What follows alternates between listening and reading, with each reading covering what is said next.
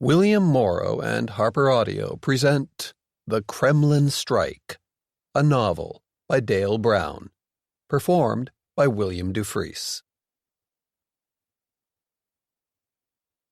This novel is dedicated to the visionaries, the leaders and innovators who see beyond fear and mistrust, the ones who aren't afraid to challenge conventional thought and strive to build something greater for the future. Space is one such place where we need fresh ideas and action. I've written about a space defense force for many years, and now a sixth branch of the U.S. Armed Forces, the Space Force, has been proposed. Naturally, the howls of fear, distrust, outrage, and anger are sweeping around the world, but space is too important for the United States to ignore. It's time to plan, organize, build, and act. Let your plans be dark and impenetrable as night, and when you move, fall like a thunderbolt. Sun Tzu, The Art of War. Acknowledgement. As always, thank you to Patrick Larkin for his hard work and skill. Real-world news excerpts. U.S. military is preparing for the next frontier. Space War. CNN.com, 29 November 2016. Since man first explored space, it has been a largely peaceful environment. But now U.S. adversaries are deploying weapons beyond Earth's atmosphere, leading the U.S. military to prepare for the frightening prospect of war in space. China and Russia are taking aim at America in space with a dizzying array of weapons seemingly borrowed from science fiction. Russia has deployed what could be multiple kamikaze satellites, such as Cosmos 2499, designed to sidle up to American satellites and then, if ordered, disable or destroy them. China has launched the Xi'an, equipped with a grappling arm that could snatch U.S. satellites right out of orbit. Space war is coming, and the U.S. is not ready. Politico, 6 April 2018. War is coming to outer space, and the Pentagon warns it is not yet ready, following years of underinvesting, while the military focused on a host of threats on Earth. Russia and China are years ahead of the United States in developing the means to destroy or disable satellites that the U.S. military depends on for everything from gathering intelligence to guiding precision bombs, missiles, and drones. There is the potential for an actual physical attack, with a missile or laser, to destroy space assets. Some experts worry the most about that scenario, which was exemplified by a 2008 test in which China tested an anti-satellite laser to blow up one of its own satellites. Space as a war-fighting domain. Air and Space Power Journal, Summer 2018. In the future, our potential adversaries will have the capability to hold every one of our critically important national security satellites at risk. The best way to prevent war from extending to space is to prepare for that possibility, deter aggressive action in space, and if deterrence fails, be ready to fight and win. Prologue. Special Devices Test Center, near Akademgorodok in central Siberia, Russia. Spring 2021. Flanked by a pair of heavily armed Ka-52 Alligator gunships, a twin-engine Helivert AW-139 helicopter clattered low over a forest of birch and pine, slowing as it turned toward a small clearing in the woods. Its tricycle landing gear swung down and locked in position. Rotors whirling, the helicopter flared in and settled onto a concrete pad, painted to look like a natural blend of rock and grass from high altitude. The two Ka-52s veered away, climbing steeply to circle overhead. Along the horizon, several dozen buildings rose among the trees. Until recently, Akademgorodok had been a booming center for venture capital-funded research and development, a place tagged as Russia's Silicon Forest. But now Moscow ran the Science City's labs and research institutes with an iron hand. The billions of rubles allocated to cybernetics, high-powered lasers, and other top-secret weapons programs brought with them ever tighter restrictions. This entire area southeast of the industrial city of Novosibirsk was now forbidden to those without the highest security clearances. And huge efforts were being made to conceal the existence of new factories and other facilities from foreign spy satellites. As the AW-139's rotors slowed, soldiers double-timed across the concrete and fanned out to form a defensive perimeter. When the helicopter's passenger cabin door slid open, they snapped to attention, presenting arms with a polished flourish as Russia's president emerged.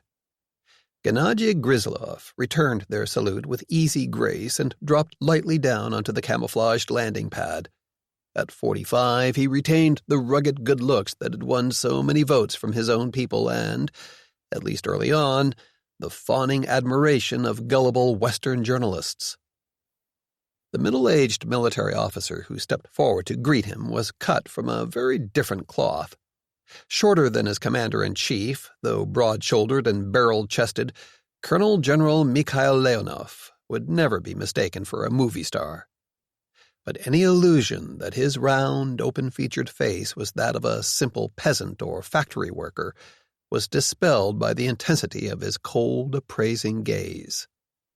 Recently promoted to head Russia's aerospace forces, the tough-minded fighter pilot and cosmonaut had cut his way to the top of his profession by outflying, outfighting, and outwitting a host of peers and rivals.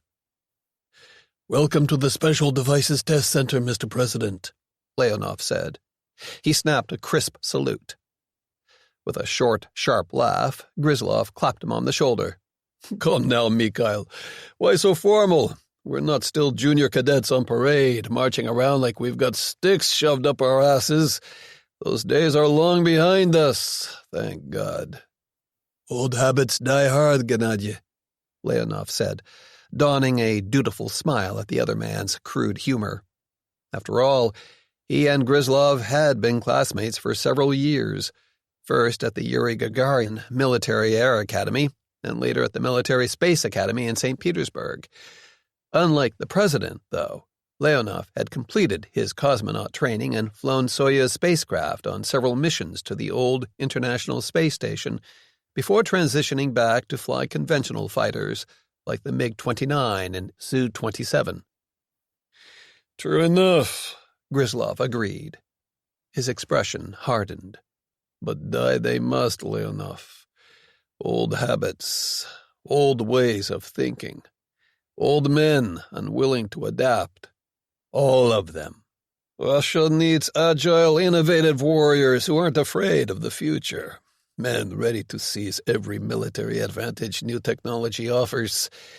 For too long, slow-thinking fossils like your late and unlamented predecessor wasted our resources on incremental improvements to existing aircraft, missiles, and other weapons, only to fail miserably against the Americans, the Poles, and their mercenaries when put to the test. The time for half measures and caution is over."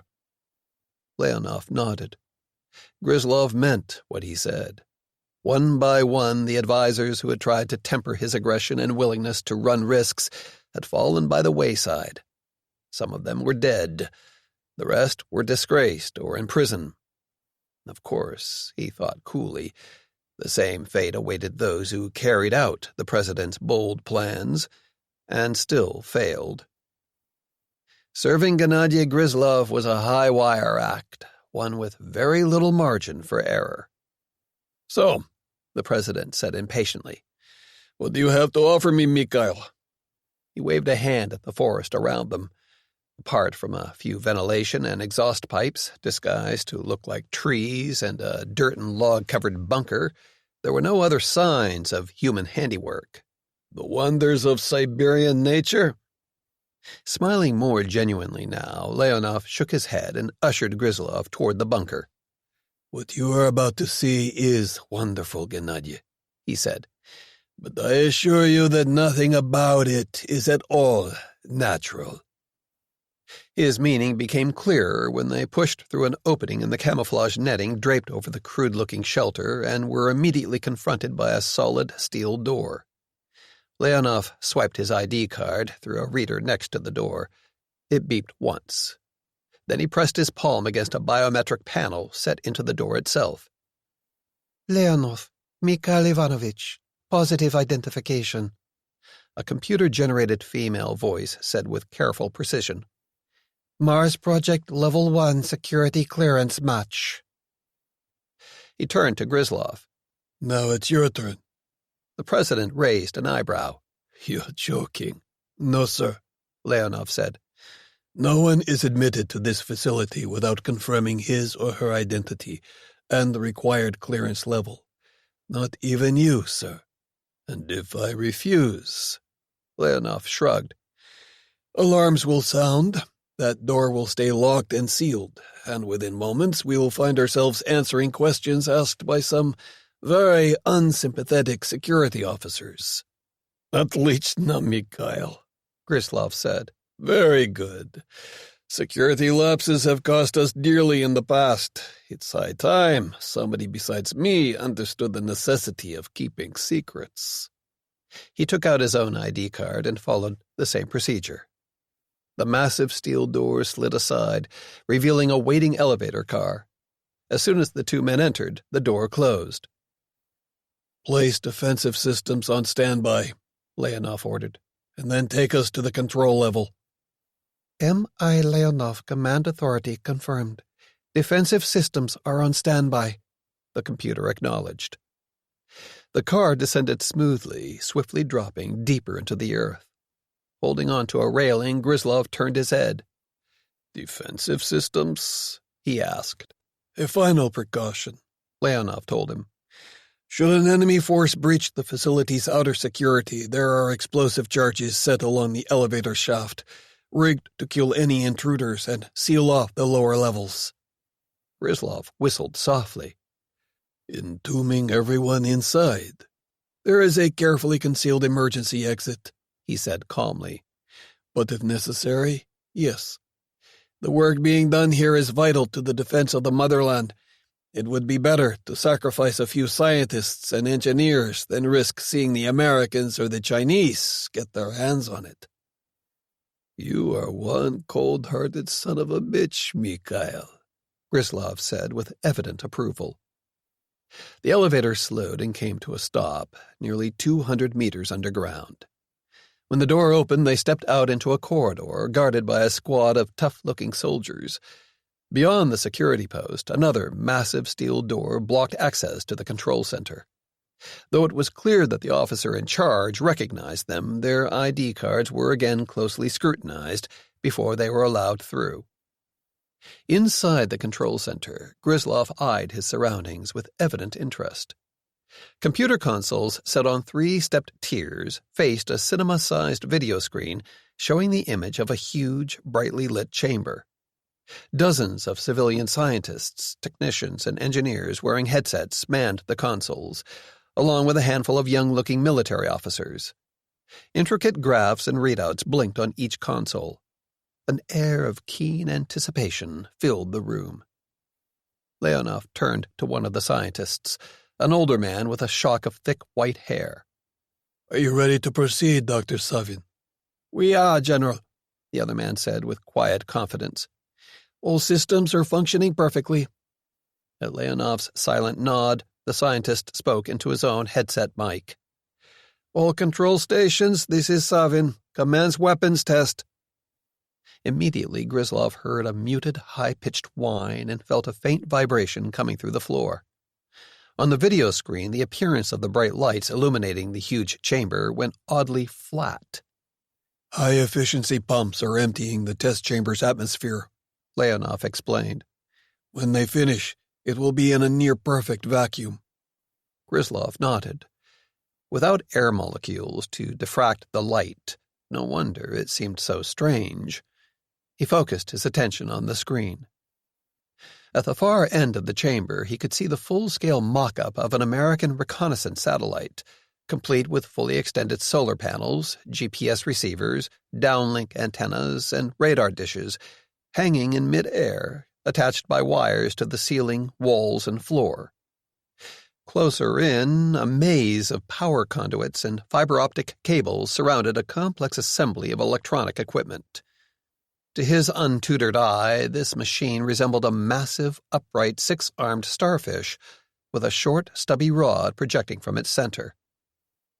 The shrill whine died away, along with the vibration. "Pump cycle complete," one of the controllers reported.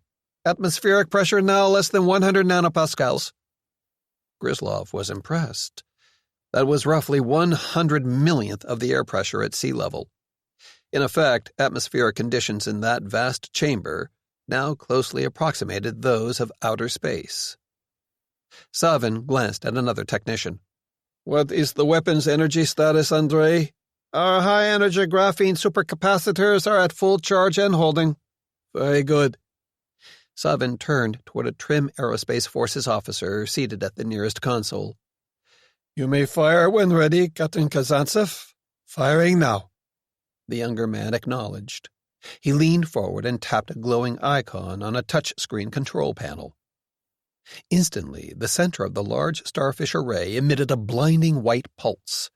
The satellite mock-up at the far end of the chamber shuddered violently, wreathed in a shimmering orb of lightning for just a split second. Shards of shattered solar panels and antennas spiraled away. "That's a confirmed kill," another controller said exultantly, studying data from sensors attached to the satellite. Gryzlov blinked. "What just happened?" he demanded. Leonov grinned. "It will be easier to see in slow motion, Gennady. Fortunately, we have the entire test chamber covered by ultra-high-speed cameras." He signaled Savin. "Replay the attack sequence, Doctor." This time, Gryzlov watched closely, mesmerized by the otherworldly imagery. A glowing meter-wide toroid of plasma emerged from the stubby cylinder in the middle of the array and streaked toward the target satellite, slamming into it with a blinding flash. When the lightning faded away, it left the satellite replica a blackened, half-melted wreck. He shook his head in disbelief. "What the devil is that device?" "Our new weapon, Mr. President. A coaxial plasma railgun," Leonov told him proudly. "We call it Udar Molniy, Thunderbolt." Gryzlov's eyes narrowed in thought. "Go on." Leonov pointed to the cable-draped, starfish-shaped machine on screen.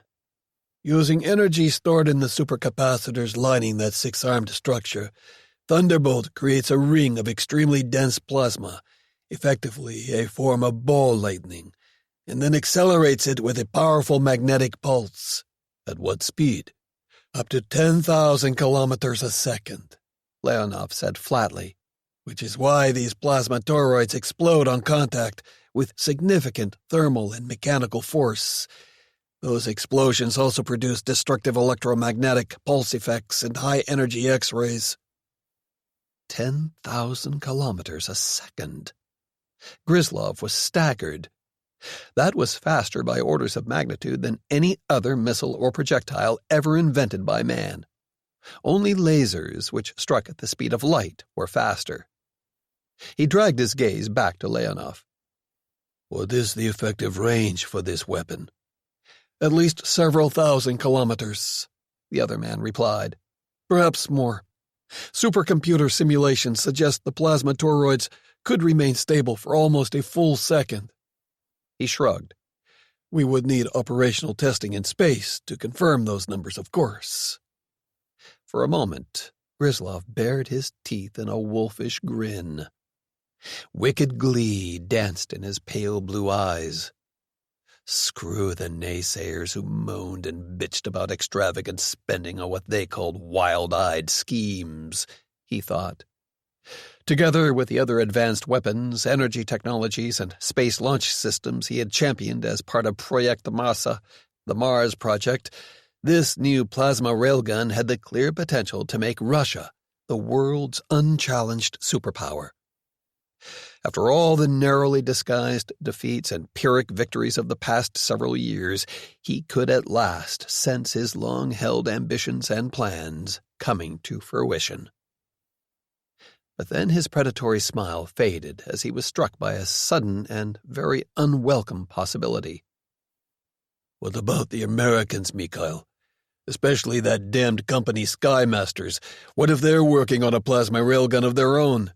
"They are not," Leonov said confidently. "How can you be so sure?" Gryzlov snapped. "Because the Americans themselves first tried to develop this weapon long ago, as part of their President Reagan's so-called Strategic Defense Initiative. They named it Marauder, which stood for Magnetically Accelerated Ring to Achieve Ultra-High Directed Energy and Radiation, Leonov told him.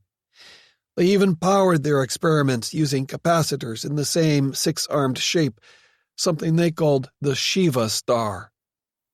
And how, exactly, is learning that the Americans are potentially decades ahead of us supposed to comfort me? Gryzlov said acidly. In an arms race, victory does not go to those who lag so far behind. That is the point, Leonov said with a wry smile. There is no arms race in this case. After a few small successes, a later American administration canceled the Marauder program, both to save money and because it opposed the whole concept of space-based weapons. So, the Americans classified their research and then locked it away out of sight and out of mind, which is exactly where our spies uncovered it a few years ago, gathering dust and cobwebs. So, by the time our enemies realized their folly and scrambled to restart their own long mothballed program, Gryzlov realized, it will be too late, Leonov agreed. Russia will own the very sky itself. 1. Jednostka Wojskowa Komandosov, Military Commando Unit, Combat Training Area, near Lubliniec, Poland. Several weeks later.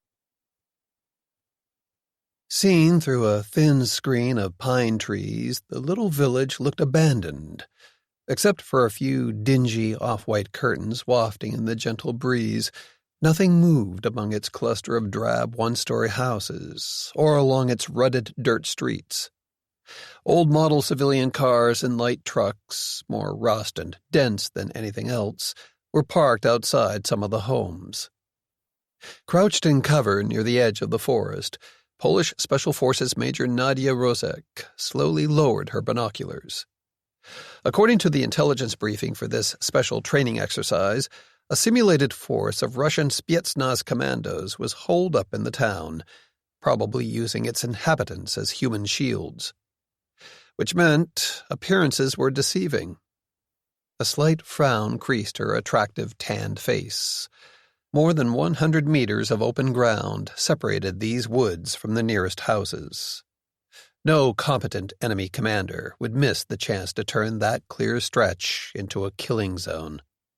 Resjeden Dorystia, she radioed. Lynx 1 to Lynx 3, report. Lynx 3 was her two-man sniper team. They had infiltrated in ahead of the rest of the assault force. By now, they should have settled into a concealed position that offered them a good view of the town and its immediate surroundings. Lynx 3 to 1. Sergeant Karol Sikora's calm voice crackled through her earphones. We see no sign of the enemy on this side of the village. There are no thermal traces in the buildings we have eyes on. Repeat, none.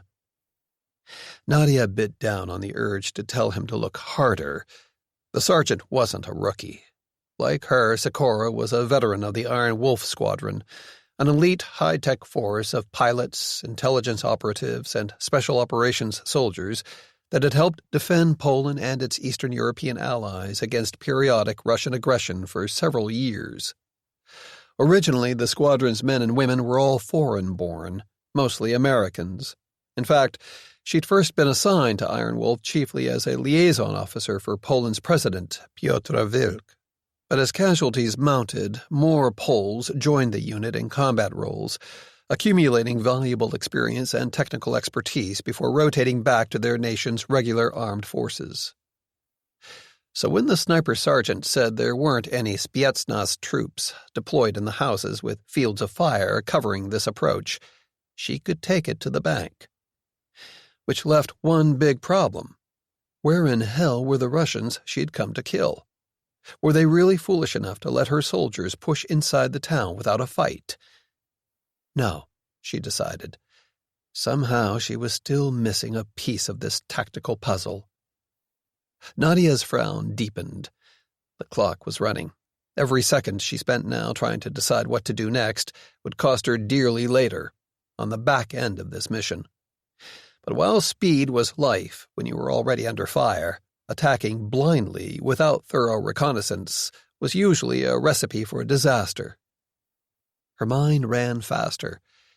By refusing to defend the edge of the village, her Spetsnaz opponents clearly wanted to lure her into risking a quick dash across that wide-open ground ahead of them, which meant— "Lynx 3, this is 1, Nadia said into her headset mic. "Check out the tree line on our right and left flanks. Don't rush it. Take your time and do a thorough job." "Understood, Lynx 1, Sikora replied. "Scanning now." In these conditions, the SCT-2 thermal sights he and his spotter were using should be able to pick out a human-sized target at well over 1,000 meters. If the Russian troops were sheltering under anti-infrared camouflage cloth, it would be tougher to spot them. But nothing short of the highly advanced camouflage systems used by Iron Wolf's combat robots could render a target effectively invisible, and those were systems Russia still could not replicate. Nadia glanced over her shoulder. Her assault force, broken into 3 6-man sections, squatted among the trees close by, waiting for the order to go in. Bulky in their body armor, tactical vests, Kevlar helmets, and shatterproof goggles, most of her Special Forces soldiers cradled short-barreled Heckler & Koch HK-416 carbines.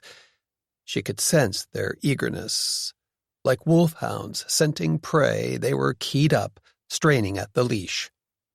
3-1, Sikora said suddenly. "You are right, Major. There's a Russian weapons team dug in on the edge of the woods about 200 meters off on our left flank. I count 2 Spetsnaz troops with a PKP machine gun sighted to sweep the clear ground." Nadia breathed out. The PKP Pecheneg light machine gun was a fearsome weapon, designed especially for Russia's Spetsnaz units and mechanized infantry, capable of firing between 600 and 800 7.62mm rounds per minute. That belt-fed automatic weapon would have cut her men to pieces the moment they left the cover of the trees. "Take them out on my signal," she ordered. "Understood."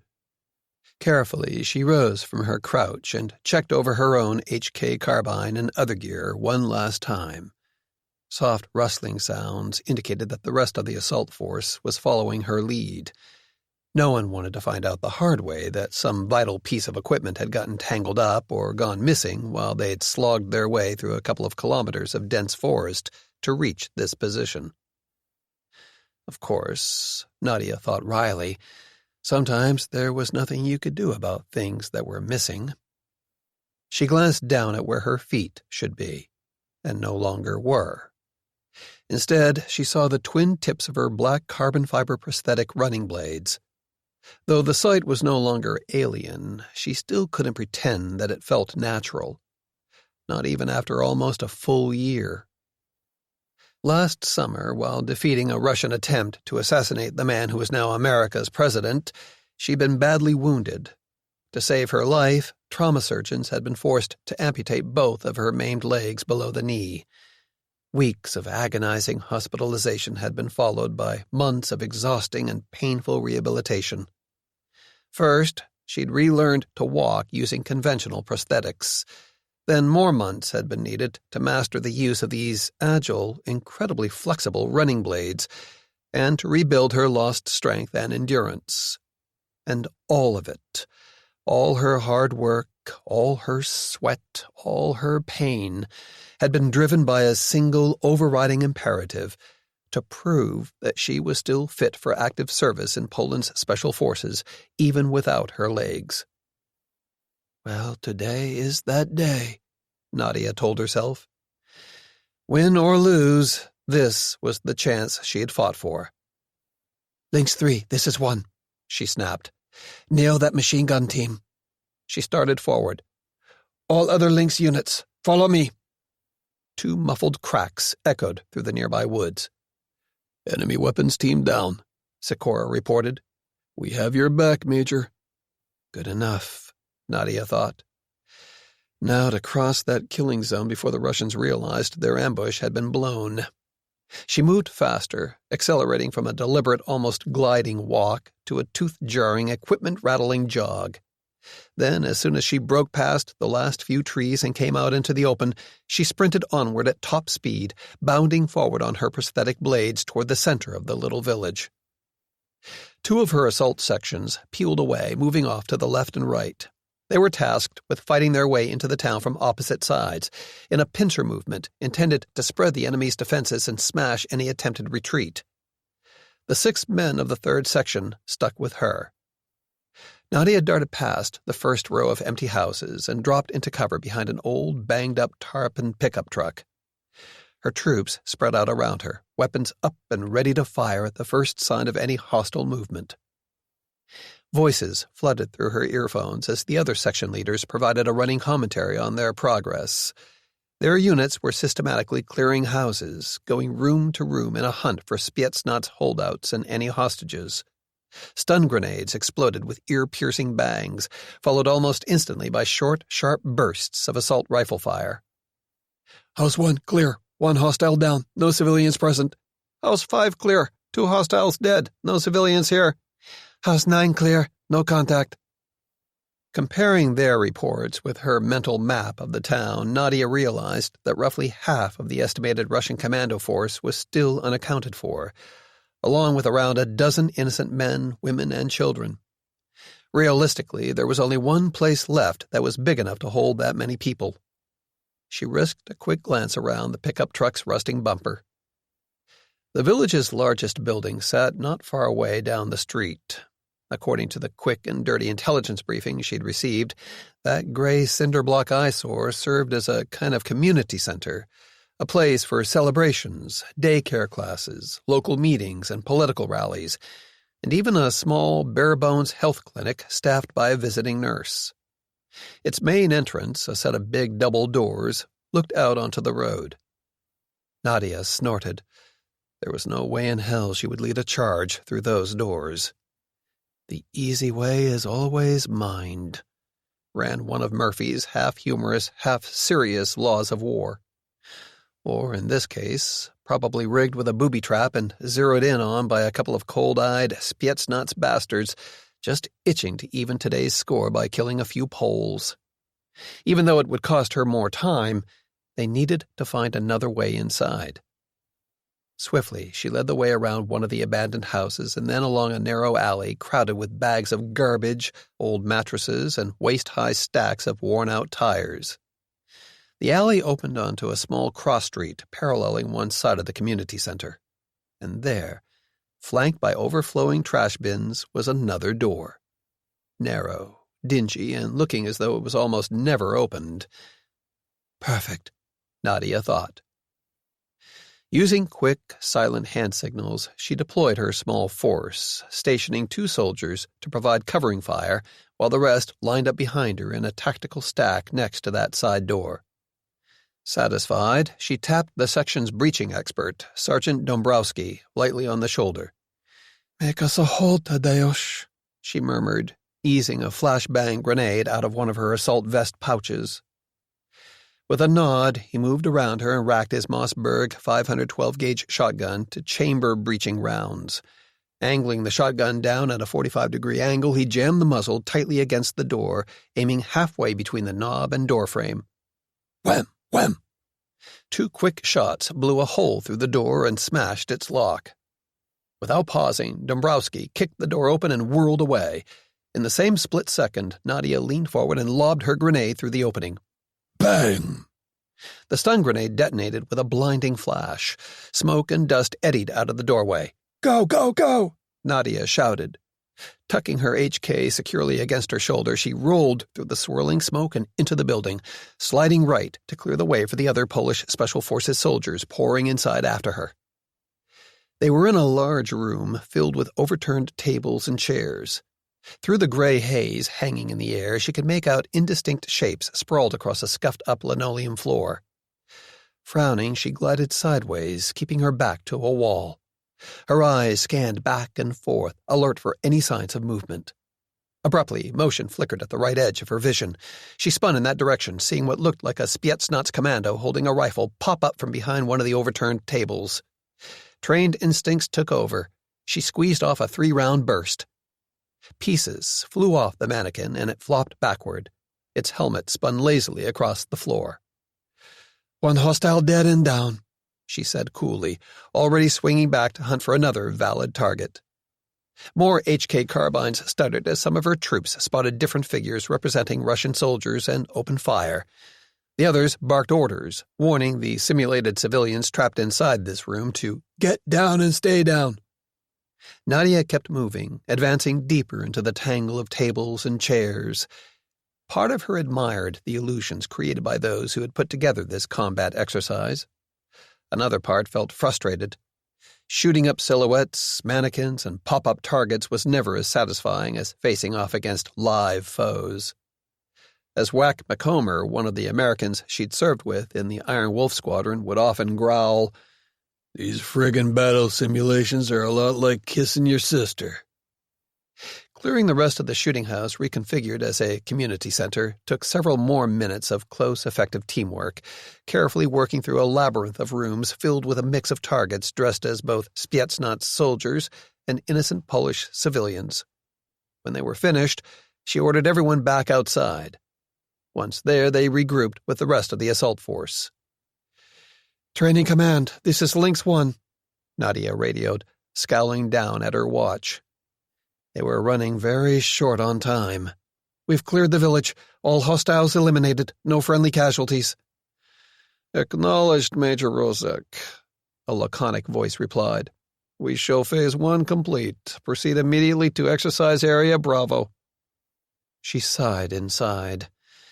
Area Bravo was more than a kilometer away. Good Christ, she thought. This was going to be tight. Very tight. Concealing her worries, Nadia issued out a set of rapid-fire orders that deployed her troops into a column of 4s and put them in motion. With her in the lead, they set off at a fast trot, hurrying back into the forest and down a winding dirt road in a rattle and clatter of weapons and equipment. 10 minutes later, they broke out into the open again. A 3-meter-high log wall stretched across their path. After they had spent hours tramping through the woods in full battle gear and then fighting their way through a mocked-up village, the obstacle looked as tall and imposing as the Great Wall of China. Nadia took a deep breath. This was it. She turned her head. "All right, guys, let's go. Up and over and through." She set off at a dead run. Just short of the wall, she leaped upward, grabbing a handhold between 2 logs near the top and planting one of her blades on the narrow edge of another log lower down. Then, pushing off with the flexible prosthetic limb, she jumped again and got both gloved hands on top of the obstacle. Breathing hard, she swung herself up and onto the top of the wall, using her arms and upper body strength to compensate for her missing legs. Without pausing, Nadia lowered herself down the other side and dropped the last few feet. She rolled over and came up facing a wide field crisscrossed by barbed wire entanglements and shallow, muddy ditches. Instructors manned machine guns set on fixed mounts along one edge of the field. Gritting her teeth, she scrambled upright, ran forward, and then dove headlong into one of the ditches. Cradling her carbine in both hands, she wriggled forward, using her elbows and knees for leverage. Her blades, perfect for running on firm ground, were virtually useless now. Dead weight. Their slick carbon fiber surfaces couldn't get enough traction in the soft, sticky mud. The machine guns began firing. Live tracer rounds whip-cracked low overhead, drawing lines of glowing fire across the field just a few centimeters above the razor-sharp coils of barbed wire. Soldiers started to pass her on both sides. She was falling behind the pace. Nadia swore silently and pushed on, straining to crawl faster. Whoomp! A fountain of mud erupted a few meters away. Seconds later, more small explosions rippled across the obstacle course. Wonderful, she thought grimly. The trainers were setting off buried pyrotechnics to simulate mortar rounds, grenades, and mines. That was all she needed now.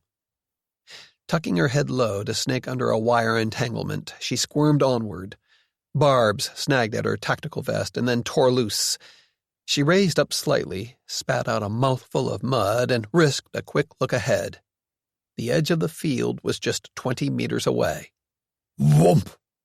Another pyrotechnic went off close by, spattering enormous clumps of mud and dirt into the air. The blast knocked her sideways, right into another coil of barbed wire. Caught in the entanglement, Nadia strained to move.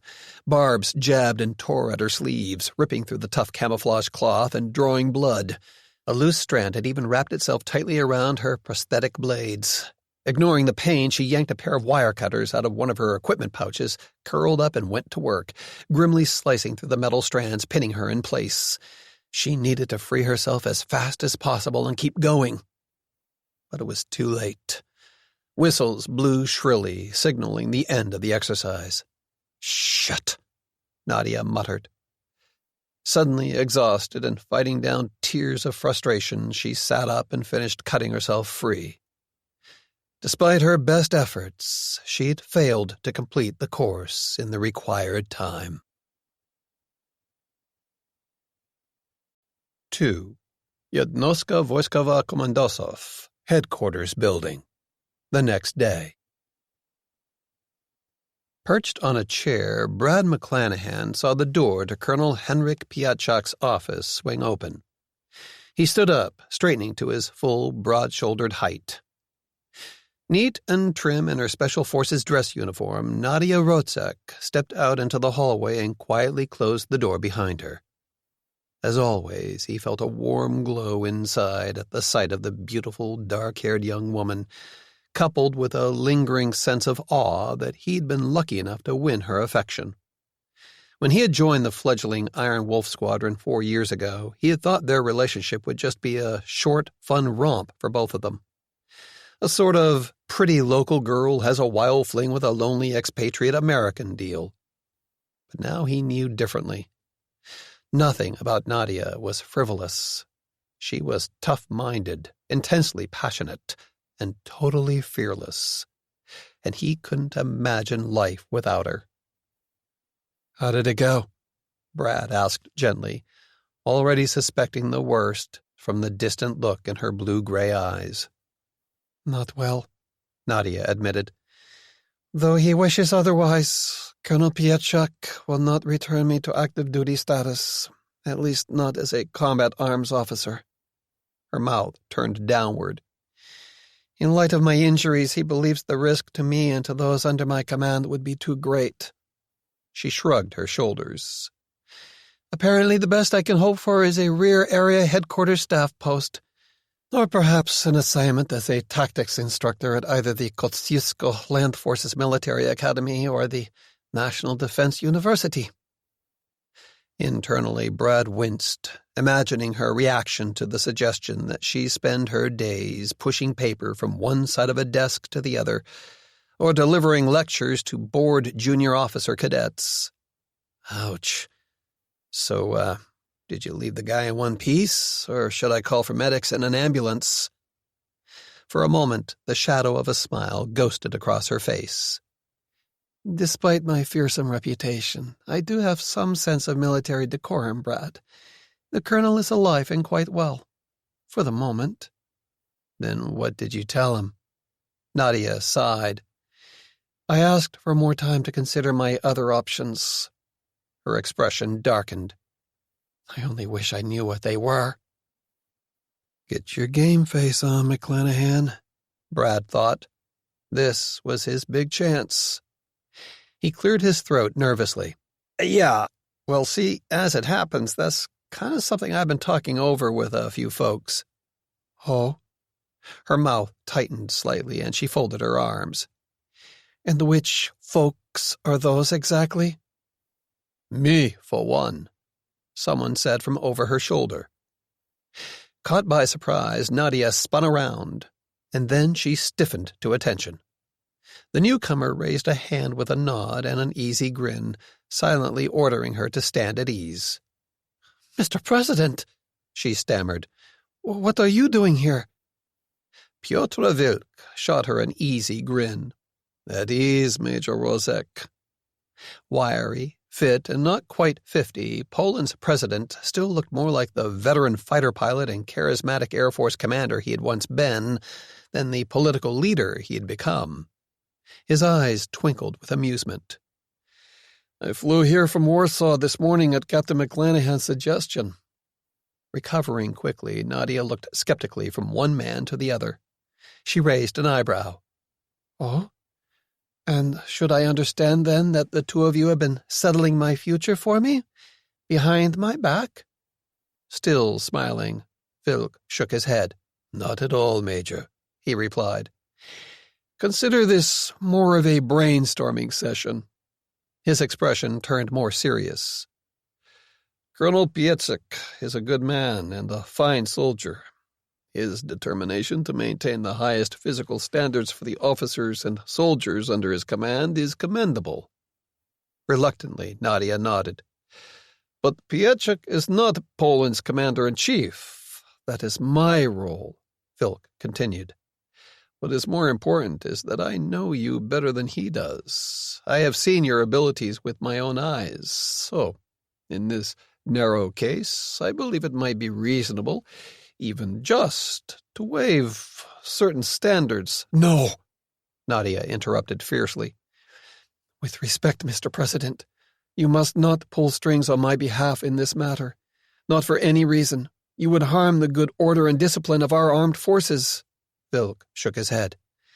"I doubt any damage would be lasting, Major. Remember, you are one of our nation's most decorated and accomplished soldiers. No one of consequence would resent a small accommodation on your behalf." Nadia was silent for a long moment. Brad held his breath. "But I would," Nadia said finally. She swallowed hard. "I do not want special treatment or pity." She straightened her shoulders. "Colonel Pietczyk's tests were fair. In certain ground combat conditions, my prosthetic legs clearly put me at a severe disadvantage." She blinked hard, her eyes bright with unshed tears. "And though I wish with all my heart that were not so, it is obvious that the real world will not yield to my wishes." "Very well," Vilk smiled. "Your courage and honesty do you great credit, Major." He glanced at Brad and nodded slightly, acknowledging that the younger man had been right about how she would react. He turned back to Nadia. "Which means we must find another way to use your skills in Poland's service." "That might be difficult," she said, not bothering to conceal a touch of bitterness. "I can run, but I can't crawl. I can shoot, but I can't overcome obstacles that keep me from closing with the enemy. Of what use is a soldier unfit for combat? How can I serve my country now?" "You can fly," Brad said simply. He brushed his fingers across her helicopter pilot's badge, the Gapa, a silver eagle with a golden laurel wreath clutched in its bill. "Remember?" Bewildered, Nadia stared back at him. While she could certainly fly helicopters, even with her prosthetic legs, the same limitations that kept her off active duty status would still apply. No one would risk sending her behind enemy lines where she might be shot down and forced to evade capture on foot. "Poland has plenty of civilian transport pilots," she said, choosing her words with care. "I do not think she needs another." "I agree," Vilk said. "But that is not what Captain McClanahan and I are proposing, Major Rozek." "Sir?" "Our strategic situation has changed," he reminded her. And for the better, which is something I would have believed impossible all but a short time ago. Now there was an understatement, Brad decided. 4 years before, America's then-president, Stacey Ann Barbeau, had refused Poland's call for help when Russia's ruthless leader, Gennady Gryzlov, launched a war of aggression. Even Article 5 of the North Atlantic Treaty Organization would not dissuade Barbeau, and if the U.S. wouldn't respond, neither did any other member nation. Only the advanced combat robots and other high-tech weapons, innovative tactics, and intelligence expertise provided by the Iron Wolf Squadron and its corporate parent, Scion, a private military company, had allowed Poland to survive. But the cost in lives and equipment had been painfully high. Barbeau's callous and cowardly inaction had shattered NATO. Abandoned by the larger Western powers, the Poles and their Eastern European neighbors had formed a new defense pact, the Alliance of Free Nations. Still aided by the Iron Wolf Squadron and Scion, the AFN had staved off Gryzlov's repeated attacks in the air, on the ground, and even in cyberspace, though always by the narrowest of margins. Then, last year, the biggest bill for Barbeau's strategic blindness and short-term political expedience had finally come due. The Russian president attacked the United States itself with his own mercenaries, using war robots reverse-engineered from captured Iron Wolf equipment. For weeks, Gryzlov's hired killers had spread death and destruction everywhere they went. They'd even tried to kill Barbeau's November election opponent, Texas Governor John D. Farrell, plotting to sow political chaos that would cripple America for years to come. Only a risky covert intervention by Nadia, Brad, and Wack McComber, piloting their own Iron Wolf combat machines, had saved Farrell's life. In a brutal battle across the Texans' sprawling ranch, they had destroyed Gryzlov's robots, but at a horrific price, a price that included her own amputated legs. Watching Nadia closely, Brad saw the memory of that blood-soaked night rise in her mind. Probably for the millionth time, he thought sadly. The pain she still felt and might always feel was reflected in her taut, motionless face. Despite that, he knew that Poland's leader was right. Good had come out of all that carnage and suffering. The American people, finally fed up with Barbeau's blunders, had tossed her out of office in the 2020 presidential election, replacing her with John D. Farrell. And now Farrell, a man who viscerally understood the threat posed by Russia to the whole free world, was working hard to repair the damage inflicted by Barbeau's short-sighted administration. Already the United States had renewed its military, economic, and political ties with Poland and the other members of the Alliance of Free Nations. Despite protests from Moscow, American troops and aircraft were flowing into AFN bases. From now on, any further aggression by Gryzlov against the smaller Eastern European states would run the risk of sparking a war between two of the world's great powers. This arrival of U.S. forces on Polish soil opens many doors, Vilk explained. Among them, it allows us to make significant changes to the composition of the Iron Wolf Squadron. Hearing that, Nadia looked surprised and slightly guilty. For months, she had been focused almost entirely on her own efforts to regain her strength and endurance. Understandably, she just hadn't had the time or energy to keep track of events in the larger world, even when they concerned old friends and comrades in arms. "What kind of changes?" she asked quietly. "The squadron is transitioning from being a mixed unit of Polish and foreign volunteers to becoming a predominantly Polish force," Brad told her.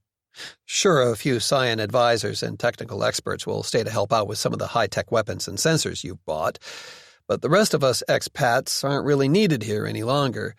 Your own guys are more than ready to take over." She looked stricken. "You're leaving?" "I've been offered a slot with a new Skymaster's Scion private space enterprise," he said evenly.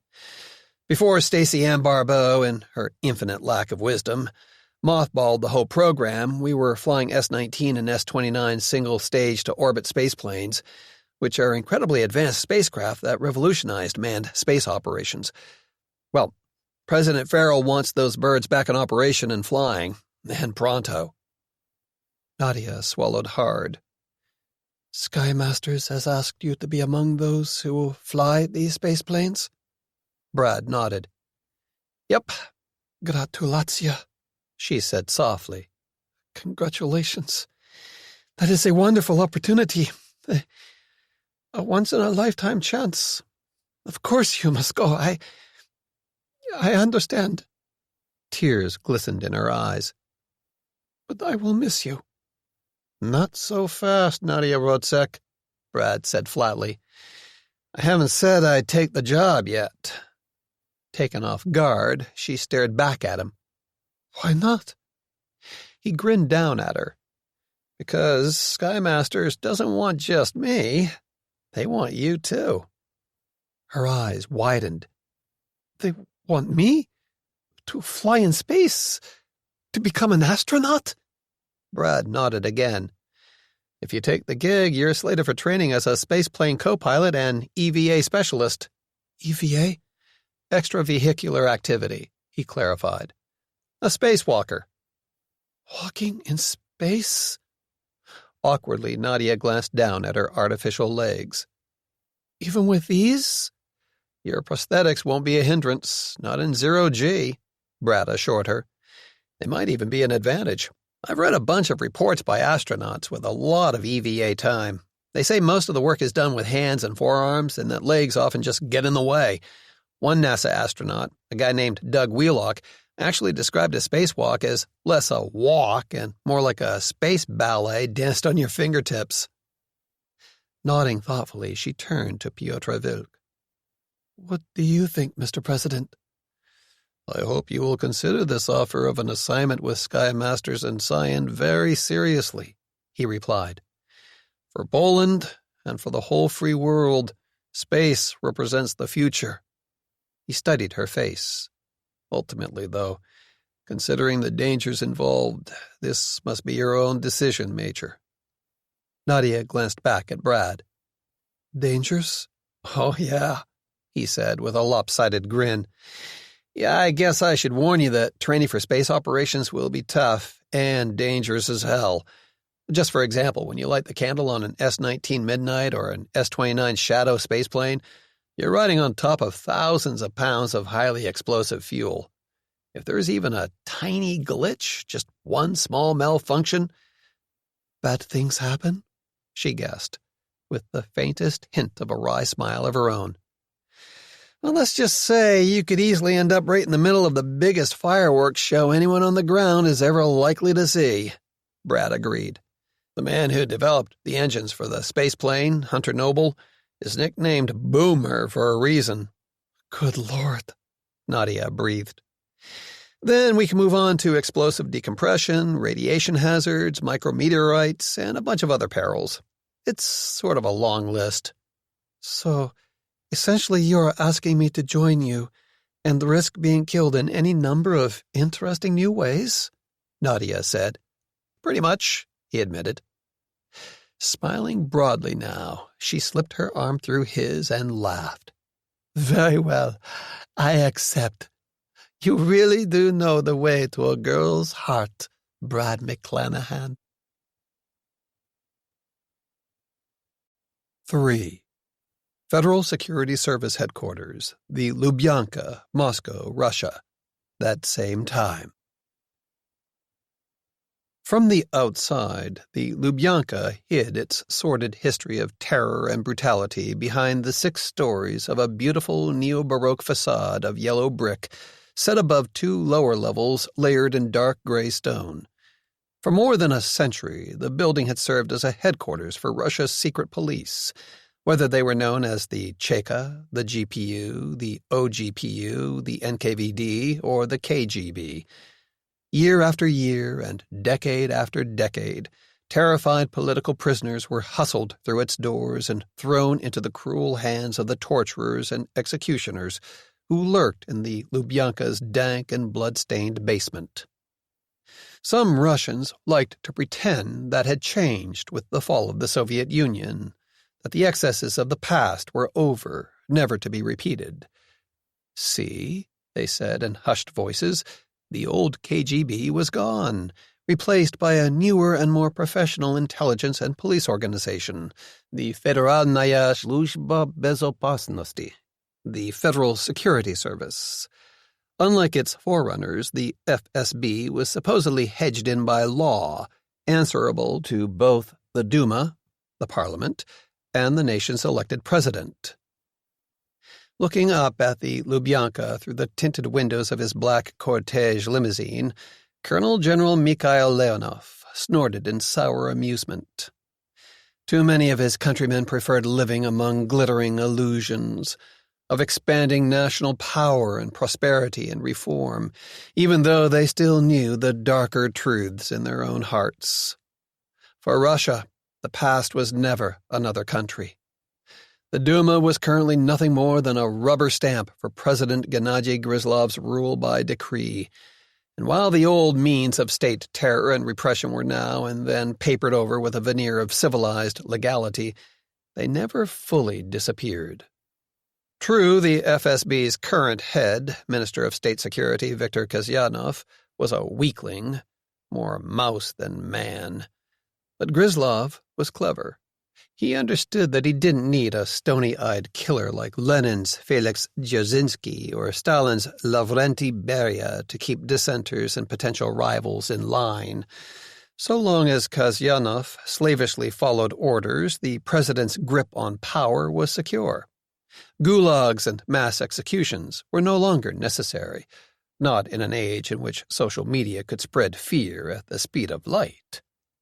All one needed were carefully planted rumors, a few stage-managed public arrests and show trials, and the occasional mysterious disappearance. His driver pulled into the curb at the Lubyanka's main entrance. Leonov leaned forward. "Find a parking spot around the back once I'm inside, Anatoly. I'll text you when I'm finished here." Without waiting for a reply, he popped the rear passenger door open and climbed out. A few pedestrians scurrying past the infamous building glanced at him and then as quickly looked away, obviously seeing nothing of any interest. And why should they, after all? Who would waste time staring at yet another dull-looking Russian bureaucrat in a plain dark suit and subdued blue tie? Such men were as thick as fleas on Moscow's streets this close to the end of the workday. Leonov knew he would have made more of a splash in his service uniform, shoulder boards, and high-peaked general's cap, but FSB officers, though nominally members of the military, preferred wearing civilian clothes while at work. Anonymity was a useful trait for spies and secret policemen. Imitating them suited his own purposes this afternoon. Inside the Lubyanka, he was greeted by a younger officer whose own jacket and tie were considerably more stylish and expensive-looking. "My name is Popov, sir. If you will follow me, General Koshkin is waiting for you in his personal office." Leonov raised an eyebrow at the other man's air of studied elegance. "Tell me you're not really one of Koshkin's computer sheiks." Smiling, Popov shook his head. "One of the tech geeks? Not me. I bathe more than once a week." He shrugged his perfectly tailored shoulders. "No, sir. I'm merely an errand boy for the general." Which translates to bodyguard, Leonov thought dryly, noting the slight bulge of a concealed pistol beneath the younger man's suit. Major General Arkady Koshkin was evidently a careful man these days. That was wise. Few officers reached the higher echelons of Russia's spy services. Fewer still could say they had survived Grizlov's fury when a crucial operation went sour. Fortunately for Koshkin, it appeared that even the president realized how difficult it would be to replace him. Men with the eclectic mix of arcane technical skills, leadership ability, and cyber war operations experience needed to manage the FSB's Q Directorate were a rare breed. Originally, the Directorate's skilled programmers had been tasked with organizing and conducting Russia's covert cyber war and computer hacking operations. Now, by direct presidential order, they were also expected to protect critical defense industries and computer systems against foreign intrusion and sabotage. Grislov's decree left no doubt that this new cybersecurity role was their primary mission. It was a change in focus Leonov wholeheartedly welcomed. He had witnessed the terrible damage an enemy could inflict by hacking into computer programs used to control sophisticated weapons. 3 years ago, Cyan agents in Polish pay had somehow corrupted software upgrades for Russia's S-300 and S-400 surface-to-air missiles, causing their target identification and acquisition subroutines to go haywire. The ensuing catastrophe had cost Russia many of its best Su-27, Su-30, and Su-35 fighter jets, shot down by their own air defenses. It had also cost Colonel General Valentin Maximov, the former commander of the aerospace forces, his job, and in the end, his life. As the man who had stepped into Maximov's shoes, Leonov knew only too well how much depended on Q Directorate's competence. Besides the new Thunderbolt plasma railgun, the other cutting-edge weapons, compact power generation systems, and heavy-lift rockets needed to launch the Mars project were nearing operational status. Grizlov had invested a substantial portion of the nation's defense budget and much of his political prestige in these advanced technologies.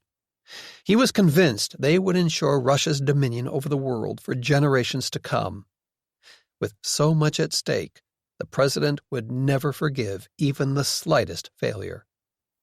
And nothing short of complete success would satisfy him. Leonov pondered these unpleasant truths while he followed Popov deeper into the massive building. Within 5 minutes, he felt lost in a maze of identical corridors with the same elegant parquet floors, pale green walls, and door after door marked only with cryptic numbers and letters. Obviously, the spies who worked here put a high value on their own secrets and privacy. Without a human guide or a map, a stranger entering the deeper recesses of the Lubyanka wouldn't have the slightest idea of which directorate was where, or whose office was behind any given door. Set in the dead center of the complex, Q Directorate was an exception to the sea of sameness. Beyond a manned checkpoint, the parquet floors ended, replaced by sound-deadening mats. All the interior walls and ceilings were thicker, with interwoven layers of metal paneling, gypsum wallboard, wire mesh, and acoustic fill. Windows that had once looked out onto inner courtyards were gone, closed off behind new walls. In effect, the Directorate's section had been converted into a highly secure facility that was virtually sealed off from the rest of the FSB headquarters. That much, at least, was reassuring. So was his first look at Arkady Koshkin himself.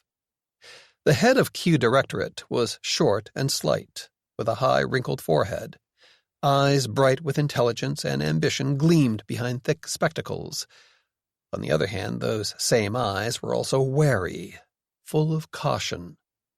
They were the eyes of a man who understood that those close to Gennady Grizlov necessarily danced along a razor's edge, poised between power and oblivion. Politely, Koshkin ushered him to a chair in front of his desk and then nodded toward a small silver samovar on a sideboard. "Tea?" Leonov shook his head. "Thank you, but no. Unfortunately, I find caffeine this late in the day is too hard on my stomach." "Ulcers?" The doctors say no," Leonov said with a shrug. "Merely stress and worry." Koshkin smiled sympathetically.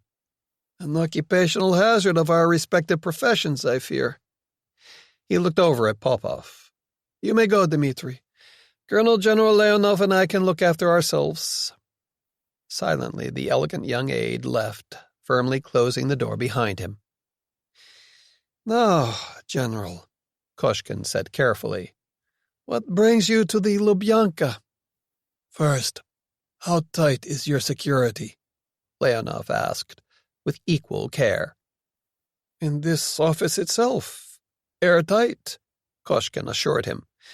"Nothing we say can be overheard or recorded in any way by foreign agents. Or by your colleagues in the FSB's counterintelligence department? Caught off guard, Koshkin blinked in surprise. Plainly buying time to think, he took off his glasses and swiped distractedly at them with a handkerchief. Then he put them back on and cleared his throat. Is there some reason you are worried about possible surveillance by loyal forces of the state? Leonov's thin, answering smile didn't reach his eyes. Only because none of your service's spy hunters hold high-level Mars project clearances, Arkady, he said coolly. So before you panic about being implicated as a possible traitor, get it through your head that my sole focus is safeguarding our motherland's most vital secrets. Relieved, Koshkin nodded his understanding. Information about the full scope of Grislov's new plan was restricted to a tight inner circle within the Russian government. Besides the president, Leonov, and Koshkin himself, no more than a tiny handful of others were cleared for full briefings on the project. Otherwise, individual government departments, research labs, and production facilities were told only what they needed to know to complete their own particular assignments. The anti-bugging measures I employ are effective against all forms of surveillance, whether by foreign spies or our own counterintelligence agents, he admitted. Good, Leonov said quietly.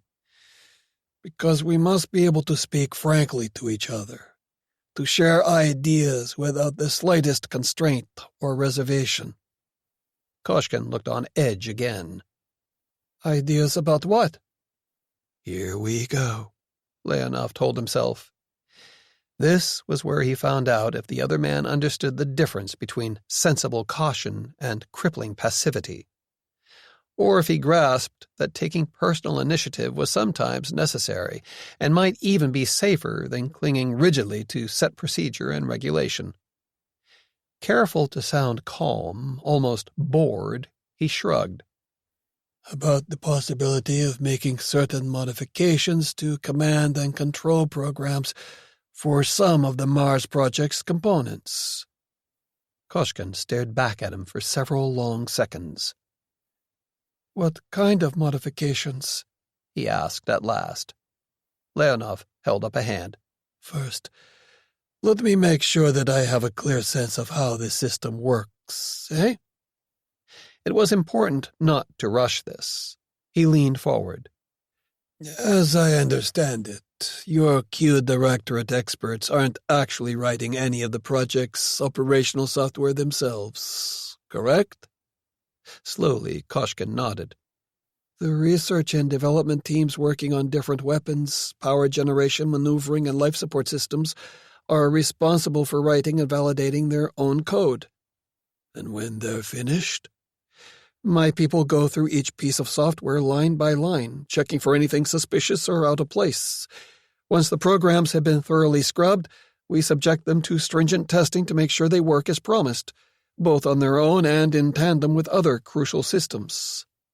Leonov cocked his head.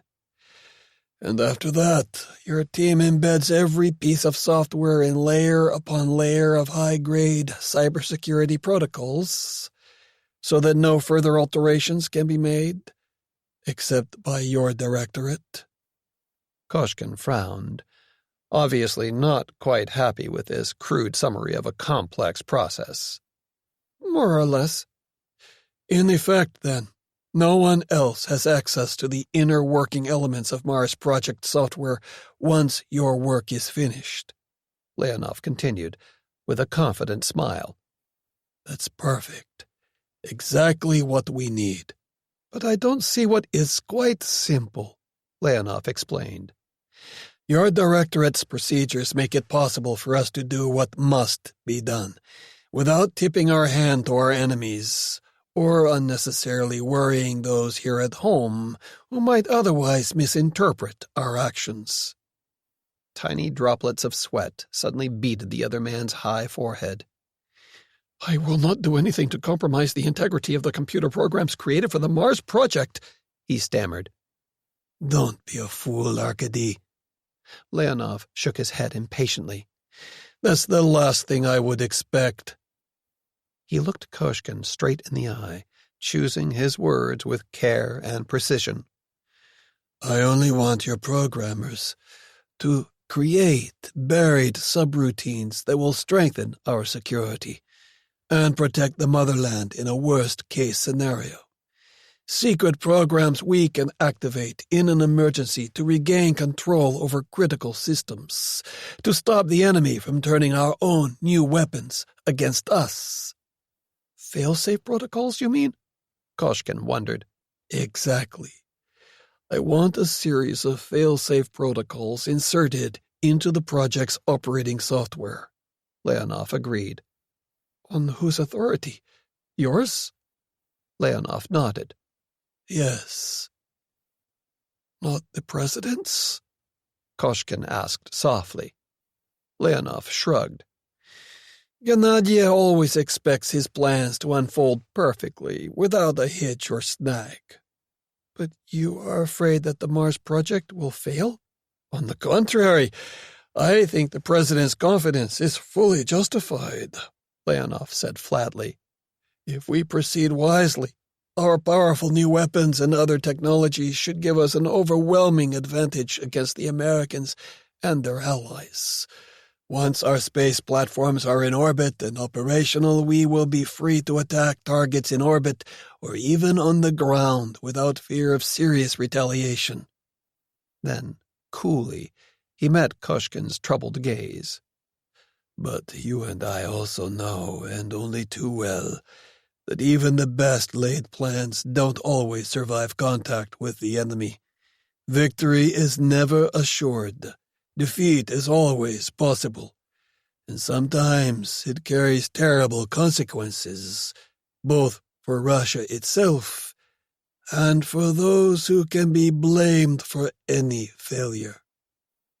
Koshkin swallowed hard, clearly remembering the dreary procession of fellow officers, scientists, and other government officials who had suffered the consequences of Grislov's wrath over the past several years. You want an insurance policy, he realized.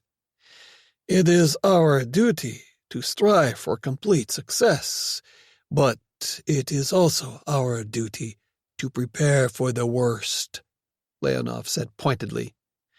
We've just spent considerably more than 1 trillion rubles developing some of the world's most advanced weapons and space hardware.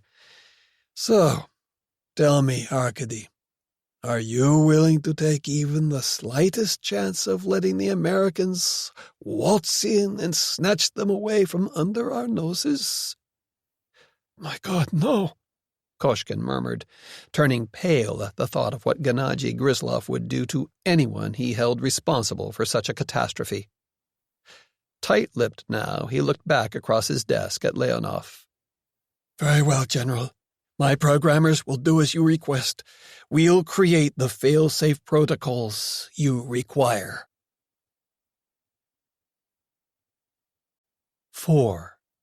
Hangar 3, McClanahan Industrial Airport, Skymasters Aerospace, Inc., Battle Mountain, Nevada. Early summer, 2021.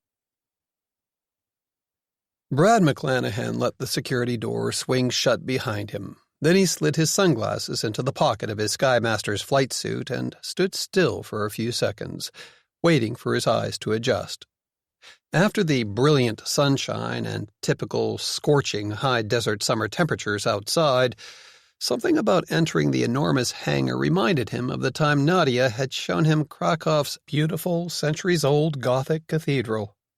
Standing here in this equally vast, cool, and dimly lit space, he felt a touch of the same awe that had overwhelmed him then. No surprise there, I guess, he thought. In its own way, Hangar 3 was also a sacred space, though one dedicated to space-age aviation rather than to the deity. Come to think of it, he realized, maybe that impression wasn't as sacrilegious as it first sounded. To the despair of his English teachers in school, he'd never been much of a poetry fan, but some of High Flight, written by a pilot who'd been killed during the Second World War, had stuck with him. Especially the last couple of lines where the poem talked about putting out your hand in space and touching the face of God. Now that he could see more clearly, Brad focused on the big, black, blended-wing craft parked in the middle of the hangar.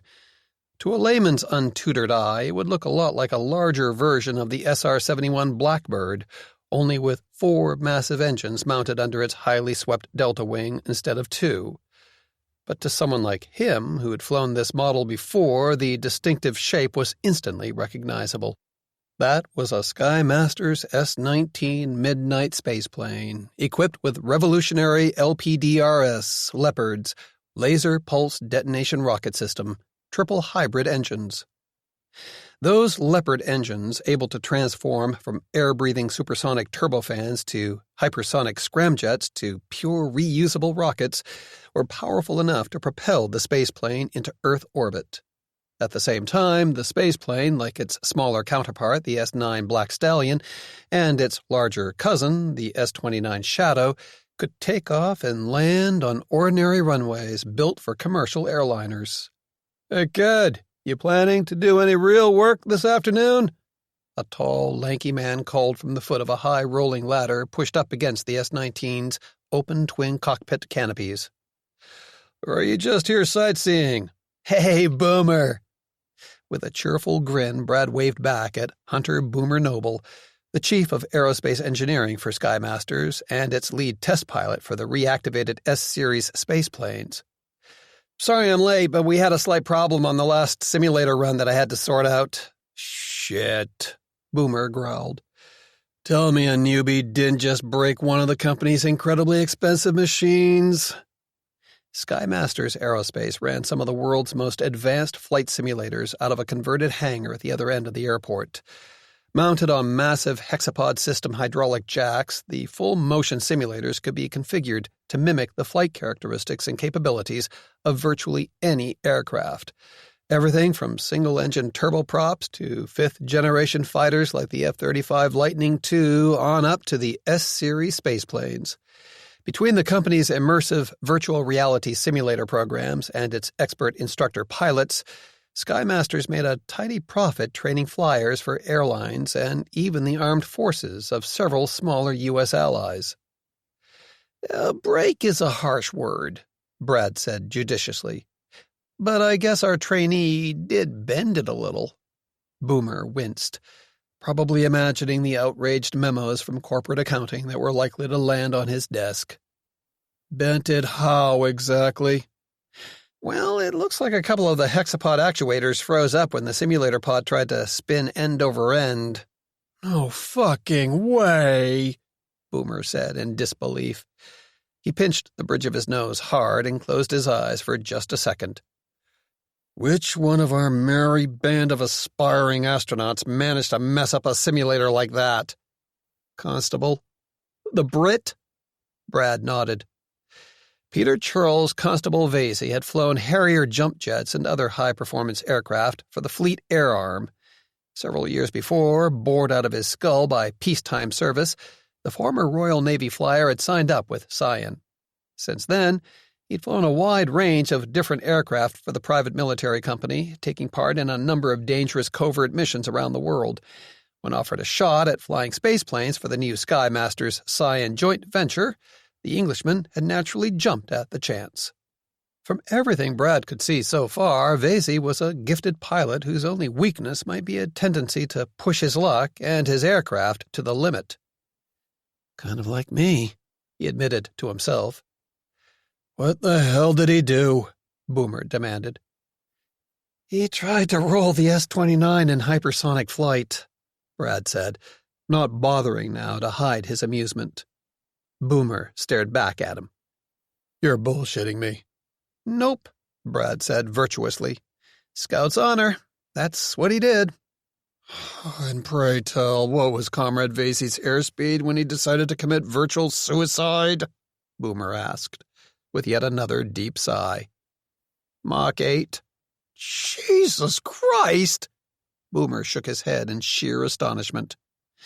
At 100,000 feet above sea level, Mach 8 meant the spaceplane was traveling at nearly 4,800 knots. What made that lunatic Brit think it was a good idea to try rolling a freaking spaceplane at Mach frickin' 8 right in the middle of God's own little turbulent hell of skin friction and shockwave heating? Brad laughed. Constable told me he just wanted to find out what would happen in a maneuver at that speed. Plus, he was kind of curious to see how the simulation would handle something so crazy. And? Apparently, he and his co-pilot got one heck of a ride before the system went down and they lost power. Brad's grin grew even wider. I believe it, too. When we overrode the locks and pried the simulator door open, they were hanging almost upside down in their harnesses. Boomer eyed him suspiciously. Who was flying in the other seat during this little jaunt? Nadia, Brad said simply. Nadia? Nadia Rotzak? You're Nadia? Boomer whistled. Oh, man. Please tell me she killed that goofball Vasey with her bare hands when you got them unstrapped. Nope, I'm afraid not. Brad shook his head in mock sadness. She was too busy whooping it up. She said it was more fun than all the thrill rides at Disneyland and Universal Studios combined. Swell, Boomer said wryly. Look, Brad, I need you to ride herd on Vasey. Rein him in a little, okay? At least enough to satisfy the suits like Kadiri and Martindale that we aren't running a total lunatic asylum here. Brad nodded his agreement. Dr. Helen Kadiri was the president and chairman of Sky Masters. Her scion counterpart was former U.S. President Kevin Martindale. Neither was especially noted for having much of a sense of humor, at least not when it came to paying unexpected repair bills for expensive equipment. Since he was one of the few surviving people with real-world spaceplane experience, Brad had been named second-in-command of the reactivated S-Series flight program, which meant maintaining day-to-day discipline among the eager, hard-charging men and women they were training as crews was mostly his job. He couldn't pretend it was a task he enjoyed, but if that was the price of getting into space again, it was a price he was completely willing to pay. Maybe I'll have Constable write, "I will not break my spaceplane without permission," on a whiteboard a couple of thousand times, he suggested. Boomer snorted. Think that'll work? Probably not, Brad conceded. Mulling it over, he looked up at the sleek silhouette of the S-19 Midnight parked next to them. Then I guess I read him the riot act. Warn him to cool his jets, or Mr. Vasey's wild simulator ride will be the closest he'll ever get to actually flying one of these babies. That should settle him down a little. Harsh, but seriously motivating, Boomer agreed. You do that. Speaking of actually flying, Brad continued, deliberately changing the subject to something a lot nearer and dearer to his heart. He waved a hand at the spaceplane towering over them. What's the latest word on when we can take this crate and the others out of mothballs and back into the sky? Boomer grinned at him. Why, getting itchy feet here on the ground, McClanahan? Maybe a little. The other man nodded. Yeah, me too. He shrugged. Not long now, I hope. Most of the birds look like they're in pretty good condition, but my crew chiefs are still checking every component from nose to tail fins. Anything that looks dodgy gets pulled. That can't be cheap, Brad said slowly. It sure isn't, Boomer agreed. But the higher-ups saw the point when I told them it was a choice between spending a couple of $1 million on needed maintenance now or maybe watching a spacecraft worth a couple of $100 million burn up on re-entry or auger into some Iowa farmer's cornfield later. Brad flashed a smile of his own. Nicely argued, Dr. Noble. I'm betting the other little fact that you'd be one of the guys riding in the cockpit of that doomed spaceplane wouldn't have been nearly as persuasive. Maybe not, Boomer allowed. The definition of acceptable risk sure changes when you're the one taking the risks. He jerked a thumb toward the rolling ladder up to the S-19's open cockpit. Speaking of which, I've got something new to show you. Curious now, Brad followed him up the ladder to a platform overlooking the cockpit. From this vantage point, everything about the S-19 Midnight looked identical to the one he had flown into orbit 5 years before. Or, for that matter, to the digitally simulated versions he had trained on for the last several weeks. It had the same 2 side-by-side seats for the pilot and co-pilot, who was called the mission commander, with all the usual consoles and panels crowded with touch-screen multifunction displays and other controls. Boomer tapped him on the shoulder and pointed to a patch of metal deck visible between the seats. "See there?" Brad squinted, and this time he spotted a small pole handle set almost flush with the deck itself. Thin, dark lines in the deck plating outlined what looked like a new hatch or compartment. Well, that was weird. Unlike NASA's larger space shuttle, the S-19 only had one deck. Everything below the spaceplane's cockpit should be just sensor instrumentation, avionics, and heat shielding. He glanced back at the other man. "Okay, I'm officially baffled. What gives?" For an answer, Boomer lowered himself into the open cockpit and settled into the right-hand mission commander's seat. He patted the other. "Take a seat, kid, and I'll show you." Still puzzled, Brad climbed down into the left-hand pilot seat. In his lightweight Nomex flight suit, it felt a lot wider and less cramped than it did when wearing a standard full-pressure spacesuit. All right, now what? Boomer reached down to the pole handle set between them. In one easy motion, he tugged it up and to the right. A section of the deck plating rose smoothly and pivoted away behind his seat, revealing a deep compartment extending below the cockpit. "We had to reroute some cabling and sacrifice a small amount of fuel tankage to make room for this," he explained. Brad shot him a crooked grin. "So, what's inside? A built-in bar?" "In your dreams," Boomer said dryly. Still bent over, he caught hold of a piece of gear stored inside the compartment. Grunting with effort, he yanked a bulky white backpack up into view. This would be a heck of a lot easier in zero-G," he said through gritted teeth as he set it down carefully on the deck. "Here on Earth, this damn thing still weighs about 50 pounds. Brad leaned over himself, taking a closer look at the backpack. It was about 20 inches high, 18 inches wide, and 8 inches deep. A number of ports, connectors, and valves dotted its outer surface. "That's a Pless," he realized. "But it looks significantly smaller than the other models I've seen." A Pless, PLSS, or Primary Life Support System, contained oxygen, power, carbon dioxide scrubbers, environmental controls, communications gear, and a small emergency maneuvering system. Astronauts wore them during EVAs. Boomer nodded. "Yep. Our Skymasters engineers took the advanced version of the Pless that NASA's been working on at the Johnson Space Center and slimmed it down quite a bit. They had to, since everything has to fit into this one tight compartment." Straining, he pulled out a second life support pack and rested it on top of the first. "What's the trade-off involved in the reduced size?" "Those life support packs only provide 3 hours of air and power, not the 8+ hours of the bigger models," Boomer replied. Brad frowned. "That's one hell of a negative trade-off." "This new equipment isn't intended for routine use," Boomer said patiently. "It's all strictly for emergencies." "Emergencies as in, oh shit, the spacecraft is kaput and we've got to get out?" Brad guessed. "Yeah, those kinds of emergencies." 3 hours of life support doesn't seem like nearly enough time for anyone to mount a rescue operation, Brad said dubiously. "It's not," Boomer agreed. He reached down inside the compartment and retrieved another piece of gear. "Which is why we developed this little Rube Goldberg-looking device." Brad felt his eyebrows rise. The other man was holding up a clear case packed full of smaller pieces of equipment, including what looked oddly like a large deflated white balloon, a parachute pack, and what appeared to be a small twin-nozzle handheld rocket motor. "What is that?" "The high-tech version of a Hail Mary pass," Boomer said matter-of-factly. "More officially known as an ERO kit." ERO? ERO, Emergency Return from Orbit.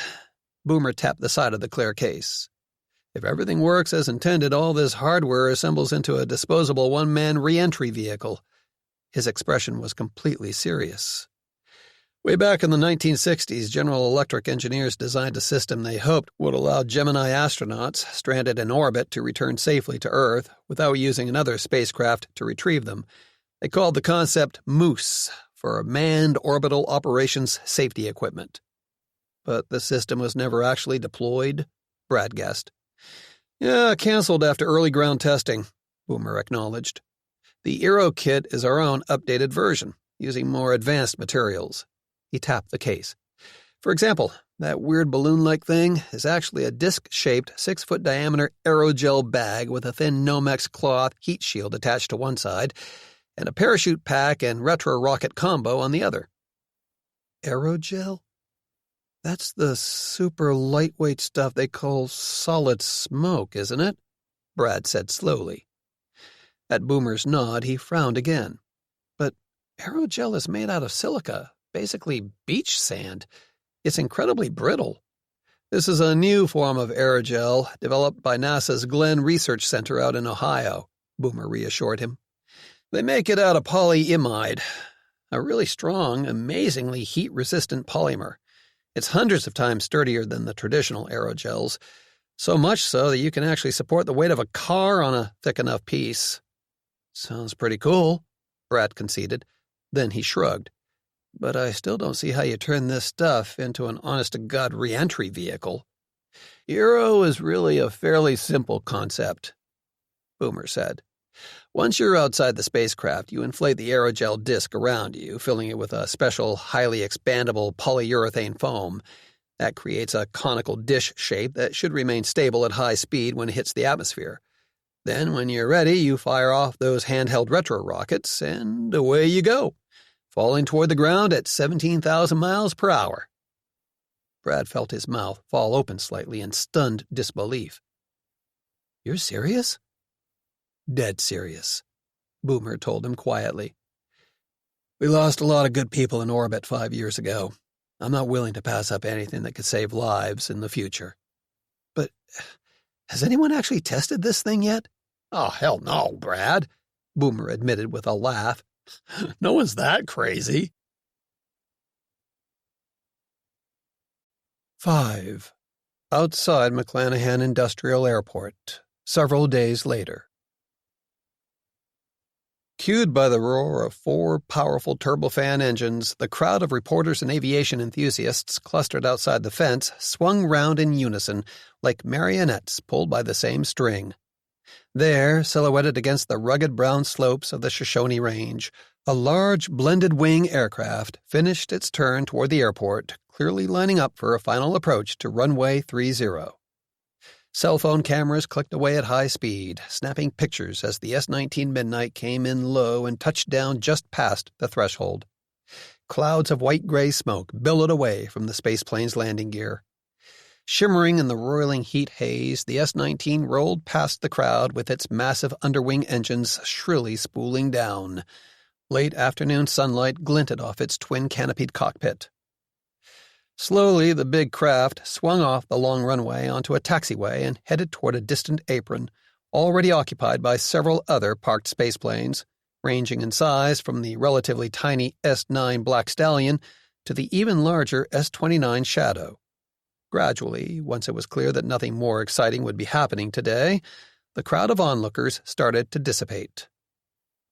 Slipping easily through the chattering throng, Lieutenant Colonel Vasily Dragomirov headed toward the dark blue Buick SUV he had rented in Reno a few days ago. This was familiar ground to the veteran operative for Russia's Military Intelligence Service, the GRU.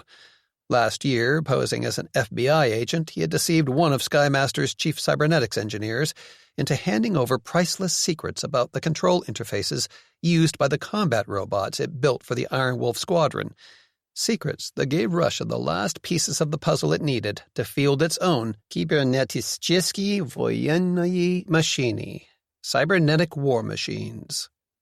For this espionage mission, he was posing as a journalist with legitimate press credentials issued by Zukünftige Flugzeugberichte, a German digital magazine that specialized in aviation and space technology news. Most of its tiny staff and much larger group of freelance contributors remained blissfully unaware that the publication's funding ultimately came from Moscow. Major Eduard Naumov looked up from his laptop when Dragomirov climbed behind the wheel of the SUV. The heavy-set, gray-haired man was a technical officer with the GRU's 9th Directorate, a specialist group tasked with analyzing advanced foreign military technology. "That was only an in-atmosphere supersonic test flight," he declared. "My working hypothesis is that this was a shakedown flight designed to identify any unexpected problems with the spaceplane's hybrid engines. That would be a sensible precaution for any complex machine after so long in cold storage." "The S-19 did not go into space?" Dragomarov asked, surprised. Naumov shook his head. "Not this time, Vasily." He turned his laptop so that the other man could see the map it displayed. Red dots blossomed like measles across a swath of the western and central United States. "I've gathered social media reports of sudden sonic booms, all of them occurring in the past hour. Plotting them out shows the S-19 flying a wide loop out as far as Kansas and then back here. To reach the speeds I estimate, between Mach 6 and Mach 7, it was undoubtedly flying at very high altitude, but definitely not above the atmosphere itself. Which means the Americans have not yet succeeded in restoring any of their space planes to full operational status," Dragomarov realized. Naumov nodded. "But I do not believe it will take them much longer. This successful test flight proves that. Then we have information worth relaying to Moscow," Dragomarov decided. He peered through the tinted windshield at the distant row of parked spaceplanes. His mouth tightened. "Somehow I doubt the news will be welcome." The Kremlin, Moscow, the next day. With a quick, irritable gesture, Gennady Gryzlov swept his hand over the slick surface of the computer built into his desk. In response, new images scrolled across the large LED monitors set into the same desk. The photographs sent by the GRU team at Battle Mountain were crisp and clear. They showed a row of Skymaster's spaceplanes parked out in the open, surrounded by fuel tankers and other vehicles. Glowering, he turned to Colonel General Mikhail Leonov. "It appears the Americans are waking up from their torpor." Calmly, Leonov nodded. "Dragomarov's report confirms what their own trade press has been saying for some time. Their new president is determined to restart his nation's manned space program, but he wants to send astronauts up in those reusable vehicles instead of NASA's expendable rockets." He shrugged. "The choice is sensible. When it comes to putting humans in orbit, the space planes are much cheaper than any conventional space launch system, and their ability to fly from virtually any airfield also confers a significant operational advantage." Still scowling, Gryzlov stared back at the photographs on his monitor. "How many of those damned things do the Americans have?" "Based on our intelligence, those 6 spaceplanes are effectively their entire inventory," Leonov replied. "I count 2 of the older S-9 Black Stallions, plus the 2 surviving S-19 Midnights, and the pair of larger, considerably more capable S-29 Shadows." He pulled at his chin. "There were some reports that Skymasters considered building a third S-29 spaceplane some years ago, but our agents were never able to confirm its existence." "Why not?" "Because even if those initial reports were accurate, I did not believe the spacecraft's construction was ever completed," Leonov said. "We know the Barbeau administration viewed the company as a political enemy and canceled all of its existing government contracts. Without federal appropriations, I doubt a private corporation like Skymasters could afford the costs involved. Anyway, since the Americans abandoned manned spaceflight on President Barbeau's direct orders, building another spaceplane would have been nothing but wasted effort." "Well, that's all changed now," Gryzlov growled. Wisely, Leonov refrained from pointing out that Gryzlov himself was largely responsible for the recent shift in American space policy.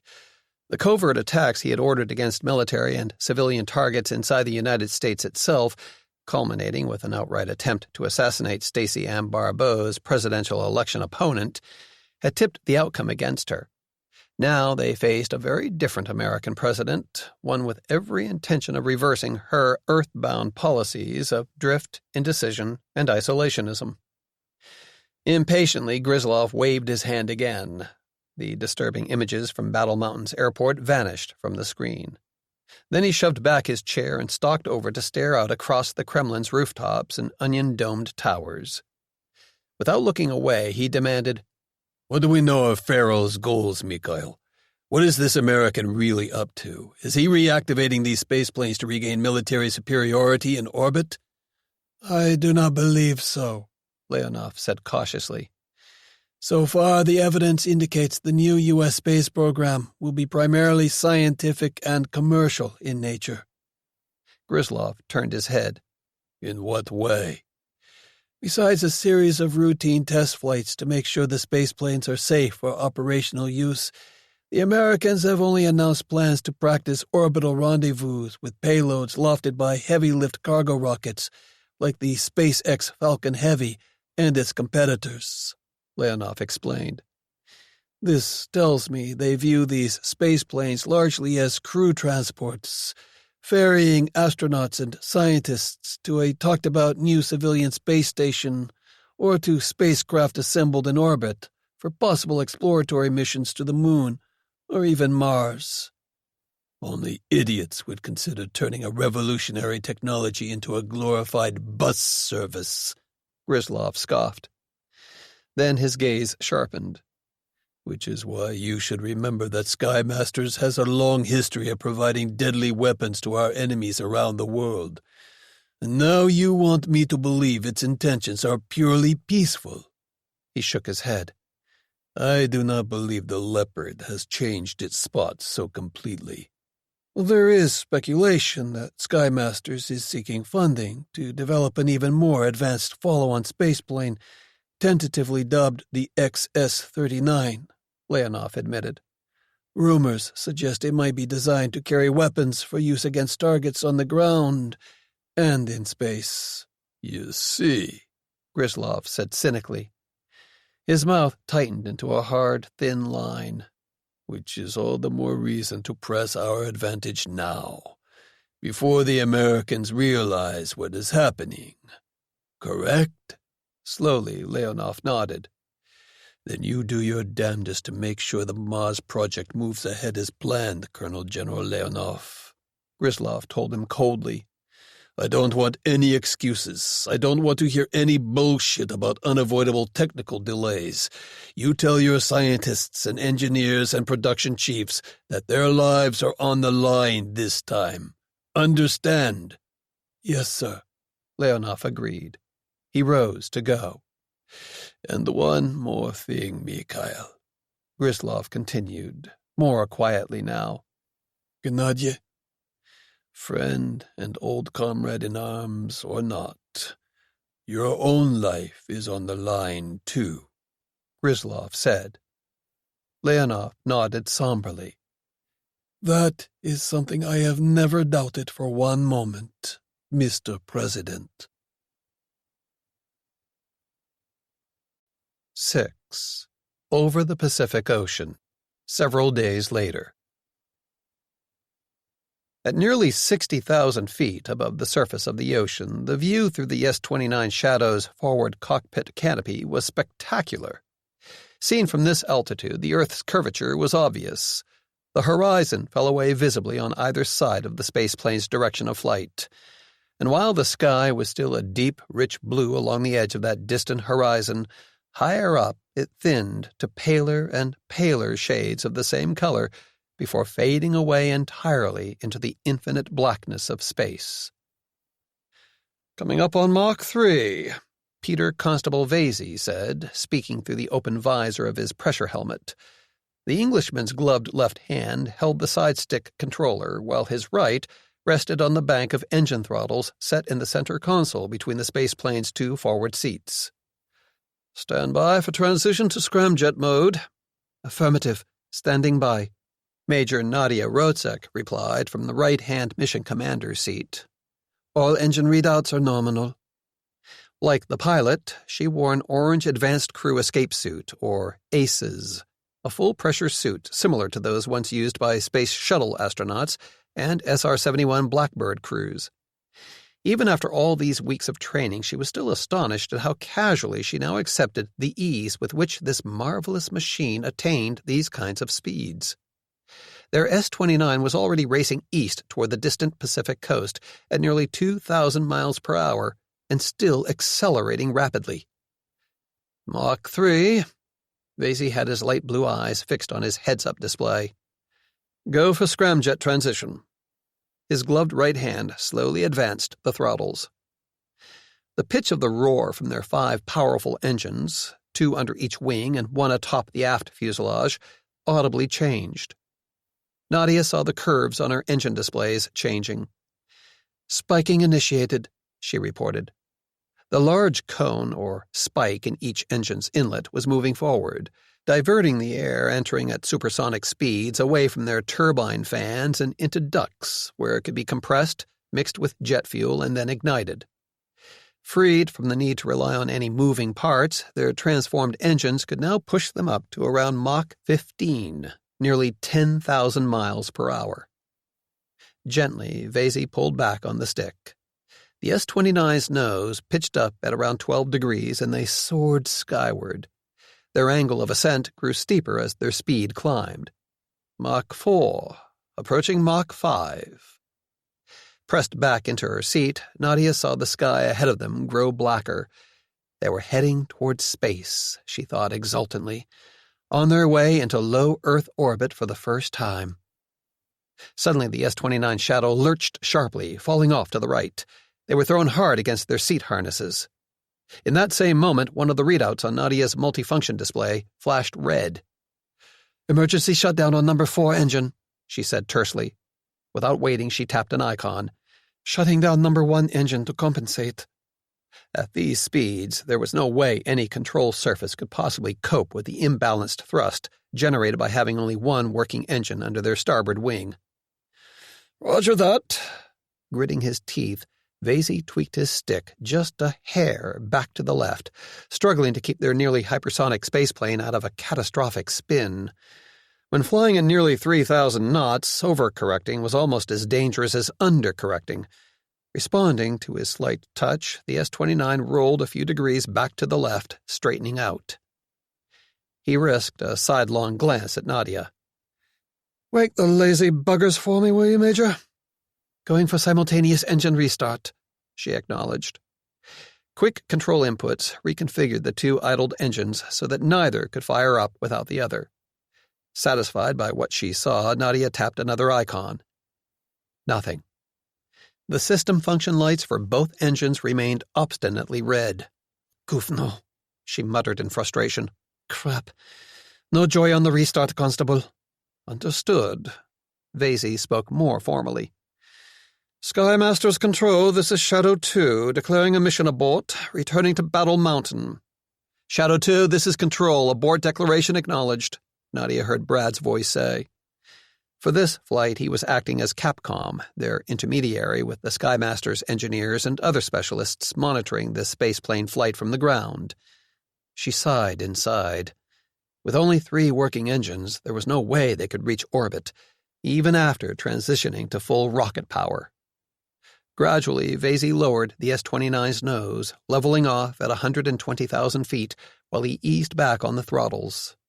The big spaceplane slowly decelerated. After a couple of minutes, he announced, "Dropping below Mach 3. The low rumbling roar reaching them from outside the cockpit altered a bit, becoming slightly higher pitched. "Engine spikes reversing," Nadia confirmed. "Turbofan spooling up." No sooner had she said that than 2 muffled bangs rattled through the spaceplane's fuselage. This time, the shadow rolled sharply left. More red warning lights blossomed across her multifunction display. "Engine failure on numbers 2 and 5, she snapped, tasting blood from where she had bitten the inside of her lip. As she strained against her safety harness, her fingers danced across the screen, hurrying to shut off their last operational engine before it could drag them into a dizzying spiral down toward the waters of the Pacific Ocean, far, far below. The comforting roar of their engines died, replaced by the keening noise of thin air rushing past. With great difficulty, Vasey regained control, bringing the S-29 back onto an easterly heading and slightly nosed down. APU status? He asked coolly. The APU generator is on, Nadia confirmed. With all 5 engines dead or shut down, the S-29's auxiliary power unit was crucial. It was now the only source of the power needed to operate their computers and flight controls. Engine status? She paged through diagnostic screens, rapidly evaluating the data provided by the spaceplane's internal and external sensors. It looks like we lost multiple fan blades in both numbers 2 and 5, she reported. But the fan cases themselves held. The damage seems to have been contained inside the engines themselves. I show no fire or fuel leak warnings. Vasey nodded slightly. That was a small blessing. Using technology developed under a NASA grant, the turbofan casings for the S-29's massive Leopard's engines were manufactured out of triaxial carbon braid. That made the casings both stronger and lighter than if they had been made out of a more conventional metal, like aluminum. Let's try for a restart on numbers 1 and 3. Nadia tapped in a series of commands. If they could power up the 2 engines that hadn't actually failed, one under each wing, they should still be able to limp back to Battle Mountain. But when she hit the restart icon, a new row of red caution and warning lights lit up. Pyaskov! Hell! Both of them show fuel pump failures. They will not restart. Well, that tears it, Vasey muttered. He called the control center again. Skymaster's control, this is Shadow 2. We are negative return to Battle Mountain. I say again, we are negative return to Nevada. I'm afraid that we've just become a rather oversized and somewhat clumsy glider. Copy that, too, Brad radioed. Standing by for your emergency abort field decision. Nadia switched her display to show the onboard computer's evaluation of their flight status and glide ratio. At their current supersonic speed and high altitude, the S-29's ratio was abysmal, something on the order of 3 to 1. So for every 1,000 feet they descended, they'd covered just 3,000 feet on the ground. But that would improve substantially when they got down into thicker air and slowed to subsonic speeds. In theory, they ought to be able to come close to the glide ratios achieved by modern jet airliners that had lost all their engines, somewhere between 15 and 17 to 1. By trading airspeed and elevation for distance, she estimated their probable maximum glide range at around 160 nautical miles. Given that, one quick glance at a digital navigation map showed their 2 best options for an emergency engines-out landing. She flagged both in order of priority and sent them to Vasey's own display. The Englishman's eyes narrowed for a split second in concentration as he ran through his own internal calculations. Then he nodded. Skymaster's control, this is Shadow 2. Submit we head for SFO with Oak as the alternate field. Both international airports, San Francisco and Oakland, had long runways that more than met their minimum parameters. Now that the spaceplane couldn't brake using reversed engine thrust, the flight manuals said they needed at least 7,500 feet of smooth, hard-surfaced runway available for a safe landing. Wait 1, Shadow 2, Brad answered. A minute passed, feeling like an eternity to Nadia. 2, this is Skymaster's control. Regret unable to approve requested abort to SFO or Oak, she heard Brad say. ATC says they can't clear the airspace in time. Bugger, Vasey said under his breath. With dozens of scheduled passenger and air cargo flights crisscrossing the skies above the Bay Area at any given moment, that wasn't especially surprising. But it was still very bad news. Can you make Travis? Brad asked, sounding concerned now. Vasey shot Nadia another glance. Frowning, she shook her head. Based on their projected rate of descent and airspeed, they would slam into the ground about 8 miles short of Travis Air Force Base. Unfortunately, no other airport within their glide range had a runway that met the S-29's specified emergency requirements. Unable, insufficient range, Skymaster's control, Vasey replied, sounding very cool, almost icily detached now. Copy that too, Brad said. Suggest you prepare to eject over the ocean. We've alerted the Coast Guard. They have 2 MH-65 Dolphin search and rescue helicopters on alert. Stand by on that, Skymasters, Vasey said. He turned his head toward Nadia with a single eyebrow arched in an eloquent, unspoken question. Nadia shook her head. The thought of so casually abandoning this expensive and badly needed spaceplane was abhorrent to her. There must be another option, something else they could try. But what? Through the forward canopy, a brownish haze now marked the far horizon. They were down to around 60,000 feet and roughly 100 nautical miles from the Northern California coast. Something about the word nautical tugged at her mind. Realizing what it was, she turned excitedly to Vasey. "You were a Royal Navy pilot, yes?" He nodded with a slight wry smile. "For my sins, I was." "Then you have landed on aircraft carriers?" Again he nodded. "Hundreds of times." His smile grew wider. "But that's a non-starter, Major. Even a madman like me has some limits. I may be a damned fine pilot, but no one on God's good earth could put an ungainly beast like this one down on a patch of deck only 150 meters long." Nadia shook her head impatiently, but with a grin of her own. "That is not enough, I agree." Swiftly, she scrolled through her computer's maps and satellite photos of different Bay Area regional and municipal airports. Settling on one, she flicked a hand across her display, sending it to Vasey's MFD. "But this one, you see?" Intrigued, the Englishman studied her find. Sonoma County's Charles M. Schultz Airport, about 50 miles north of San Francisco, had a decent 6,000-foot-long runway with another 600 feet or so of hard-packed dirt extending beyond it. Going strictly by the book, that was still too short, but flight safety manuals always built in a margin for pilot error. He whistled softly. "It's doable, by God." He flashed her a madcap grin. "So then, by God, we'll do it." While Vasey alerted Brad to their new plan and secured both his reluctant approval and grudging clearance from the relevant air traffic controllers, Nadia locked the airport's runway 32 into the S-29's flight computer. New steering cues blinked onto Vasey's HUD. Following them, he banked the big spaceplane, turning a few degrees more to the east-northeast. They were descending rapidly now, slanting toward the ever-closer coast. Nadia kept a close watch on their speed. After a few more minutes, she announced, "We are subsonic again, slowing past 500 knots." She pulled up another display, this one governing the S-29's twin fuel tanks. "I suggest we begin dumping fuel to reduce our landing weight." "Roger," Vasey agreed. "Inert and dump our bomb first." Bomb was Skymaster's slang for borohydrogen metaoxide, or BOHM, bomb. Essentially refined hydrogen peroxide, BOM was the liquid oxidizer their engines would have needed for combustion after transitioning to pure rocket mode. While not quite as efficient as supercooled liquid oxygen, it was considerably less costly.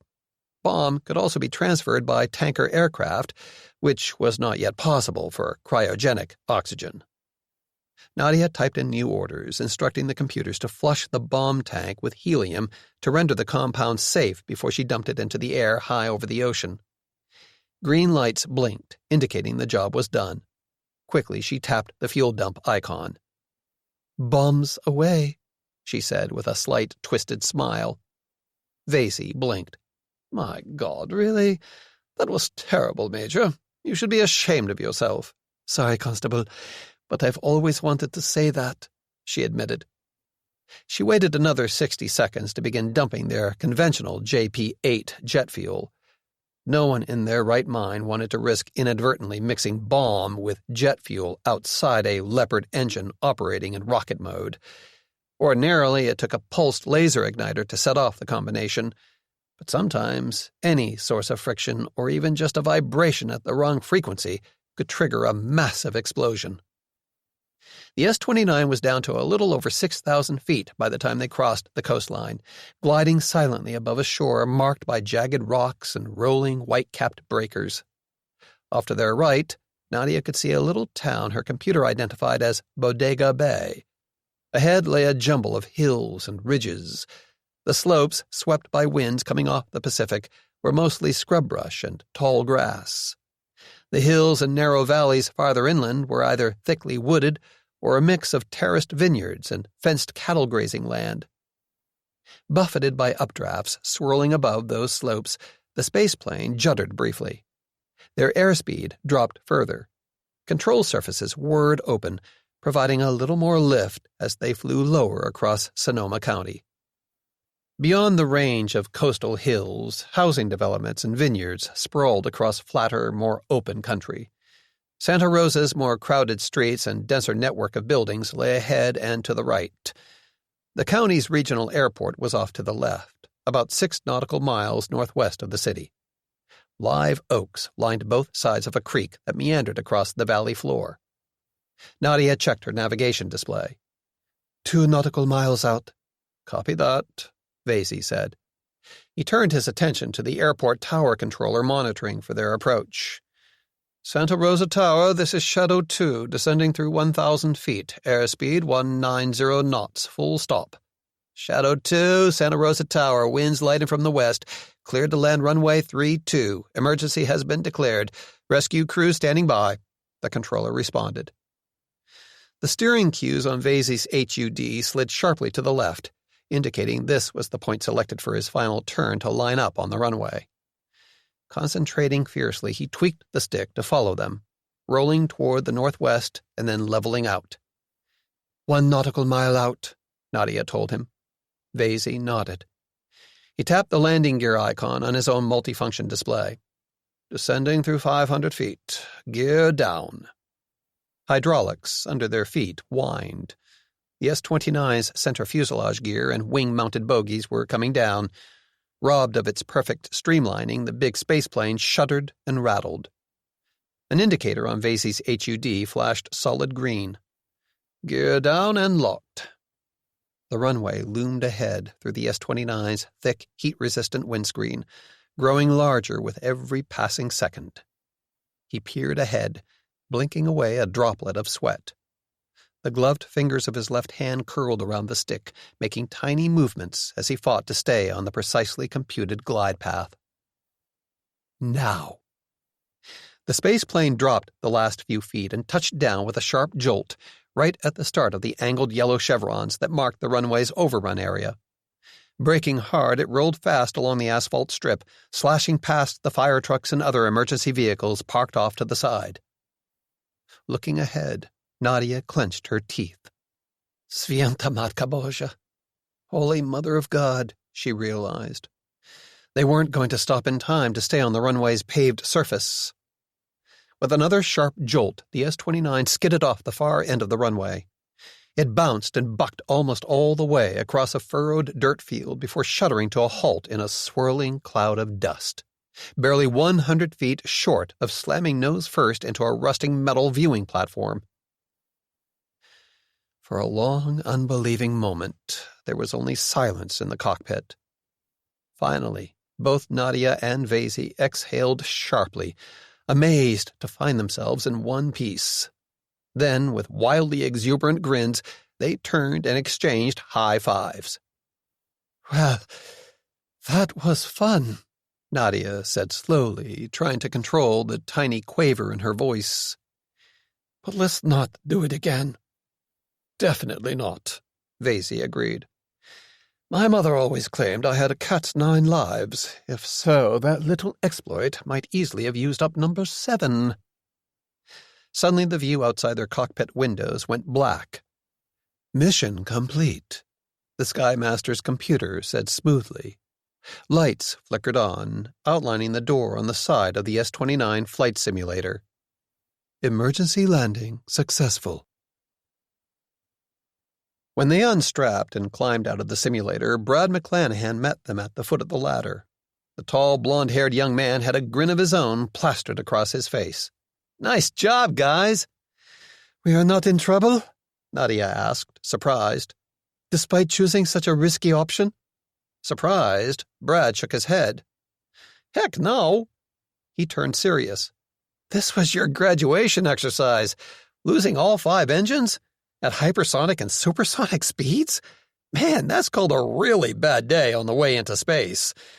And yet you still figured out a way to save the space plane? Ah, amazing. Believe it or not, you even managed to impress Boomer. Most trainee crews would have taken the easy way out and just ejected. And if we had, Vasey wanted to know. You'd start over again in the simulator tomorrow morning, Brad told him. He shrugged. Of course, the same thing would have happened if you crashed on landing. Boomer's not screwing around here, and I don't blame him. Tough, realistic training is the only real way to turn out a solid cadre of space-ready crews for these S-planes. So, what comes next? Nadia asked quietly. Both of you already have decent experience handling high Gs, Brad said, so we can skip that part of the program. Which means we move on to zero gravity, Vasey guessed. Riding the Vomit Comet. Short of actual spaceflight, the best method of recreating the sensation of weightlessness involved repeated high-angle parabolic maneuvers in an aircraft. During each stomach-churning climb and dive, passengers experienced short periods of zero G.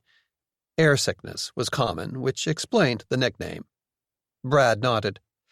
And then you head to Houston for EVA training at NASA's Neutral Buoyancy Lab. It sounds busy, Nadia observed. Too true, Brad admitted. Then his smile returned, lighting up his whole face.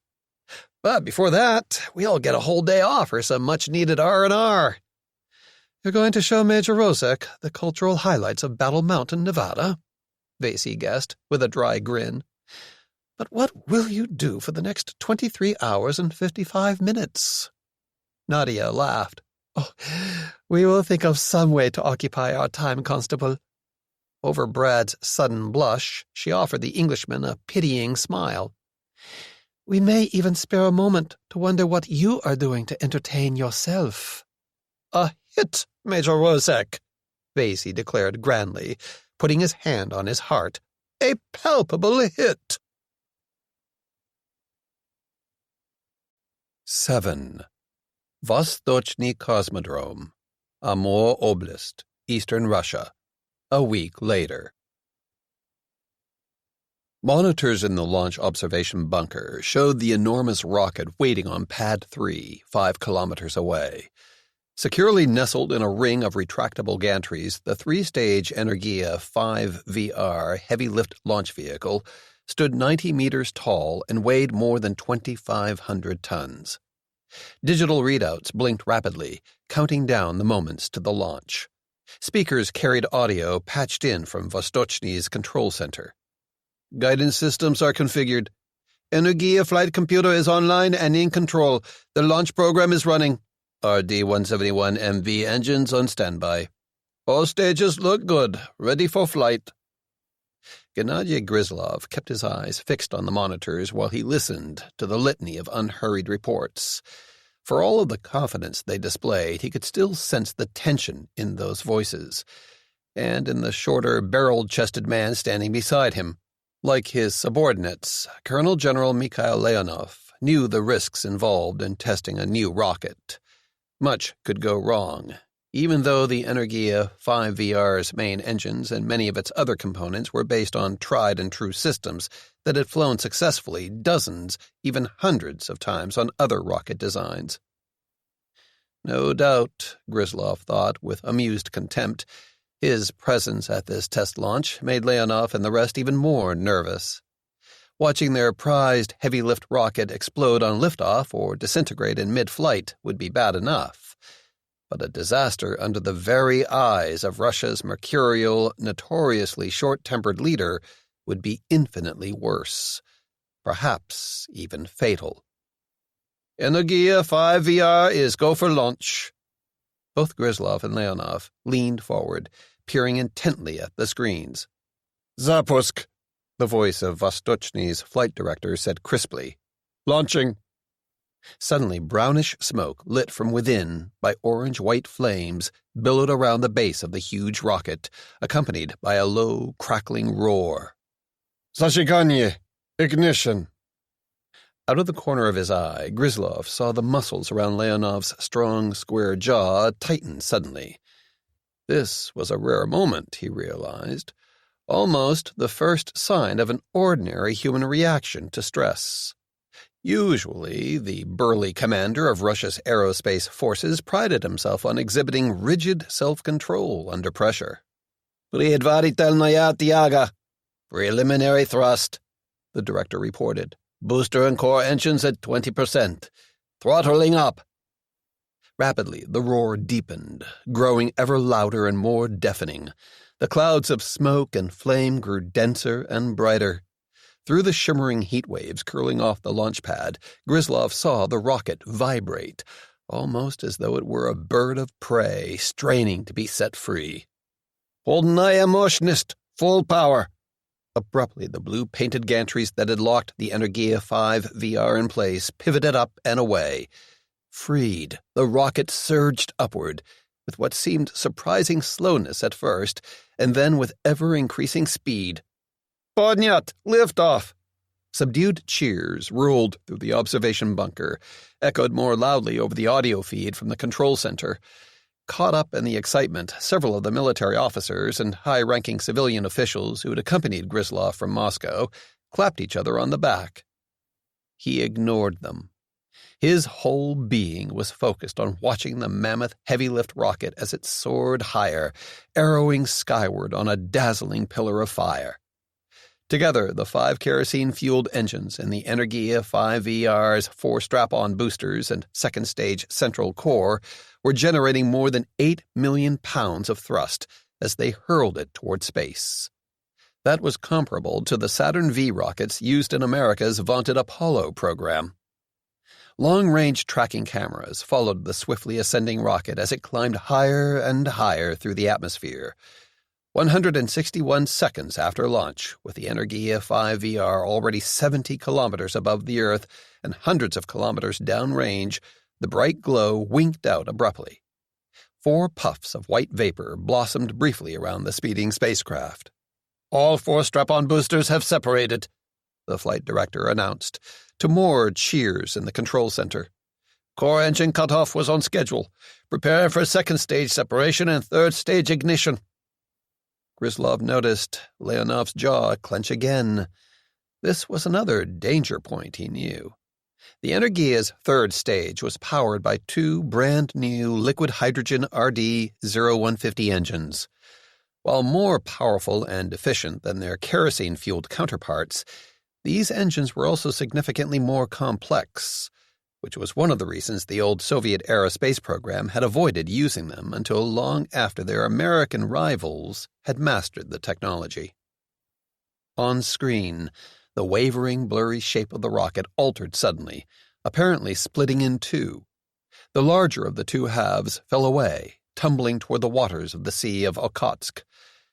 Between the 4 strap-on boosters and now its core second stage, the Energia had already shed more than 90% of its original mass. Seconds later, a bright flare appeared at the base of the much smaller section as it climbed onward. Good separation, the flight director reported. Third-stage engine ignition confirmed. The burn looks good.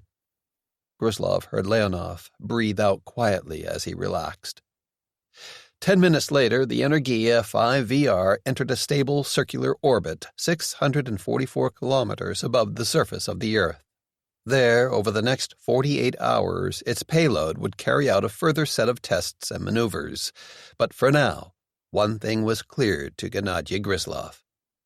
After decades of failure and many false starts, Russia at last had the heavy-lift rocket capability it had long desired.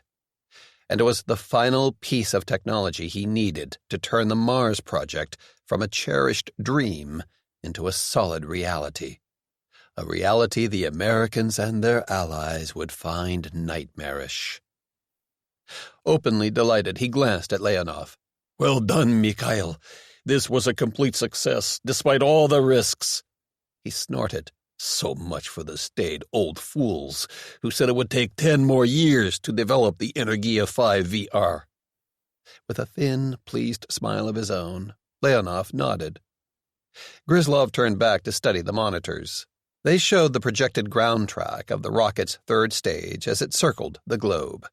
Moving at more than 27,000 kilometers per hour, it was already well out over the Pacific Ocean.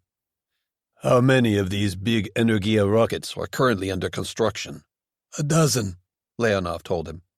And how many of those are close to completion? 4 heavy-lift rockets should be available for launch in a matter of weeks, with 2 more not far behind," Leonov said, obviously glad to be able to report even more good news. "So we'll be able to conduct a rigorous flight test program while still shaving months off the time needed to certify the Energia 5 VR as fully operational. More flight tests. After this picture-perfect launch?" Gryzlov shook his head. "A waste of resources, Mikhail." Leonov's face froze. "What?" Gryzlov eyed him closely. "You heard me." He nodded toward the monitor. "The Americans are not fools. Not all of them, anyway. And now we've just revealed a space launch capability they never dreamed we could develop so quickly. Some of the brighter people in Washington, D.C. are going to start wondering what else we have up our sleeves." The corners of his mouth turned down. "No, we don't have any more time to throw away. Not when the Americans are already rushing to make those damn space planes of theirs operational again. We need to move fast, even faster than we first planned." For a long moment, Leonov stared back at him in stunned silence. "What are you proposing, Gennady?" he asked finally. "Proposing? I'm not proposing anything. I think you mistake your place, Mikhail," Gryzlov snapped with biting sarcasm. "What I am doing is issuing orders." His voice grew colder. "So listen closely. You will not waste those expensive new Energia rockets conducting additional test flights. Instead, you will proceed immediately to the next phase of the Mars project, the operational phase. When our next heavy-lift rockets launch, I expect them to carry the weapons and other equipment necessary to construct Mars 1 in orbit. Is that clear?" Leonov's face might have been carved from stone. "With respect, Mr. President," he said, stressing every word. "I cannot guarantee the reliability of the Energia 5 VR system on the basis of a single successful test flight. We were very lucky today. Tomorrow we might not be so fortunate. Each rocket is an incredibly complex machine with hundreds of thousands of separate parts. Even the smallest production fault or a single software glitch could be disastrous." "You will make them work, Colonel General," Gryzlov interrupted curtly.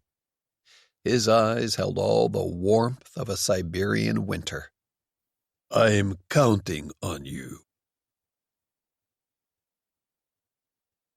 8. The White House, Washington, D.C., 2 days later. Beyond the looming spire of the Washington Monument, the sky had turned a dark gray. Towering masses of clouds were rolling in from the south, bringing rain and predicted high winds. In the fading light, even the green, tree-covered south lawn looked gloomy. With a thoughtful frown, U.S. President John Dalton Farrell turned away from the Oval Office windows. After nearly 6 months in office, he still missed the wide-open horizons of his native Texas, especially those of the vast plains and plateaus of West Texas, where he had made his fortune as a wildcatter in the energy industry. In the East, he felt more confined, more hemmed in, especially in crowded, bustling Washington, D.C. People here moved and talked faster, but somehow their words carried less meaning, and their dreams were narrower. The capital's political power brokers and federal bureaucrats had long ago mastered the art of drowning new and unconventional ideas in a morass of regulatory red tape and dreary, pompous, never-ending argument.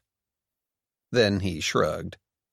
"Quit your bitching, J.D., pull on your britches and your boots and get back to work," he told himself firmly. He had worked his butt off to beat Stacey Ann Barbeau and park himself behind the big Oval Office desk, hadn't he? Nobody had ever promised him the job was going to be easy. Besides, the American people had elected him for good reasons of their own. For one thing, they were sick of watching buttoned-down Washington insiders cozy up to favorite interest groups, corporations, and government unions. Too many folks were getting rich playing inside baseball in this town. His commission from the voters was to break up the incestuous triangle of big business, big labor, and big government. Outside of domestic politics, Farrell knew he faced challenges that were just as demanding. For 4 long years, Barbeau and her foreign policy team had sat idle, watching from the sidelines, while the Russians ran roughshod over U.S. allies and U.S. interests abroad. She had claimed she was saving American lives by avoiding unnecessary battles over insignificant places and peoples. Well, that had sure as shit come back to bite her in the ass when the Russians, masquerading as terrorist mercenaries, blew the hell out of civilian and military targets inside the U.S. itself last year.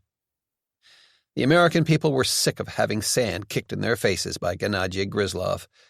No one who was sane wanted to risk all-out war, but it was high time Moscow learned the rules had changed. Further aggressive moves by the Russians were going to be challenged, not ignored. Which was why the 2 men who were being ushered discreetly into his office were here. Neither former U.S. President Kevin Martindale nor retired Air Force Lieutenant General Patrick McClanahan was officially part of his administration. Both had made too many political enemies inside the United States and overseas for that to be practical. Besides, Farrell thought, naming either of them to an official intelligence agency or Defense Department slot would be a criminal waste of talent. In recent years, both men had proved they were far more effective when operating outside regular channels. Together with the Poles and the other courageous peoples of Eastern and Central Europe, their Iron Wolf Squadron and Scion weapons and intelligence specialists had held Gennady Gryzlov at bay, buying time for the United States to regain its senses. Martindale's stylish, open-necked suit, long gray hair, and neatly trimmed gray beard gave him something of the air of an aging hipster playboy. While his shrewd, observant gaze dispelled that false impression, it was an image he often cultivated as a form of public relations camouflage. Unlike the former president, Patrick McClanahan could not conceal his own extraordinary nature. Critically injured years ago during a combat mission against the People's Republic of China, he was only alive now thanks to a remarkable piece of advanced medical hardware, the LEAF, L-E-A-F, or Life Enhancing Assistive Facility. Its motor-driven carbon fiber and metal exoskeleton, life support backpack, and clear helmet kept him alive, despite wounds that were beyond the power of modern medicine to heal. Farrell knew he owed both men his own life. Together with Brad McClanahan, who was Patrick's son, Nadia Rozek, and Wack McComber, they had smashed Gryzlov's mercenary force when the Russians came storming onto his Texas Hill Country ranch to kill him. In a just world, their heroism and self-sacrifice would have earned a long period of rest and recovery. As it was, the country needed them too much for that to happen. With Russia still on the prowl, probing for weaknesses, the high-tech weapons systems, intelligence assets, and combat experience Martindale, the McClanahans, and their people brought to the table were vital to the defense of the United States. It wasn't really fair, the president thought grimly. But then again, nobody ever said life was fair. Getting back to business, he shook hands with the 2 men and waved them into chairs across from his desk. "I'm real glad you could fly all the way out here on such short notice. I surely do appreciate it." "Invitations to the White House aren't exactly easy to refuse," Martindale told him wryly. Farrell chuckled. "No, I suppose not." He shrugged. "I figure you all probably realize this isn't a social call." "That's too bad, Mr. President," Patrick said with a crooked, self-deprecating grin of his own, plainly visible through the clear visor of his leaf helmet. His exoskeleton whirred softly as he leaned back in his chair. "Think of the tabloid headlines you could trigger. President hosts space alien at state dinner." His expression turned more serious. "But since this little get-together is about business, what can we do for you?" "Well, for starters, I need your take on this big-ass new rocket the Russians fired off," Farrell said bluntly. "The one that's ruffled so many feathers in the Pentagon and the commercial space industry. To hear some of those folks squawk, this is the second coming of Sputnik. Seeing Moscow succeed at something most experts thought was outside its reach for at least another decade is naturally somewhat disconcerting, Martindale answered, a bit stiffly now. Experts that included you? Farrell guessed, with a fleeting sidelong grin. Reluctantly, Martindale nodded. The head of Scion prided himself on his often uncanny ability to identify threats and trends that other, lesser analysts and defense experts had missed. Finding himself roped in with the common herd was never a very welcome development. But what worries me even more is that the Russians pulled off this space launch without any of us getting a whiff of what they were planning. Our recon satellite snapped pictures of their new rocket out on the pad days before it took off, Farrell commented.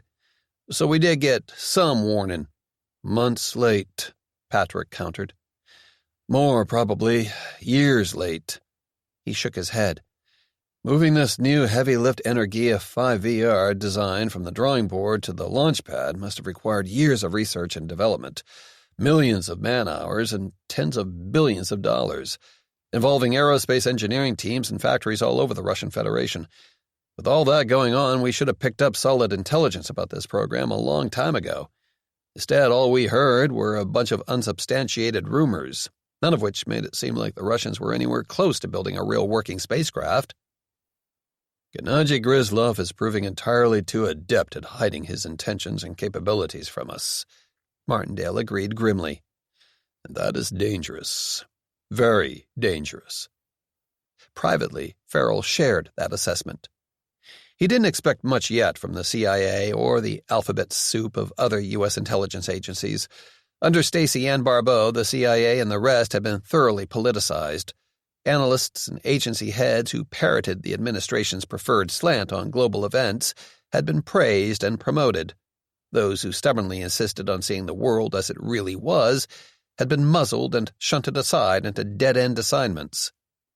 Fixing the damage would take months, maybe even years, but learning that Martindale's Scion intelligence-gathering teams, with their hard-earned reputation for competence, had also been caught off guard was seriously alarming. Frowning, he looked over at Patrick. NASA claims this new rocket is in roughly the same class as SpaceX's Falcon Heavy. Does that line up with what your own analysts at Skymasters and Scion see? Yes, sir, the other man said. In fact, we believe the Energia 5VR could be even more capable than the Falcon Heavy. Preliminary data suggests the Russian rocket may be able to put close to 100 tons of payload into low Earth orbit compared to around 70 tons for the Falcon. A 30% payload advantage, Farrell mused. That's a big deal. He looked across his desk. Sounds like SpaceX and our other commercial space companies could have some serious competition on their hands. Patrick disagreed. The Energia's boosters aren't reusable. Gryzlov's new space vehicle is damned big, but otherwise it's a pretty conventional design, with significantly higher launch costs. He can't hope to compete effectively in the commercial market, not unless Moscow is willing to dole out huge government subsidies for every launch. Subsidies that friend Gennady won't be able to afford for very long, even if he wanted to, Martindale chimed in. The fracking and oil exploration boom your market-based energy policies have unleashed is putting serious downward pressure on world oil prices. Russia's economy is heavily dependent on oil and gas revenues, so Gryzlov must know he's going to be facing tight budgetary constraints in the not-so-distant future. And yet, somehow he found the money to develop this new heavy-lift rocket of theirs right under our noses, Farrell pointed out. Martindale shrugged. In my experience, Russian leaders will gladly beggar their people to build weapons or gain a strategic advantage. But, politically speaking, I don't think even Gryzlov can risk doing the same thing just to benefit a bunch of rich Western businessmen who want to launch satellites and other cargo into space. Farrell nodded slowly, working through Martindale's analysis in the light of his own experience. Gryzlov was popular with ordinary Russians because they believed he was a strong leader dedicated to national greatness. His people would make sacrifices for the sake of pride or patriotism. But if they started believing their sacrifices were only made to enrich others, especially foreigners, all bets were off. His jaw tightened. Okay, if the Russians aren't making a play for the commercial space launch business, then why in God's name build a monster like this Energia rocket? There are 3 possibilities, Patrick offered. First, this was just a one-off flight, a Potemkin village-like exercise to demonstrate Russia's greatness. Well, that's a lot of money to blow for a few television pictures and headlines, Farrell said dubiously. Yes, sir, Patrick agreed.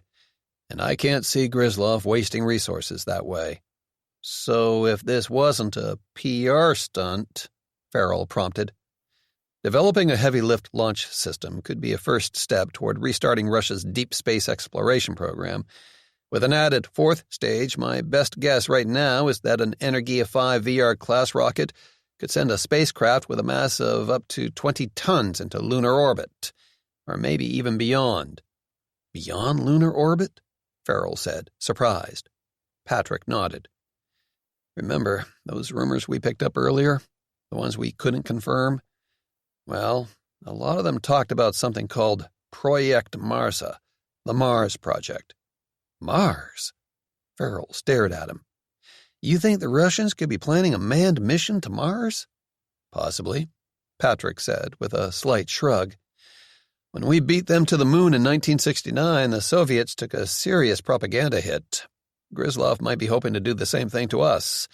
If the Russians send cosmonauts all the way to Mars while we're still dicking around in low Earth orbit, the U.S. would look like it couldn't organize a pissing contest in a goddamn brewery, Farrell finished with a grimace.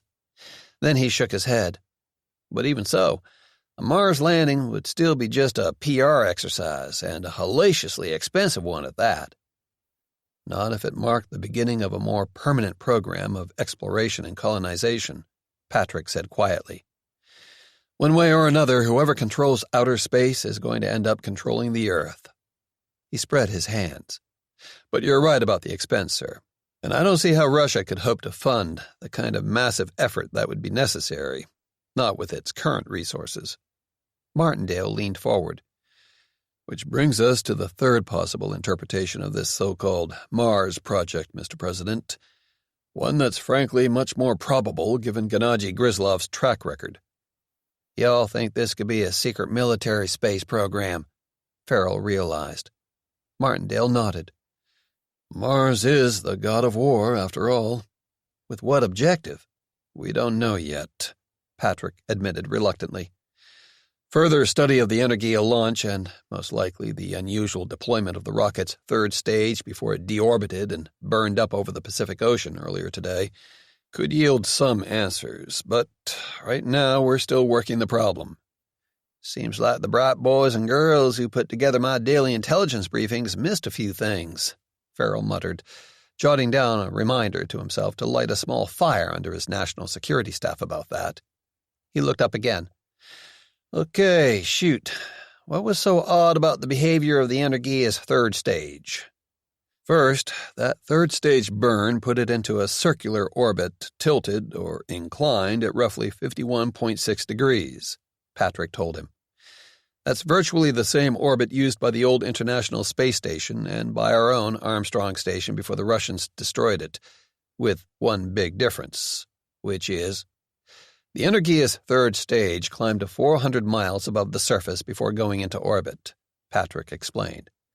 That's approximately 150 miles higher than the normal operating altitude for either the ISS or Armstrong. Armstrong Space Station was America's military space station that was attacked and brought down by Russian space planes a few years earlier. Got it, Farrell nodded. So then what? Based on observations from our ground-based telescopes and from satellites, the stage, which must have been basically just a big empty fuel tank by then, spent the next several orbits using thrusters to carry out a set of complex maneuvers, a wide range of different pitches, yaws, and rolls, and all of them in rapid succession. Patrick frowned while he worked through the probabilities. I'm confident that what we witnessed were tests of the flight control software and maneuvering thrusters needed for a computer-controlled orbital rendezvous and docking with other spacecraft, Martindale tossed in his own 2 cents. Well, that would be my bet, too.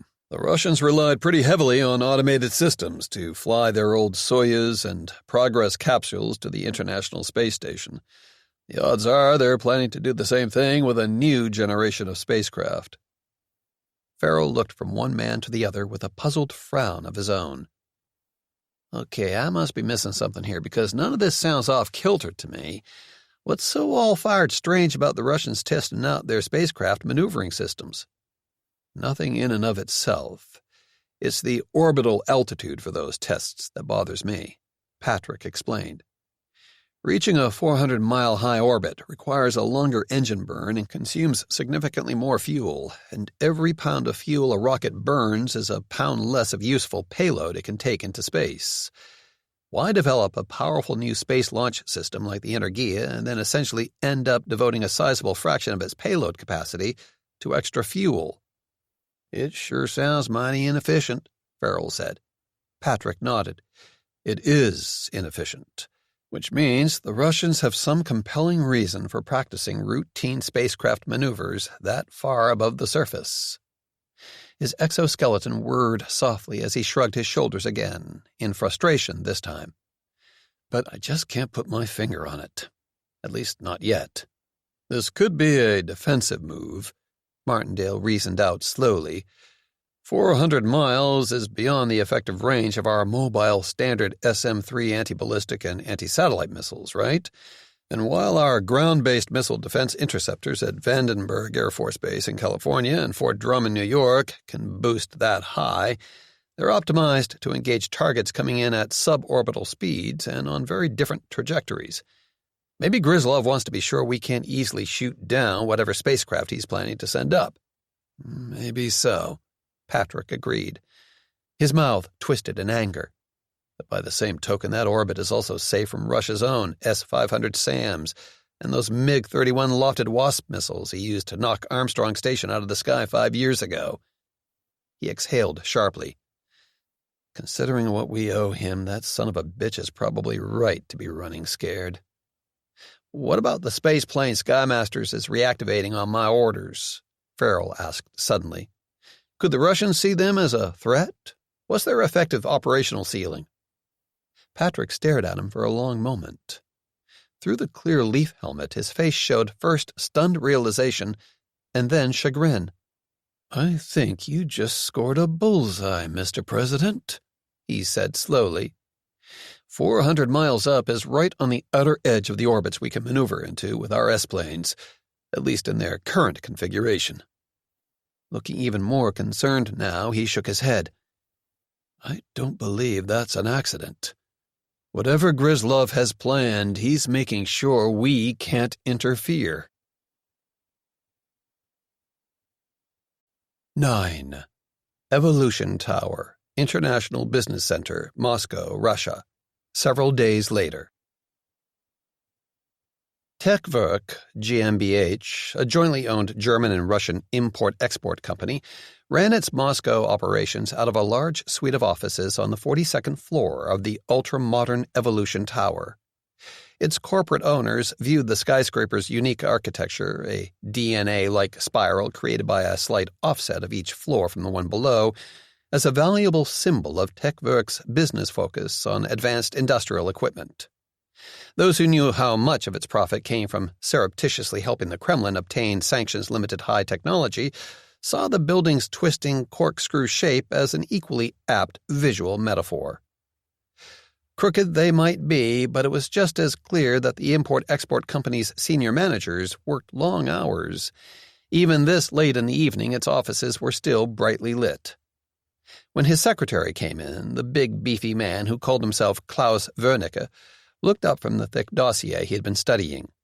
He peered at her over the edge of his reading glasses. Yes, Oksana? Fräulein Roth is here, Herr Wernicke, the plump, middle-aged Russian woman said primly with a hint of disapproval in her voice. In her view, corporate executives, especially those in accounting, should definitely not turn out to be young, good-looking redheads like this woman, Erika Roth. With a nod, Wernicke flipped the file closed. Show in, please. He glanced at his watch. "Then you may as well go home. It's very late already, and I expect it will take some hours for Fräulein Roth and me to finish going through the financial reports she's brought from Berlin." "Very well, Herr Wernicke," she said tightly. From the rigid set of her shoulders, it was clear that she suspected paperwork was the last thing on her employer's mind. Turning on her heel, she pulled his office door open wider. "Herr Wernicke will see you now, Fräulein," she snapped. Wernicke hid a smile when his guest came in. Though the young woman was dressed demurely in dark gray wool slacks, a white-collared cotton shirt, and a dark blue double-button blazer, there was no denying that she was remarkably attractive. No doubt many men would have been tempted into sin and vice by her beauty, just as his secretary prudishly imagined he was. He waited impassively until the door closed behind her and then got up from behind his desk. For a big man, he moved with surprising ease. "Welcome back to Moscow, Sam." Amusement sparkled in Samantha Kerr's bright blue eyes. "I don't think the dragon guarding your gate likes me much, Marcus. Should I bring her chocolates next time?" "It couldn't hurt," Marcus Cartwright said, with a thin smile of his own. "How was Berlin?" "Damp, dreary, and cool when I passed through." Sam shrugged. "Which was still better than my time in D.C. By the way, Mr. Martindale said to give you his regards." "I'm touched," Cartwright said dryly. "I had no idea our mutual employer was such a people person." Ultimately, Techwerk was owned by Kevin Martindale and his private military corporation, Scion, though that fact was hidden from the Kremlin by a Byzantine chain of holding companies and investment firms. Revenues earned by the company's day-to-day business deals paid for intelligence gathering and covert action operations inside Russia itself. Better yet, the need for frequent travel between its scattered offices and associated enterprises provided convenient cover for Scion operatives disguised as Techwerk executives and employees, such as Scion field agents Samantha Kerr and Marcus Cartwright. At Cartwright's invitation, Sam dropped gratefully onto a leather couch with a spectacular view of the Moscow skyline. She'd been on the move for what seemed like days, ever since Martindale briefed her on this new assignment. Almost from the moment the Energia heavy-lift rocket launched, Cartwright and his small team of operatives had been working around the clock to collect intelligence on Moscow's new space program. Sam's orders were to assist them, by any means necessary. Cartwright took a seat across from her. "Quite frankly, I'm very glad you're here.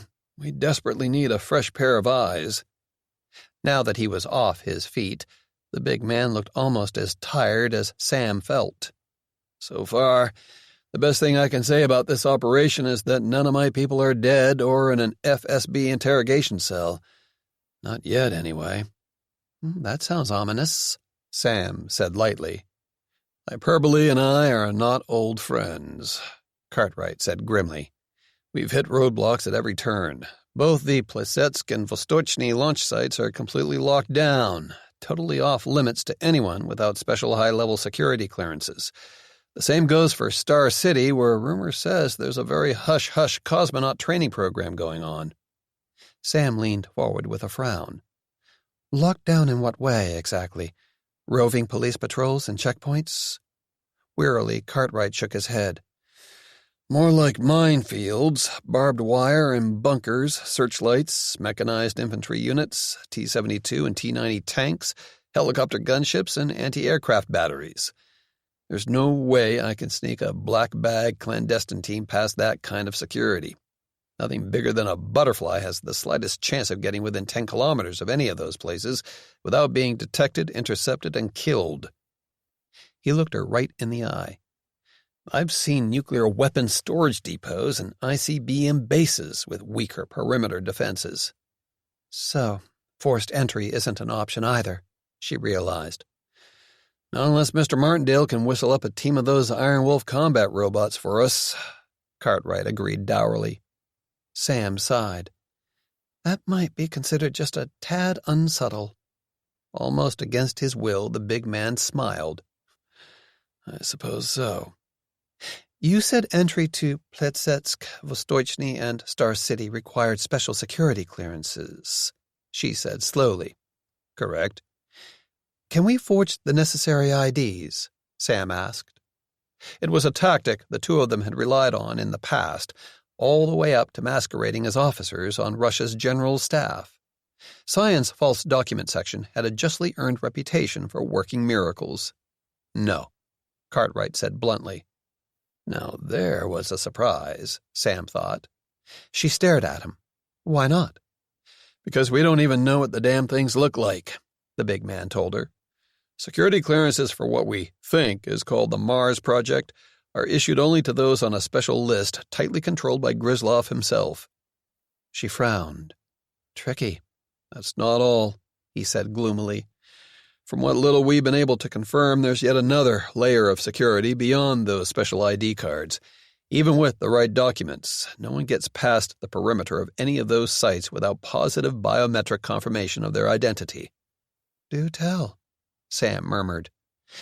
Well, that certainly suggests the Russians have something worth hiding, something very big and very nasty. Cartwright nodded. No question there. She leaned back against the couch, pondering the problem further.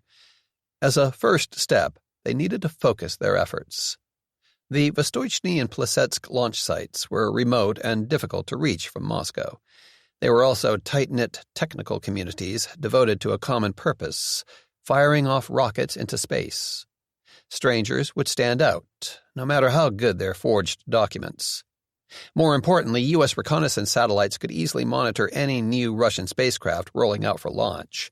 That was the sort of data-driven espionage America's official intelligence agencies had mastered long ago, from the earliest days of the Cold War. The trouble was that this was primarily a human intelligence problem, Sam decided.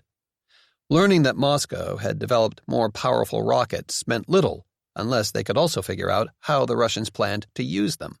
All of which led her back to Star City and its rumored top-secret cosmonaut training program.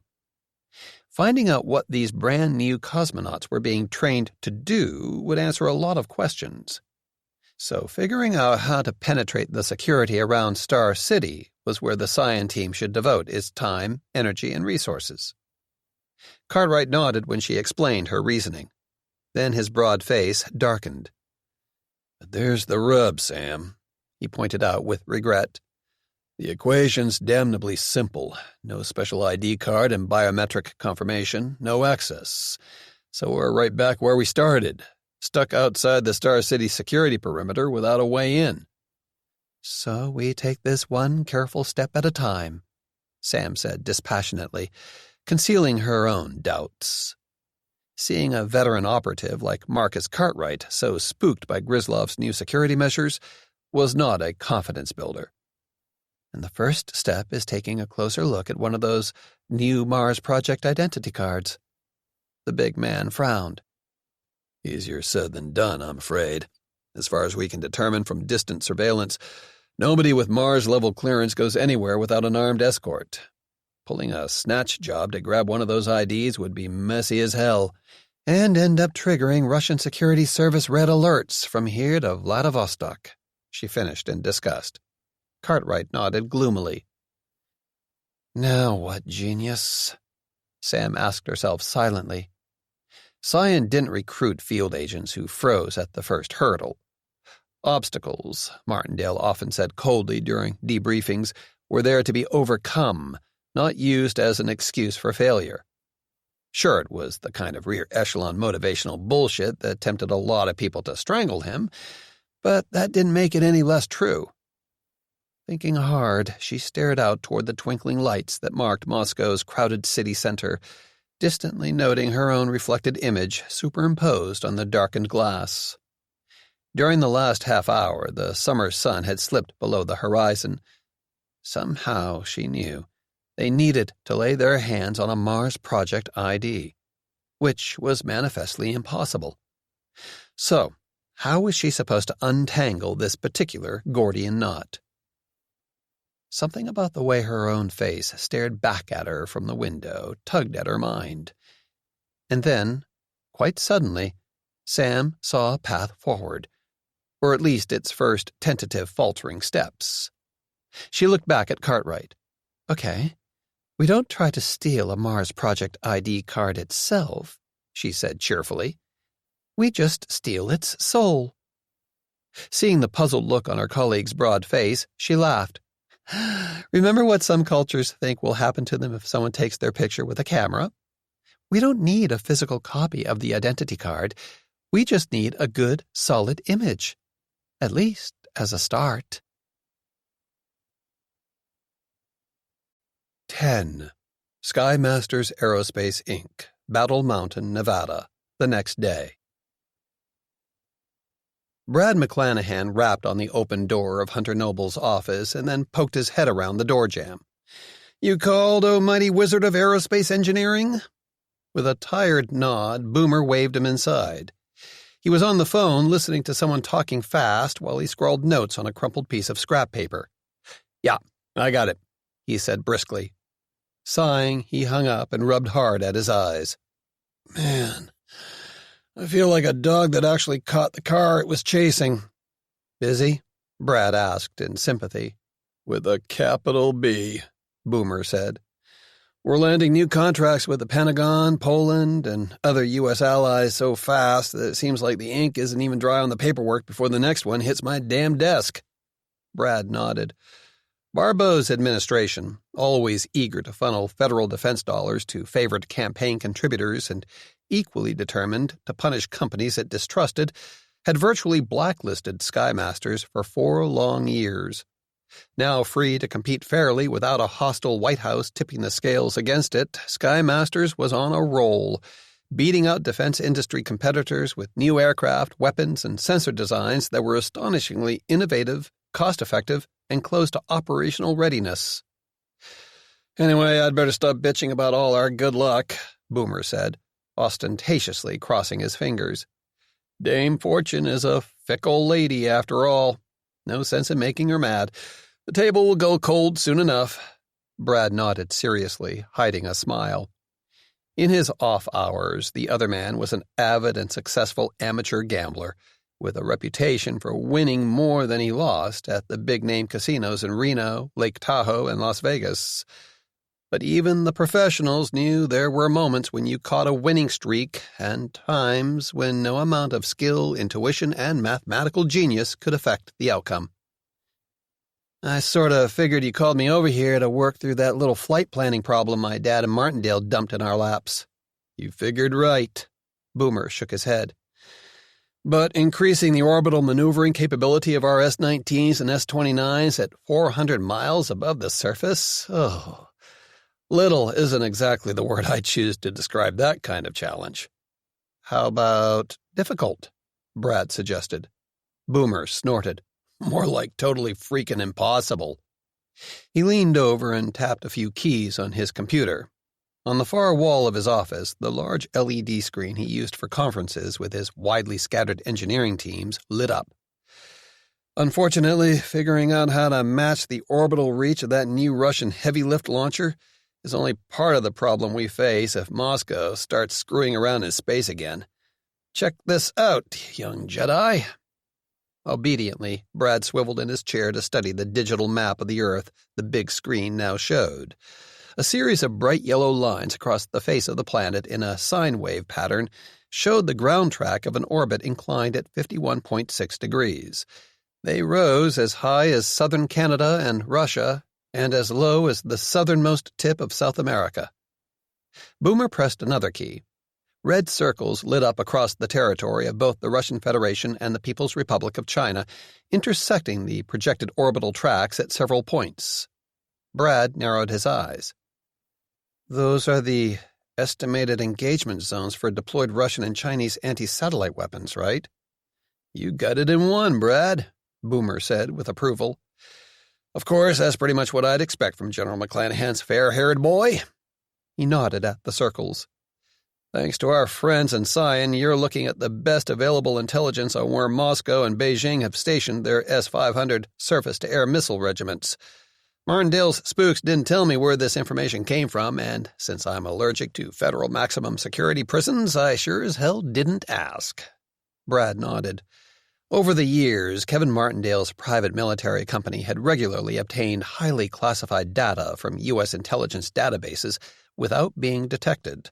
Even with an ally in the White House these days, he had a sneaking hunch that Cyan analysts still didn't waste much time making formal requests to their counterparts in the National Geospatial Intelligence Agency, the CIA, or others.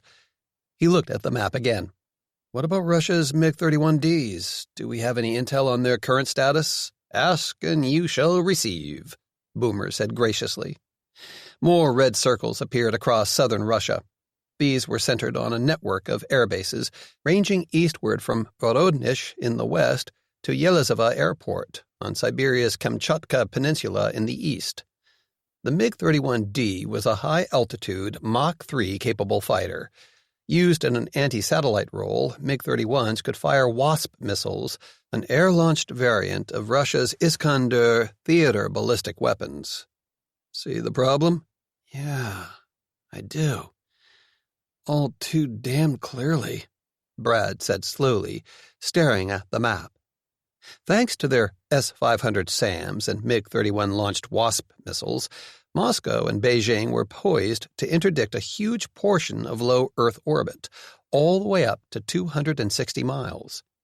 Any spacecraft or satellite flying through those missile engagement zones was in danger of being shot down, including the S-19 and S-29 spaceplanes their Skymasters team was working so hard to restore to flight status. Sure, Skymasters could launch into equatorial and low-inclination orbits instead, avoiding the risk of interception. But accepting those restrictions would mean conceding a huge swath of the most militarily, scientifically, and economically useful space above the Earth to Gennady Grizlov or to China's almost equally dictatorial leader, President Zhao. That would be one hell of a big and bitter pill to swallow, he thought grimly. And if Moscow's heavy-lift rocket program was part of a space-based military move against America or its allies, as his father and Martindale suspected, that gauntlet of ground-based missiles and MiG-31s would stop any possible Skymasters counterattack cold. Brad looked back at Boomer. There has to be a way a spaceplane can dodge those potential kill zones, he said stubbornly. Oh, there is, the other man agreed. Say we light the candle and head for space out over the Pacific, right? Out where no missile can touch us? Brad nodded. Okay. So once the spaceplane is safely in orbit around the equator, we execute another series of burns using the Leopard's engines in rocket mode. Boomer went on. Essentially, we combine a plane change maneuver to shift our orbital inclination with a couple of fast transfer burns to increase altitude. He shrugged. And hocus pocus, abracadabra, all of a sudden we're coasting along an orbit over Russia, well beyond the reach of Comrade Grizlov's menacing missiles. With nearly empty fuel tanks, Brad realized abruptly. Pretty much, Boomer said. The Delta V requirement for that kind of stunt is huge. Yeah, we can do it, but only by spending most of the fuel needed for other significant on-orbit maneuvers or to make a powered re-entry. Brad winced. Carrying out the maneuvers Boomer described would foreclose a lot of options.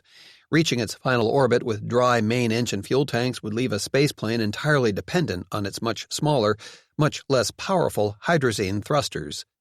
It would also mean re-entering the Earth's atmosphere like the old space shuttle, using atmospheric drag to slow down until the spaceplane could glide safely to a landing.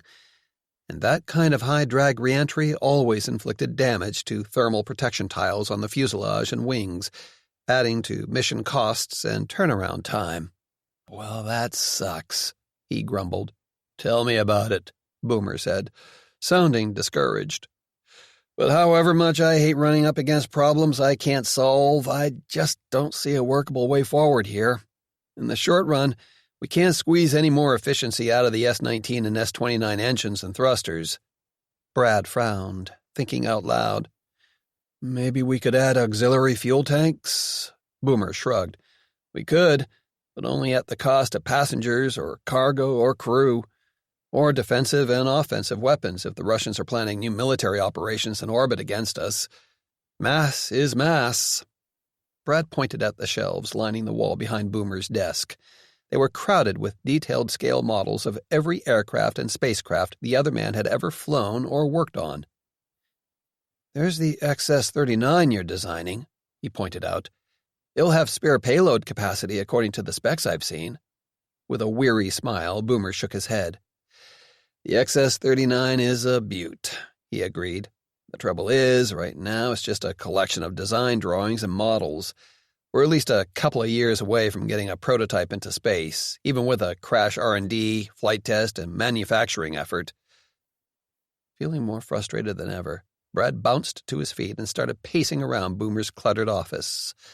All his life, he'd had a hard time sitting still, especially when he was thinking hard. As far as he was concerned, Rodin's famous sculpture, The Thinker, just showed a guy who looked constipated. Maybe, he mused, anyone who honestly tried to capture the process of real thought in solid stone should finish up with the blurred, impressionistic shape of a man in motion. The high-pitched sound of two powerful jet engines spooling up broke in on his distracted thoughts. Drawn to the sound like a moth to the flame, Brad turned around to stare out a window that overlooked McClanahan Industrial Airport's main runway. He froze for one brief instant, pinned in place by a sudden burst of inspiration as it flashed through his restless mind. Then he swung back again, unable to control a wild, shit-eating grin. "What if I told you the solution to our problem is out there right now, just staring us in the face?" Curious now, Boomer got up from behind his desk and came over. "Yes, so what have I missed?" Brad nodded toward the runway, where a twin-engine Boeing 767 airliner was preparing for takeoff. It was one of the modified aircraft Skymasters used as aerial refueling tankers for the S-series spaceplanes after they took off and climbed to 35,000 feet. To make sure the spaceplanes had enough fuel for the rest of the mission, it was standard practice to top off their tanks before they lit their scramjets and rocketed into orbit. Impatiently, Boomer shook his head. Nice try, Brad. But there's no way we can pump in more fuel from those 767s, not without completely rejiggering the cargo hold and fuel system to cram in additional tankage. And even then, we'd still be sacrificing payload capacity we need." Brad's grin grew even wider. "You are being way too literal here, Dr. Noble." He tapped the window. "I'm not talking about that 767 in particular. I'm talking about the whole concept of in-flight refueling. Transferring fuel from one aircraft to another is an old game, so why not try the same thing in space?" For a long moment, Boomer just stared at him. Then he looked again at the big tanker aircraft taxiing past on the runway, and back to one of the cutaway scale models behind his desk, this one an S-29 Shadow. His eyes narrowed in concentration while he worked through rapid-fire mental estimates of payload mass and necessary equipment modifications. Slowly at first, and then faster, an answering smile spread across his face. "You know, Brad," he said with growing excitement, "that could actually work." 11. Neutral Buoyancy Laboratory, Johnson Space Center, Houston, Texas, the next day. NASA's Neutral Buoyancy Laboratory occupied the core of a large white warehouse-like building, the Sonny Carter Training Facility, located about 10 miles southeast of Houston and right on the edge of Ellington Airport. Essentially, the NBL was an enormous indoor swimming pool. More than 200 feet long, 100 feet wide, and 4 stories deep, the tank held over 6 million gallons of water. Full-scale mock-ups of old International Space Station modules and newer spacecraft were submerged at different points below the surface. While it was not a perfect simulation of the microgravity experienced in Earth orbit, training in the giant pool had allowed NASA astronauts to practice complex EVA maneuvers and tasks before flying missions aboard its now retired space shuttles or aboard the ISS. Now it was being leased by Skymasters, both to train its own spaceplane crews and for what Jason Richter, the company's CEO and chief inventor, euphemistically called Special Technology Development Research. Today, two of Sky Master's best customers were here to view Richter's most recent invention. Awkwardly, Patrick McClanahan climbed down from a black Cadillac Escalade and into the sweltering heat of a southeast Texas afternoon. With Kevin Martindale at his elbow, he headed into the large air-conditioned building. Two of the former president's bodyguards trailed along close behind. Patrick walked rather stiffly, like an elderly man afflicted with osteoarthritis. The motor-driven leaf exoskeleton and attached life support pack he wore could keep him alive, but they would never make him graceful. Not that he would ever have been mistaken for Gene Kelly before he had been hurt, he thought wryly. Inside the massive NASA facility, they climbed a staircase up to the main pool deck and stopped to get their bearings. All around them, the neutral buoyancy lab was a hive of activity. Small groups of technicians in jeans and short-sleeved polo shirts were busy at various places throughout the huge building, working on different types of equipment or helping trainees into cumbersome EVA suits. Divers wearing wetsuits bobbed at the water's edge, ready to submerge and assist them at a moment's notice. In skybox-like control rooms fixed above the pool, teams of scientists and engineers monitored each practice session. "Where, oh, where is Dr. Richter?" Martindale said quietly in his ear. "I do hope he remembers that he asked us to come here today." Patrick smiled. Jason Richter had a deserved reputation as both a brilliant cybernetics engineer and a superb high-technology project manager. He had an equally well-earned reputation for occasionally losing all track of time while ironing out the bugs and pieces of prototype hardware. Working with, and, from all accounts, sleeping with the elegant, highly focused Helen Kadiri, Sky Master's president, had rubbed off some of his rougher edges. But there were still moments when Jason was more of the geeky tech wizard than the buttoned-down corporate executive. "General McClanahan, Mr. President," he heard, and turned to see the tall, fit-looking Richter headed their way at a fast clip. The other man looked ready to burst with enthusiasm. "Brace yourself," Patrick murmured to Martindale. "My guess is that we're about to be shown the world's 8th great wonder." "And offered the chance to buy it, no doubt," Martindale agreed dryly. "Hey, glad you guys could make it," Richter told them with a broad grin when he joined them. He looked Patrick up and down. "It looks like that leaf we designed and built for you is ticking over okay." "I'm still breathing," Patrick acknowledged gratefully. He chuckled, "even if I don't get asked to dance very often." Richter nodded seriously. "Sorry about that. I know the software interface between the exoskeleton servos and the other hardware is a little rough." He pulled at his chin. "You know, we might be able to tweak that some. If you could set aside just a day or two to come to the lab, we could run a few tests and—" "Excuse me, Dr. Richter?" Martindale interrupted politely, though with the faintest hint of an edge to his voice. "But I believe you wanted to demonstrate some sort of revolutionary new space hardware for us?" The other man visibly dragged his mind away from the complex problem of improving the leaf's mobility and back to the present. "That I do, Mr. President," he agreed, grinning again. He guided them over to the edge of the neutral buoyancy lab tank. "You came at the perfect time. We're right in the middle of an operational systems test, and I'm betting a huge portion of the Sky Master's R&D budget that you'll be mightily impressed by what you see." More curious than ever, Patrick peered down into the blue-tinted depths. There, near the bottom of the enormous pool, he saw 3 strange machines maneuvering slowly around what appeared to be a space station module. They were egg-shaped spheroids, about 9 feet tall and a little under 8 feet in diameter at their widest point. The spheroids were equipped with several mechanical limbs ending in flexible appendages that resembled large articulated metal fingers. Dozens of tiny thruster nozzles studded surfaces covered in advanced composite materials. "Dr. Richter?" Martindale asked slowly. "Just what the devil are those machines?" "They're a newly developed variant of CIDs, our cybernetic infantry devices," the other man said proudly. Patrick raised an eyebrow in disbelief. CIDs were combat robots, 12-foot-tall human-piloted machines with 2 arms, 2 legs, and a 6-sided head equipped with a wide range of advanced sensors. Covered in highly resistant composite armor, their powered exoskeletons were faster and stronger than any 10 men combined.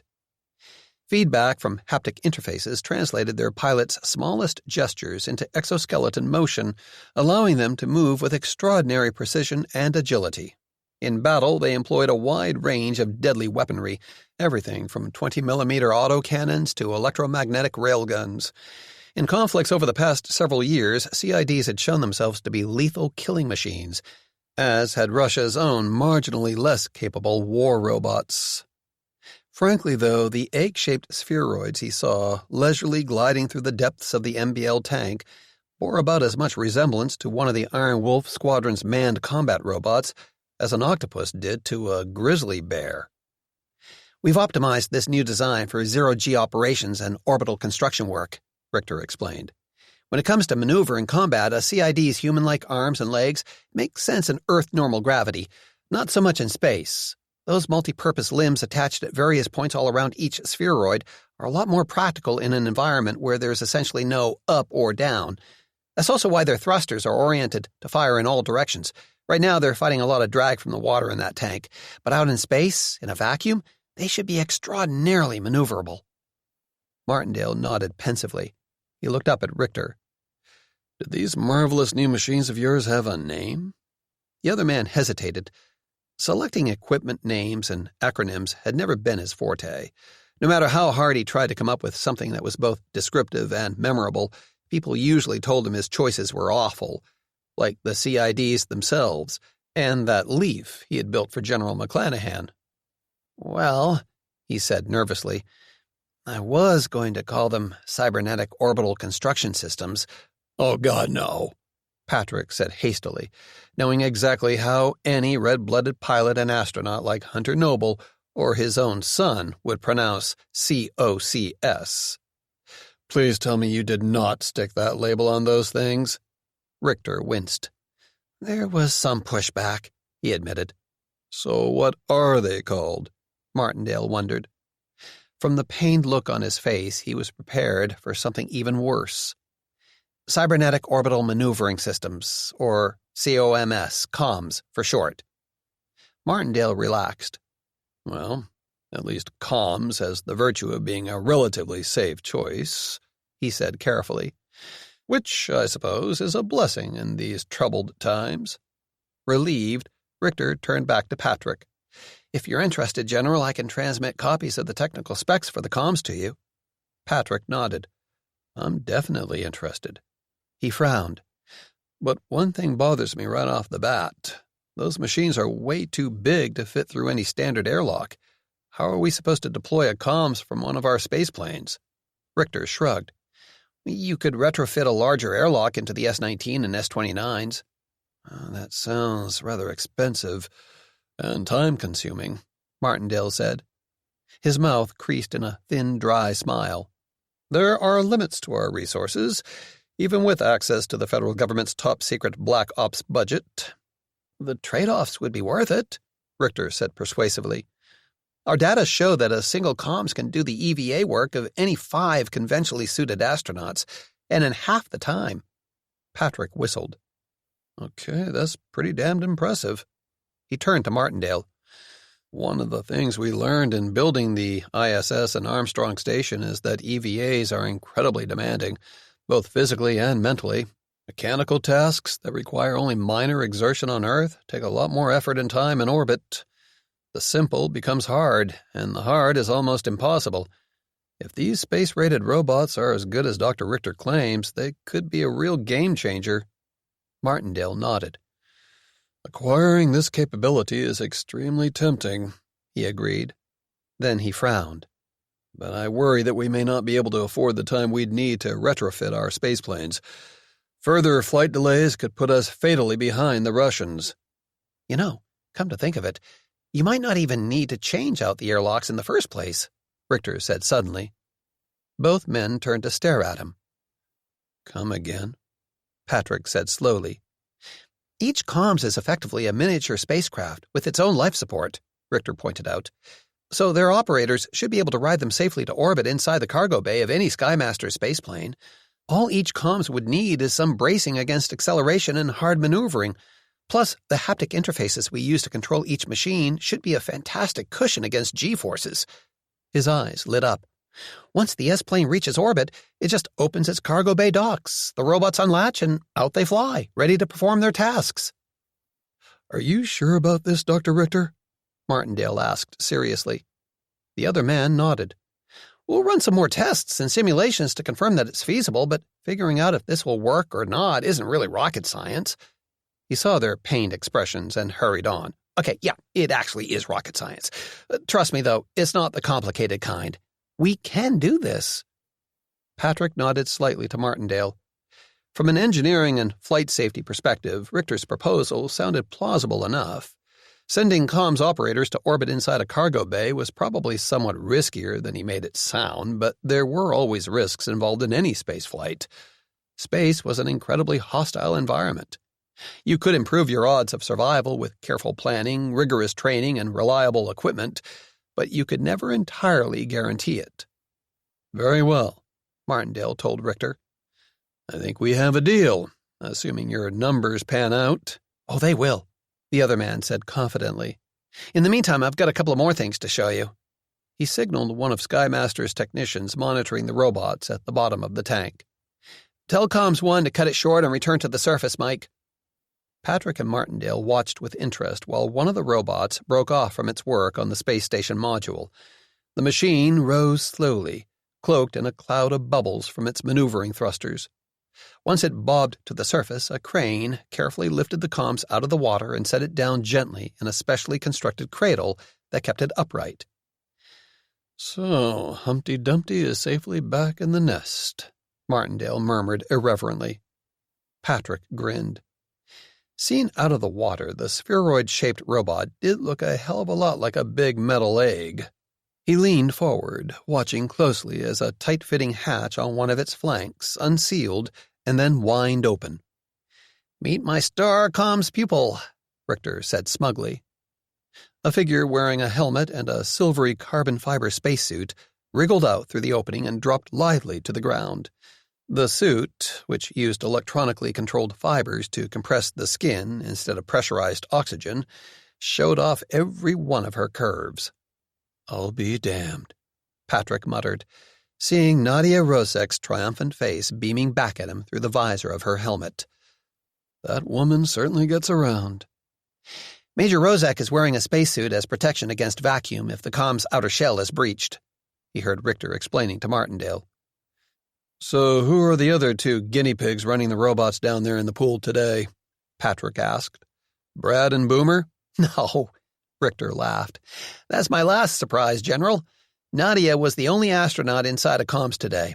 Between data links, the power of each machine's haptic interface and computer, and the advanced autonomous systems we've built into these robots, a skilled operator can pilot up to 3 machines simultaneously, using one for intricate tasks while the others handle easier or more repetitive work." Patrick stared at him. "You're not bullshitting me?" "Not in the slightest," Richter replied. Astounded, Patrick looked back at the strange-looking machine resting quietly on its cradle. Calling the cybernetic orbital maneuvering system revolutionary was almost an understatement, he decided. Sooner or later, humans were bound to rebuild permanent structures in Earth orbit, and when they did, this new technology would give Skymasters and the United States and all their other allies an enormous competitive advantage. 12. Tsilkovskaya Station Security Checkpoint, Star City, Russia, a few days later.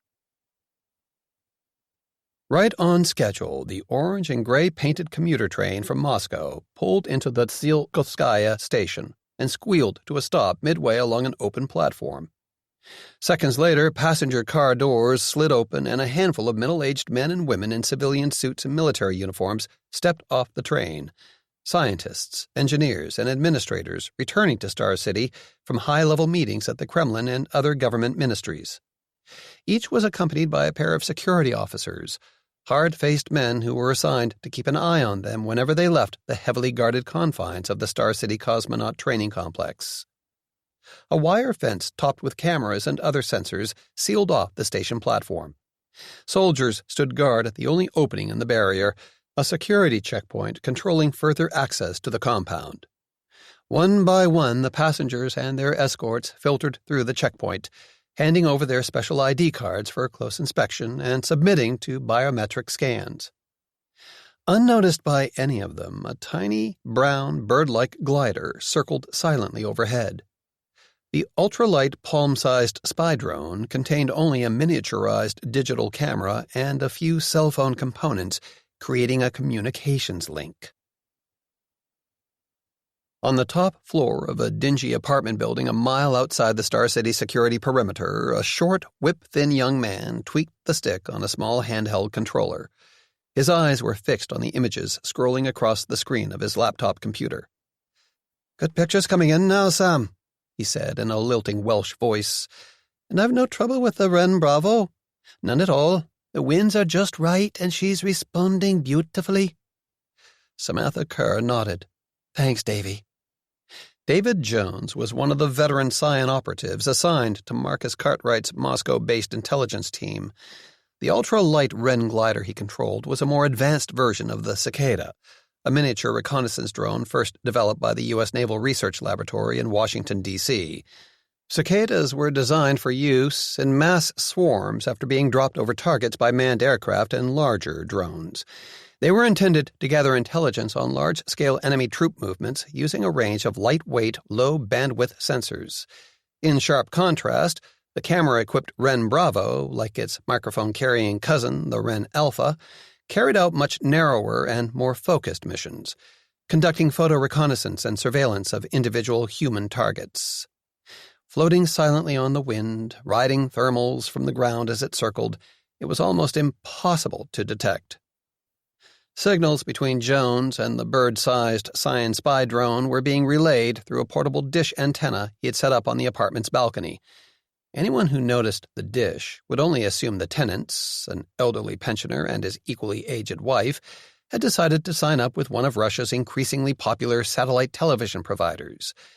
Right now, though, the old couple was enjoying a rare vacation trip to the Black Sea, courtesy of the large sum of cash Sam had paid to rent their small, cramped flat.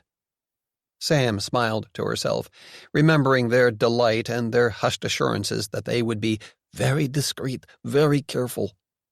It was obvious they assumed she was a high-class prostitute who wanted to use their flat as a rendezvous for clients who worked inside Star City. She'd been very careful not to disabuse them of the notion.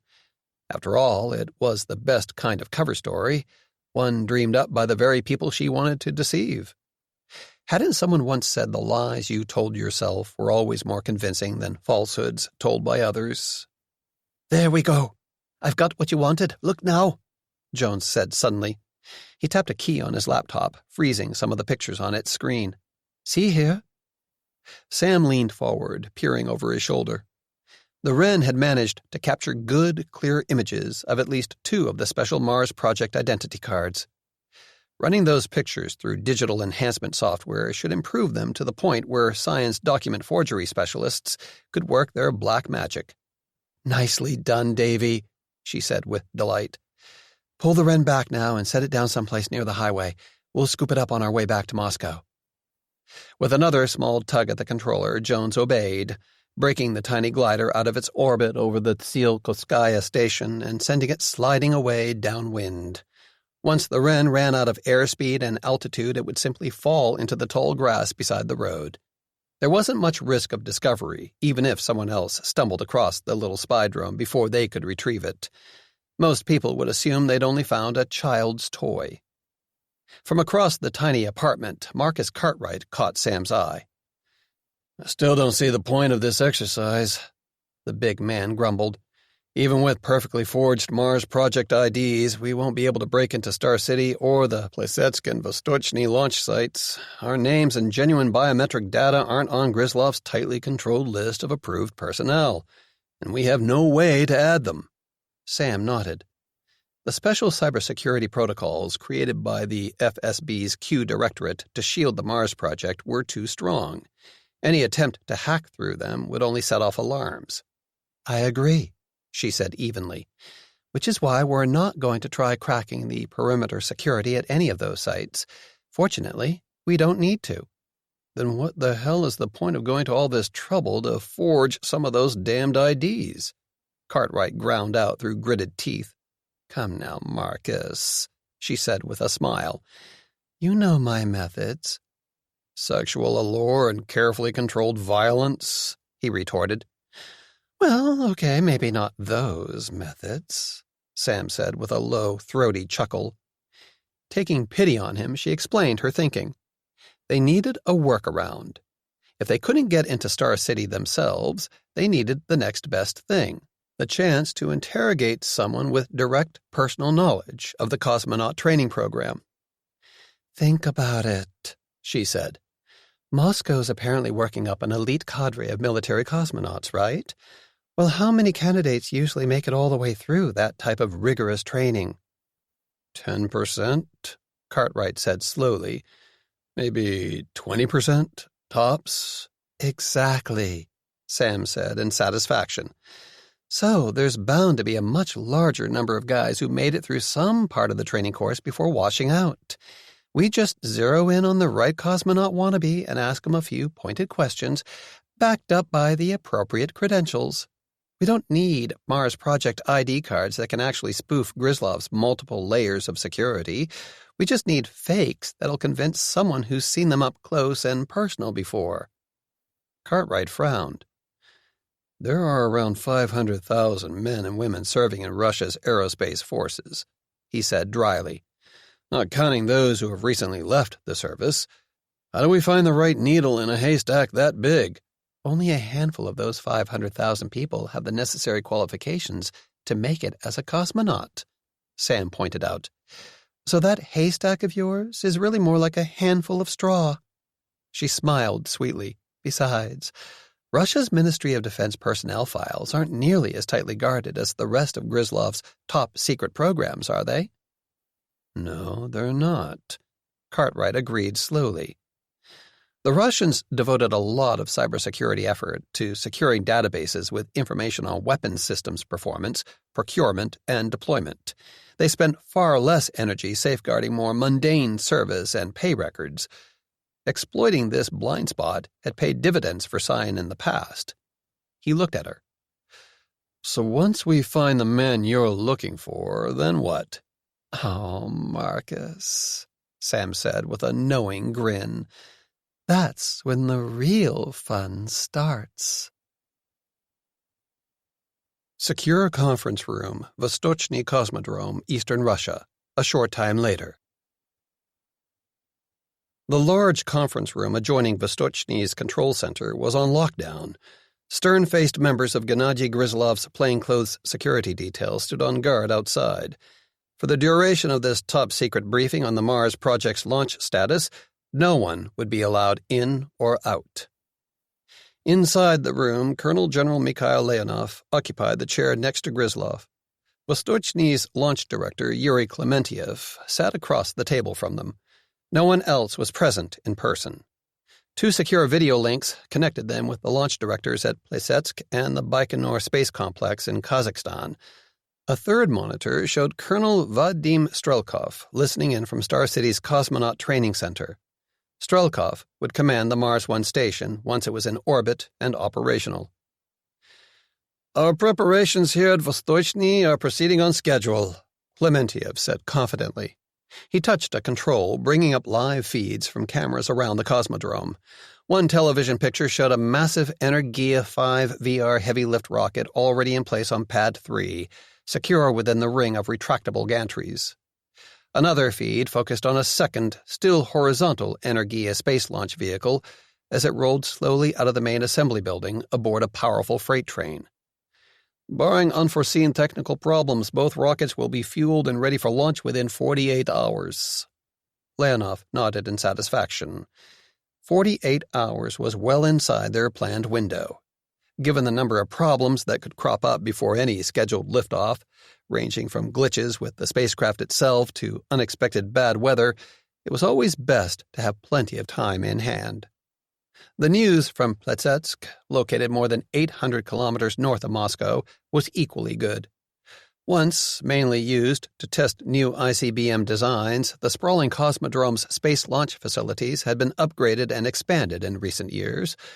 4 rockets, 2 more big heavy-lift Energia 5 VRs, and 2 smaller medium-lift Angara A5s were either in position, ready for launch, or moving out to the pads.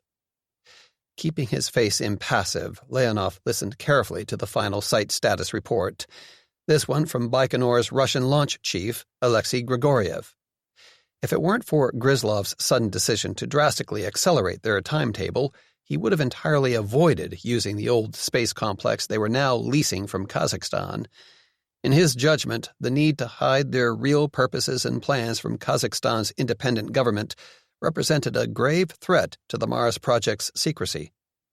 Kazakhstan's leaders were too interested in developing closer economic ties with both the People's Republic of China and the United States to be wholly reliable allies.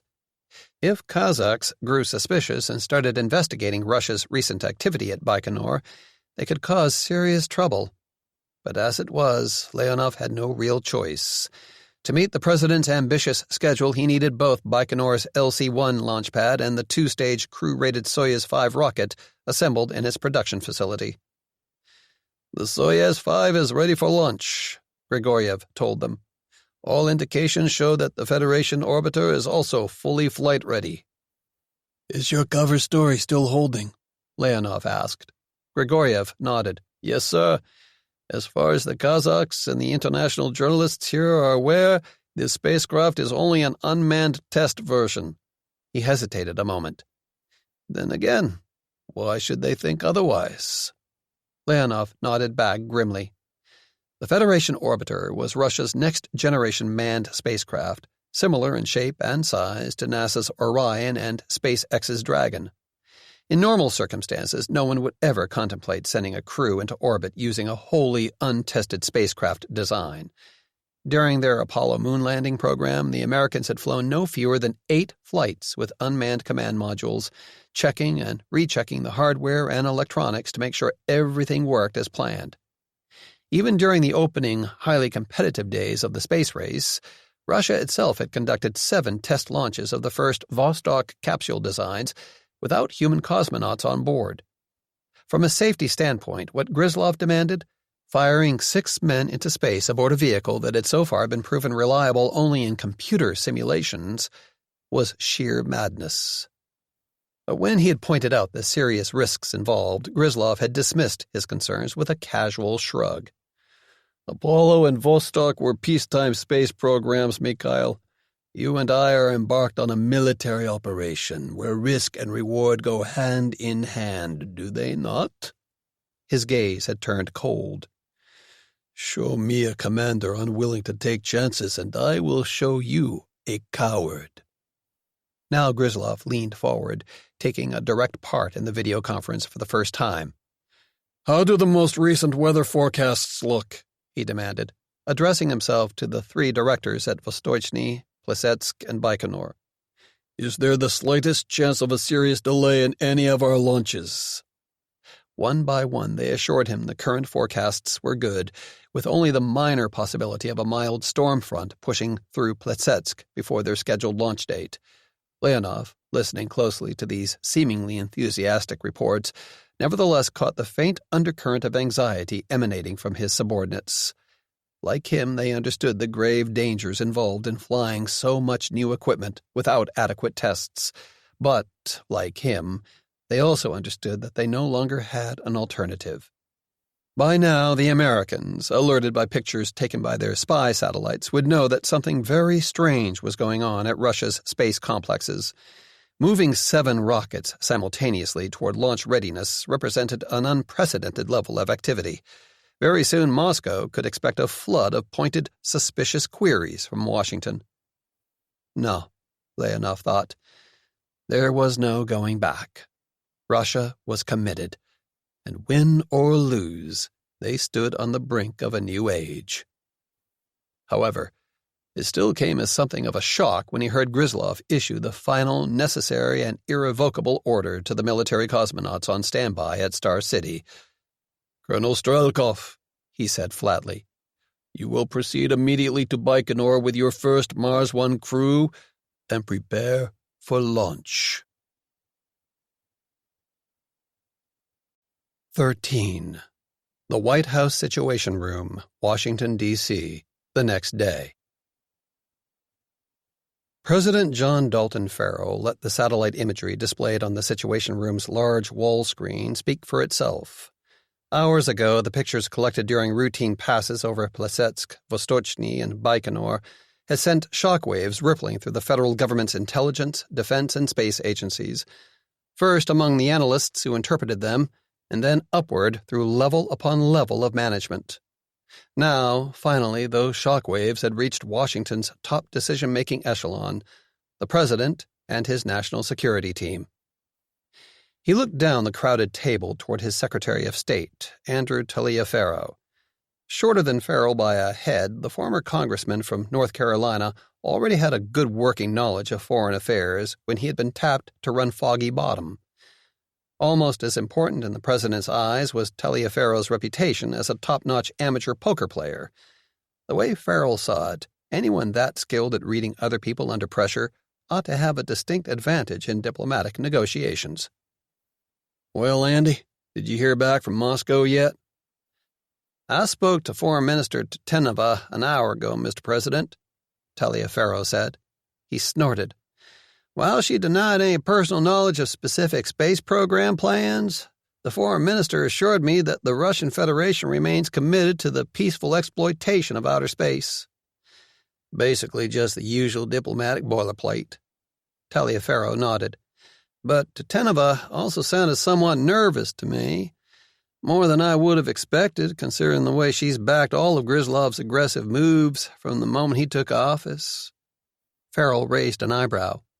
That was interesting, and worrying, too. As Russia's chief diplomat, Daria Tatenova was famous for her uncompromising willingness to defend her leader's actions, no matter how far they strayed outside diplomatic norms and the rule of international law. Her slashing verbal attacks on the United States, Poland, and other Western allies, both in public forums like the UN Security Council and in private talks, were equally notorious. So what did it mean if one of Grislov's closest political allies, a woman even rumored to be his mistress, was so obviously on edge about whatever he was doing? Frowning, Farrell glanced at his White House science advisor, Dr. Lawrence Dawson. "Any luck with Roscosmos, Lawrence?" Roscosmos was the government megacorporation in charge of Russia's civilian space program. "I reached out to Director Polikarpov," the tall, rail-thin astrophysicist said dryly. "He was not very helpful. When I asked him why they were prepping so many space vehicles at one time, he claimed it was nothing more than random chance, the result of their new Energia program ramping up to the next phase of flight testing earlier than expected at the same time as other, older rockets were scheduled to carry replacement communication satellites into orbit." He shook his head in disgust. "In my former academic life, I flunked many undergraduates who came to me with far more plausible excuses." Farrell shared his science advisor's assessment. Polikarpov's explanation had the distinctive odor of "the dog ate my homework" about it. He looked around the table and focused on the pragmatic, gray-haired woman he had named to head the CIA. Unlike the incompetent but telegenic nonentity Stacey Ann Barbeau had foisted on Langley, Elizabeth Hildebrand was a talented, hard-working intelligence service professional with decades of experience in both analysis and operations. "Anything to add here, Liz?" Hildebrand shrugged. "Not as much as I would like, Mr. President," she admitted. "Our human networks inside Russia are virtually non-existent at the moment. Until we can recruit new sources, which could take years, my analysts are largely dependent on what they can glean from satellites and signals intelligence, or even from trying to read between the lines in public news sources." Farrell nodded sympathetically. Even under competent leadership, human intelligence, the art of recruiting and running agents, had never been the strongest suit of America's different intelligence agencies. That was part of the reason he had reached out to Kevin Martindale and Sion for help right after taking the oath of office. Nevertheless, he judged it would be useful to hear the CIA's views. After all, even a blind squirrel could find a nut once in a while. Taking that as a given, he pressed her gently. How do your people see this? Their general view is that the Russians may be feeling pressured by the recent successes of our American private space enterprises, and also by your determination to bring the Skymaster's spaceplanes back into active service. The consensus is that Moscow is planning a space spectacular of its own to capture the imagination of the world and the interest of potential commercial customers. A spectacular, Farrell repeated flatly. He nodded his chin at the satellite pictures still frozen on the Situation Room's big screen. Like firing off those 7 rockets from 3 different launch complexes? Quite possibly, the CIA director agreed. According to stories circulating in the trade press and on some of the more reliable space news blogs, the Russians hope to radically compress their historically slow development and test cycle for new space hardware, especially those Energia heavy lift rockets and their advanced Federation crew capsule. Launching so many rockets in such a short time would also demonstrate their ability to outbuild and outfly NASA or any other potential Western competitor. She shrugged. Those reports do seem to match up with what our satellites are seeing.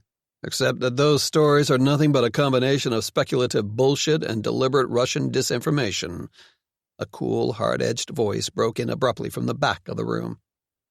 Around the table, startled faces turned toward the man who had spoken out so bluntly. Farrell hid a grin. He had been warned that Patrick McClanahan had both a flair for the dramatic and a take-no-prisoners attitude when it came to shredding arguments with which he disagreed. "Go on, General," he said with a small nod. "What are we missing?" Servos whining softly, Patrick stood up and stalked over to the screen. "You're all forgetting just who you're dealing with," he said forcefully. "Gennady Grizlov doesn't give a damn about space commerce. He's focused on one thing and one thing only, achieving global domination through overwhelming military superiority." "Relying so heavily on perceived motivations can be a risky exercise, General," Elizabeth Hildebrand said carefully. "In the long run, it's usually wiser to assess an opponent's capabilities and go from there." "Sure. And that's the other thing you're missing," Patrick said. He waved an exoskeleton-cradled hand at satellite photos on the screen. "Everyone's fixated on the rockets waiting out on those launch pads, but those rockets don't matter a damn. Not in the end. They're just transportation. Their primary purpose is moving payload from the Earth's surface into orbit." His expression was bleak. "Payload is what counts, and right now it sure as hell looks like Grizlov is poised and ready to put 400-plus tons of payload into low Earth orbit, all in only days or maybe even just hours." Farrell saw Lawrence Dawson's eyes widen in amazement. 400 tons of payload capacity, the science advisor mused slowly. "That is extraordinary. It required roughly that much mass to build the old International Space Station." His observation drew low whistles of dismay from around the long table. It had taken dozens of separate rocket and space shuttle launches over more than a decade to assemble the ISS. Learning that the Russians might be able to replicate that grueling feat in a matter of days was sobering, to say the least. Farrell felt cold suddenly. He turned to Patrick. "Isn't that also about the same size as our old Armstrong military space station, the Silver Tower, General?" Steadily, Patrick looked back at him. "Yes, sir, it is." He shook his head. "And that's what has me scared." Baikonur Cosmodrome, Kazakhstan, that same time. For more than 60 years, the silence of the desert steppe around Baikonur had been broken periodically by the crackling roar of powerful rockets as they soared toward space, or by shattering explosions when launches failed. Built by the Soviet government at enormous expense and amid tight security, the huge Baikonur complex was a sprawling labyrinth of 9 separate launch complexes, 2 airfields, and dozens of buildings dedicated to vehicle assembly and cryogenic fuels production. A network of 5-foot-gauge industrial railroad tracks tied all these facilities together. Seen from above, the soil around Baikonur was a colored patchwork of browns, off-whites, rusts, and pale ghostly blues. Toxic chemicals draining from thousands of spent rocket stages had stained them forever. Sunlight glittered off mounds of contaminated scrap metal. Looking down from the twin-engine Mi-8 helicopter ferrying his six-man Mars 1 crew north from Crimea Airport, Colonel Vadim Strelkov supposed he should see some bitter irony in the desolation wrought here by man's efforts to escape the very planet that had given birth to humanity. As it was, he only felt impatient to arrive at their destination. They were heading for Baikonur Pad LC-1, called Gagarin's Start, because Yuri Gagarin's historic first manned spaceflight had lifted off from there 60 years before. Leave irony to the poets, he thought. They had time to waste on non-essentials. He had none.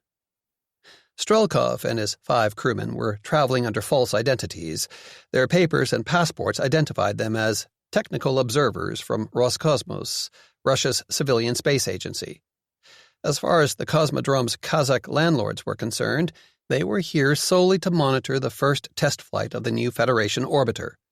By the time they learned otherwise, it would be too late. Strelkov and his cosmonauts would be safely in space, far beyond the reach of any earthbound authority. Or dead, he reminded himself coldly. True, the Federation spacecraft was a beautifully designed machine. But, like any highly complex device, the orbiter depended on the perfect functioning of tens of thousands of interconnected mechanical parts and electronic systems. If too many of them failed under the stress of launch or on exposure to the hostile environment of space, what had been a working spacecraft would instead become one of humanity's most expensive coffins. Following in Gagarin's footsteps, Russian cosmonauts had developed a host of elaborate superstitious traditions to allay their fears, doing everything from planting trees and signing hotel doors to taking a piss against the back tires of the bus that brought them to the launch site. Unfortunately, Strelkov and his crew could not take solace in those customary protections against accident or bad luck before their own liftoff. The need to keep their mission secret was paramount, outweighing everything else. They would have to fly naked before the fates. With effort, the colonel pushed aside these sudden gloomy thoughts. One side of his taut face twitched in a crooked smile. What would be, would be. Perhaps not quite as the Allah of the Arabs willed, but just as certainly as decreed by Gennady Grizlov of the Russians. Where it counted, he knew Colonel General Leonov shared his private concerns about this sudden rush to make the Mars project operational ahead of schedule. Ultimately, though, none of that mattered. Both of them were patriots and dedicated soldiers, so both of them would obey their orders, no matter what the cost. Through his headphones, Strelkov heard the co-pilot conversing with Baikonur ground security, exchanging code letters gleaned from a codebook that was updated daily. When the interchange ended, the co-pilot reported on intercom, "Pad LC-1 in sight, Colonel. We have been cleared for approach." Intently, Strelkov peered forward through the cockpit windscreen. There, only a few kilometers off, he could see the Soyuz 5 rocket that would carry them into orbit, a slender 60-meter-high spire of gray, orange, and white gleaming brightly under the harsh desert sun. For now, it was restrained in a web of gantries, fueling towers, and other support structures. Closing fast, the helicopter veered away from the launch pad itself. Instead, it headed toward a nearby collection of buildings and settled lower in a swirling cloud of rotor-blown dust and sand.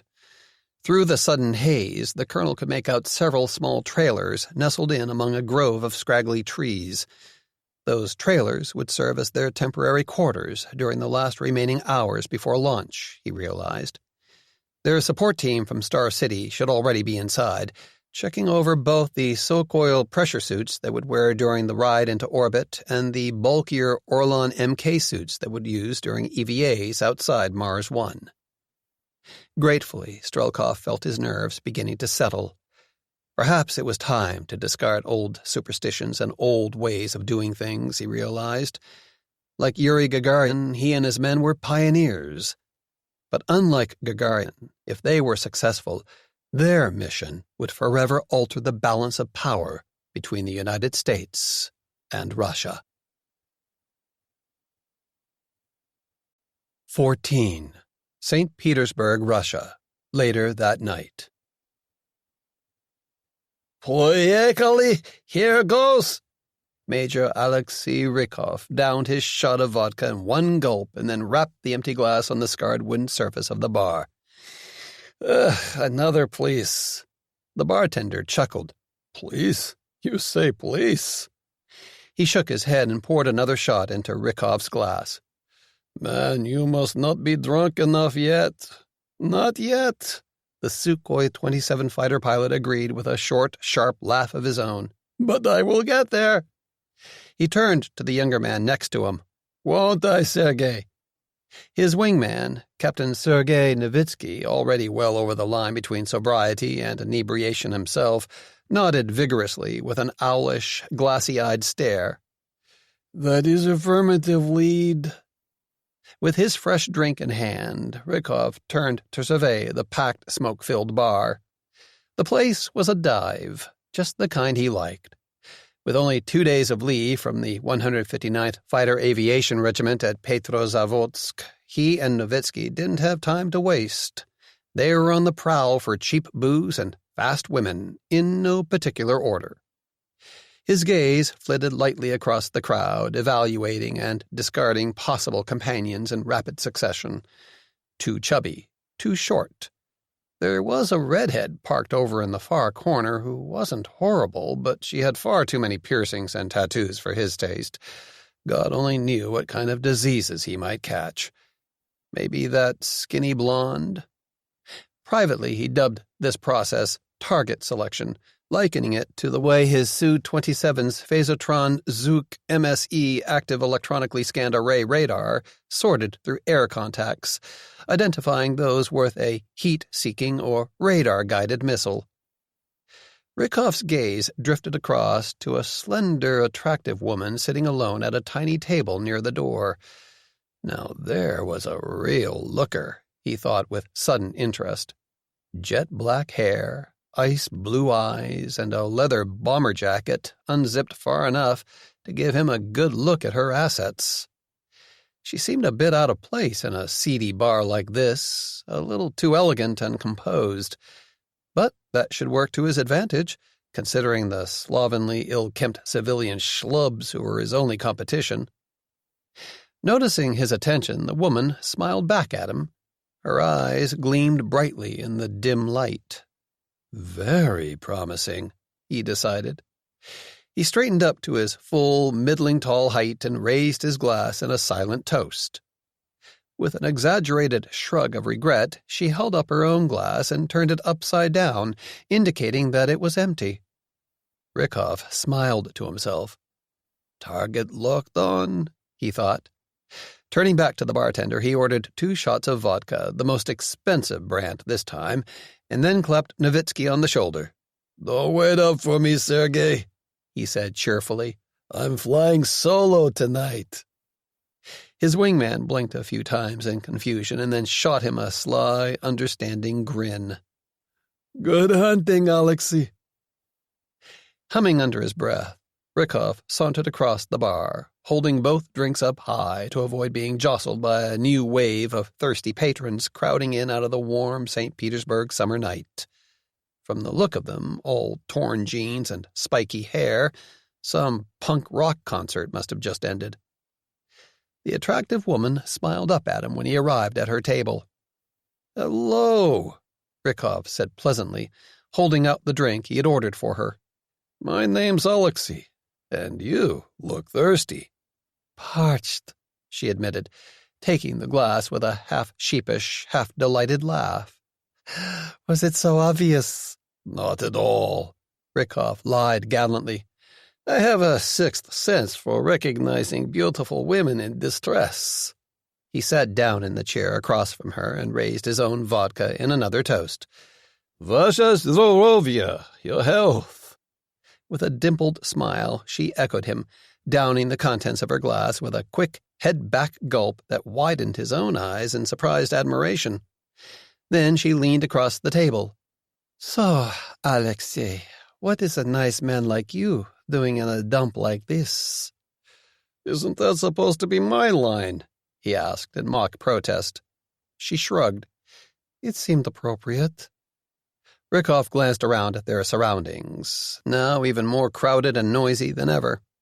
Clouds of acrid cigarette smoke coiled across the bar's low ceiling, settling like a fog across the sea of sweating, hard-drinking regulars packed in elbow to elbow. He turned back to her with a wry shrug of his own. "Maybe I'm looking for somewhere nicer." "Me too." She cocked her head to one side. "Interested in finding it together?" "Better and better," Rykov thought with secret glee. Not only was this woman sexy as hell, she wasn't bothering with the usual coy games. He hadn't even had to play his hero of the motherland and fighter pilot cards yet. "Quite interested," he said warmly. "Where do you think we should start looking?" "Well, my car is parked close by," she said with a demure look that didn't fool him at all. "And my apartment is only a short drive away." Delighted at his good fortune, Rykov rose to his feet and chivalrously offered her his hand. "You know, that sounds like an excellent plan." Outside on the sidewalk, she guided him toward a big black Mercedes sedan. But when they drew near, the rear passenger door swung open and a big, grim-faced man in a dark business suit climbed out. Startled, Rykov stopped dead in his tracks. "Hey, what the hell is going on here?" he demanded. "Get in the car, Major Rykov," the woman said coolly. There was no trace of warmth left in her eyes or in her voice. He scowled at her. "Why should I?" "Because my name is Colonel Natalia Talanova, and you are now in preventative state security custody." She fished an identity card out of her bomber jacket for his inspection. "You would be wise not to try my patience." Rykov stared down at it in confusion. The woman he thought he was picking up for some fun, no-strings-attached sex was a senior officer in the FSB's counterintelligence service. Moistening his lips nervously, he looked up into her unsmiling, wholly unsympathetic face. "Look, Colonel, what is this all about?" "You don't know." Talanova raised a skeptical eyebrow. "It seems that someone has been a very, very naughty boy, Alexei. Maybe it was you. Maybe it was someone you know." She nodded toward the big man. "That is what my colleague over there and I intend to discover." Rykov swallowed hard, suddenly feeling very, very sober indeed. There were many unpleasant stories about how the FSB treated suspects it considered uncooperative. He had no desire to find out if any of those whispered tales of beatings and torture were true. This time, when the colonel ordered him into the car, he obeyed without question. An hour outside St. Petersburg, the black Mercedes turned off onto a long gravel road that ran deep into the forest. 2 kilometers farther on, it parked in front of a small wooden cottage, probably once the country dacha of a mid-ranking Communist Party official. A small light glowed dimly behind one curtained window. Otherwise, the house looked as dark and forbidding as the wilderness all around it. Silently, Colonel Talanova and her fellow FSB officer marched Rykov inside and into an empty room at the back of the house. Apart from a plain wooden chair set directly under a bare overhead bulb and a small table along one wall, there was no furniture or any other sign of human habitation. Talanova nodded toward the chair. "Sit down, Major." Numbly, Rykov did as he was told. She moved around to stand in front of him. Her face was mostly in shadow, almost wholly unreadable. Cat quiet, despite his size, the big man moved around to take up a position behind the chair, somewhere close by but out of Rykov's sight. The back of his neck itched. "You do know why you are here, Alexei, don't you?" Talanova said calmly. Desperately, he shook his head. "Honestly, Colonel," he insisted. "I have no idea what all this is about. I'm just a pilot, that's all." She snorted. "Just a pilot." She shook her head. "Try again, Alexei. Ordinary combat aviation officers do not have military service records which contain otherwise unexplained 18-month-long periods of special detached duty." "Oh, shit," Rykov thought, feeling his heart rate accelerate sharply. What had been a bad situation was about to get much, much worse.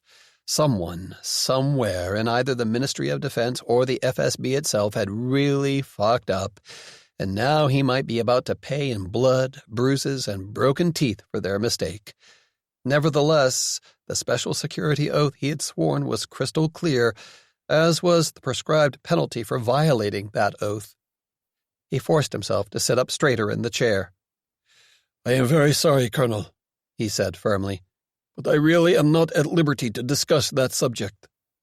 "You think not?" she said, sounding amused. Reaching into her leather jacket again, she tossed him yet another identity card. Rykov looked it over in stunned disbelief. The card confirmed that Colonel Natalia Nikolaevna Talanova held a Level 2 Mars Project clearance, a full level above the one he had been issued as a cosmonaut candidate at Star City. Slowly he breathed out. Why should he be surprised? The FSB, like the KGB before it, involved itself in everything. With a repressed sigh, he handed the card back to her. "Right then," she said briskly. "I don't want to hear any more noble bullshit about how you can't talk about the program, Major. You spent those 18 months of detached duty training to become a cosmonaut. You know it, and I know it." Reluctantly, he nodded. She was right. Commended for his courage, superb technical and analytical abilities, and excellent flying skills, he'd been among those chosen for Colonel General Leonov's rigorous cosmonaut selection and training program. His class had started the course 100 strong. In 2s and 3s over the next months, they'd been whittled away. He had only failed to make the final selection cut by the narrowest of margins. Most of the failed candidates, like him, were sent back to their regular military duties. Several had died in training accidents. Others were probable suicides, the victims of intense psychological pressure and their own undiscovered inner weaknesses. Talanova smiled thinly. "Now we are getting somewhere, Alexei." Her humorless smile faded. "Which brings me to the point of tonight's little excursion to this rather dreary dacha." Rykov swallowed again. "Someone has been talking out of school," she went on coldly. "And as a result, the West's spies may be close to learning what were supposed to be our motherland's most closely guarded secrets." He stared at her. "What?" "That surprises you," Talanova countered. "Of course it does," Rykov grimaced.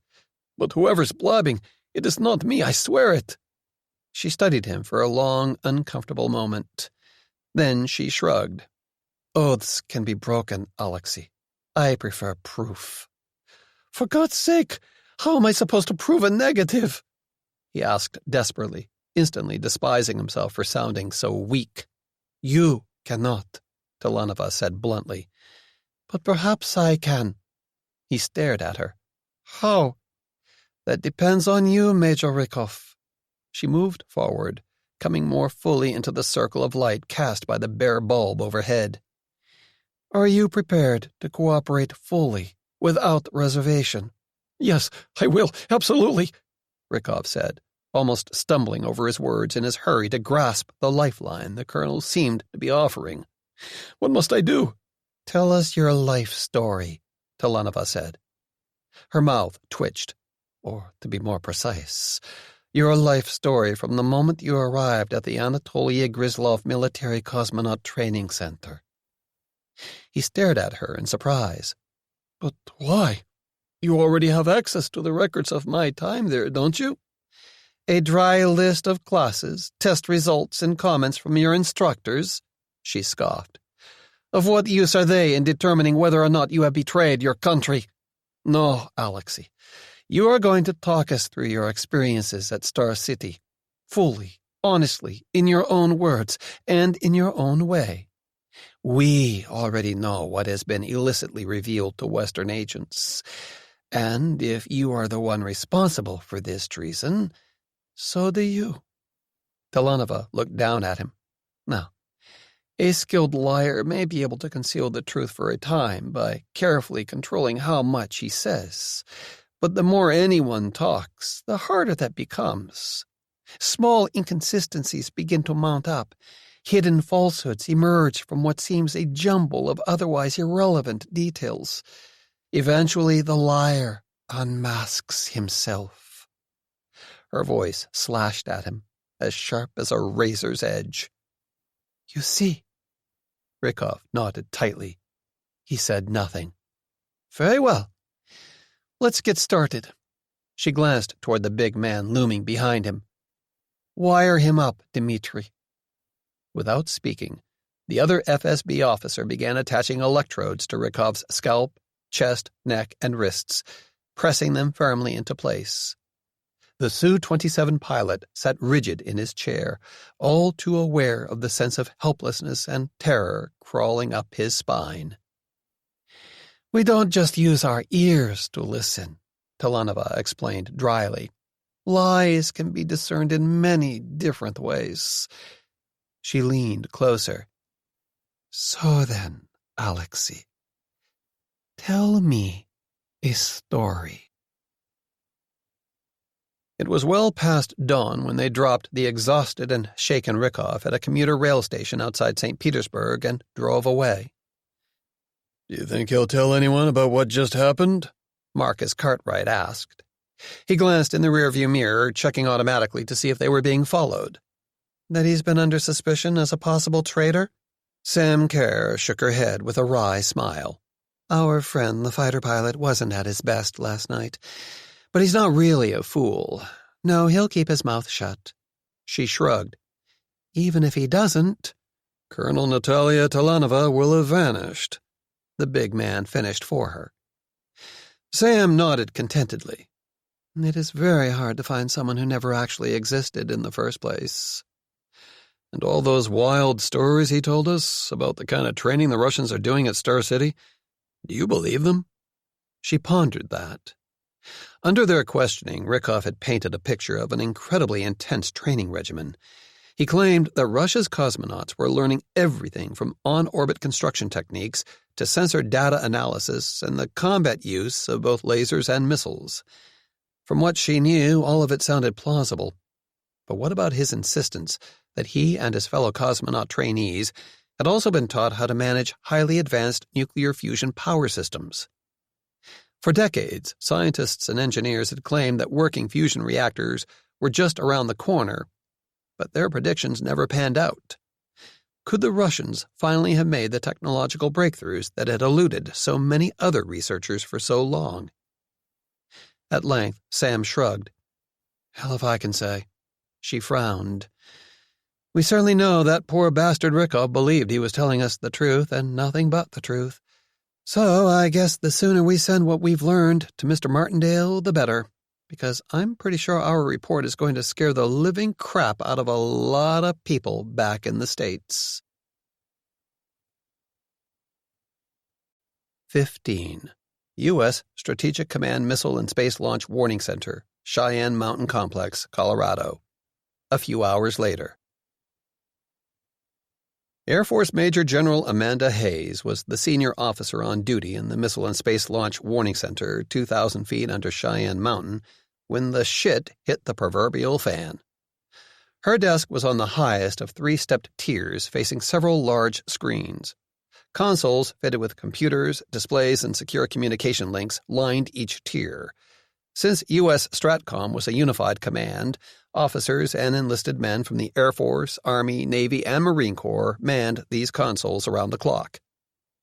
Hayes, a former bomber wing commander, couldn't pretend she enjoyed this assignment very much. She had originally joined the Air Force to fly and to lead other flyers, not to spend her days hunkered down in the bowels of a steel and concrete encased bunker buried far below Cheyenne Mountain. Emerging, blinking into the sunlight after a long night on watch in the warning center always made her feel more like a mole than a steely-eyed aviator. She took a sip of her coffee and glanced again at the large center screen. It displayed a digital map of Russia and its Central Asian neighbors. Suddenly, blinking red icons flashed onto the screen. "Ma'am, Siebers has detected multiple launches from the Russian Federation in Kazakhstan," one of her watch officers reported urgently. Carefully, Hayes set her coffee cup back down. Well, shit. She pulled up the data download from Siebers, the space-based infrared system, a network of 5 missile launch and tracking satellites stationed more than 22,000 miles up in geosynchronous orbit. Their sensors scanned the entire globe, looking for significant heat signatures. Sensitive enough to detect large-scale explosions, plane crashes, and major fires, the satellites were a key component in the U.S. early warning system. Right now, in virtually real time, they were observing 5 separate rocket launches, 2 from Vostochny, 2 from Plesetsk, and 1 from Baikonur.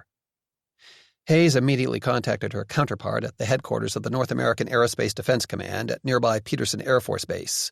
"Charlie, Siebers evaluates these launches as non-ICBM. Do you concur?" Through her headset, she heard the gravelly voice of Canadian Army Brigadier General Charles Costello, the duty controller of the Joint U.S. and Canada Forces Command, responsible for the air defense of North America. "That's affirmative, Amanda. Based on the signatures and current trajectories, we show 2 Energia 5VRs, 2 Angara 5s, and 1 Soyuz 5 heading for Earth orbit. Their trajectories are non-ballistic. Repeat, non-ballistic." Hayes allowed herself to relax slightly. Whatever was going on, at least the Russians weren't firing nuclear-tipped missiles aimed at the United States. These were some of the several medium and heavy-lift space rockets Moscow had been readying for launch over the past several weeks. There were standing orders to cover this development. She tapped a series of key codes into her computer, activating another secure link, this one to the White House. It beeped once and then was answered. "Commander Nishiyama here. Authentication Zulu Bravo 5 Tango." Quickly, she checked the classified duty roster shown on her computer. Commander Thomas Nishiyama, USN, was the presidential military aide currently assigned to carry the nuclear football, the briefcase containing launch codes, retaliatory options, and other emergency procedures. And ZB5T was the personalized authentication code he'd been issued for this shift. Satisfied that she was speaking to the right person, she said, "This is Major General Hayes at U.S. Stratcom. We have a multiple non-ICBM launch event occurring in Russia and Kazakhstan. I need to speak to the president." "Wait one," Nishiyama said. Hayes saw another red icon blink onto the map. "New launch from Plesetsk," one of her subordinates reported after studying the tracking data supplied by their satellites. "We evaluate it as a third Energia 5VR on roughly the same trajectory as those first 2 Angara 5s. Moments later, a familiar voice with a distinct Texas twang sounded in her headset. "General Hayes, this is J.D. Farrell. I understand those Russian sons of bitches are raising a ruckus?" "Yes, Mr. President," she said, finding herself smiling despite the gravity of the situation. Jesus, she thought. What everyone said was true. You could take the boy out of Texas, but you could not take Texas out of the boy.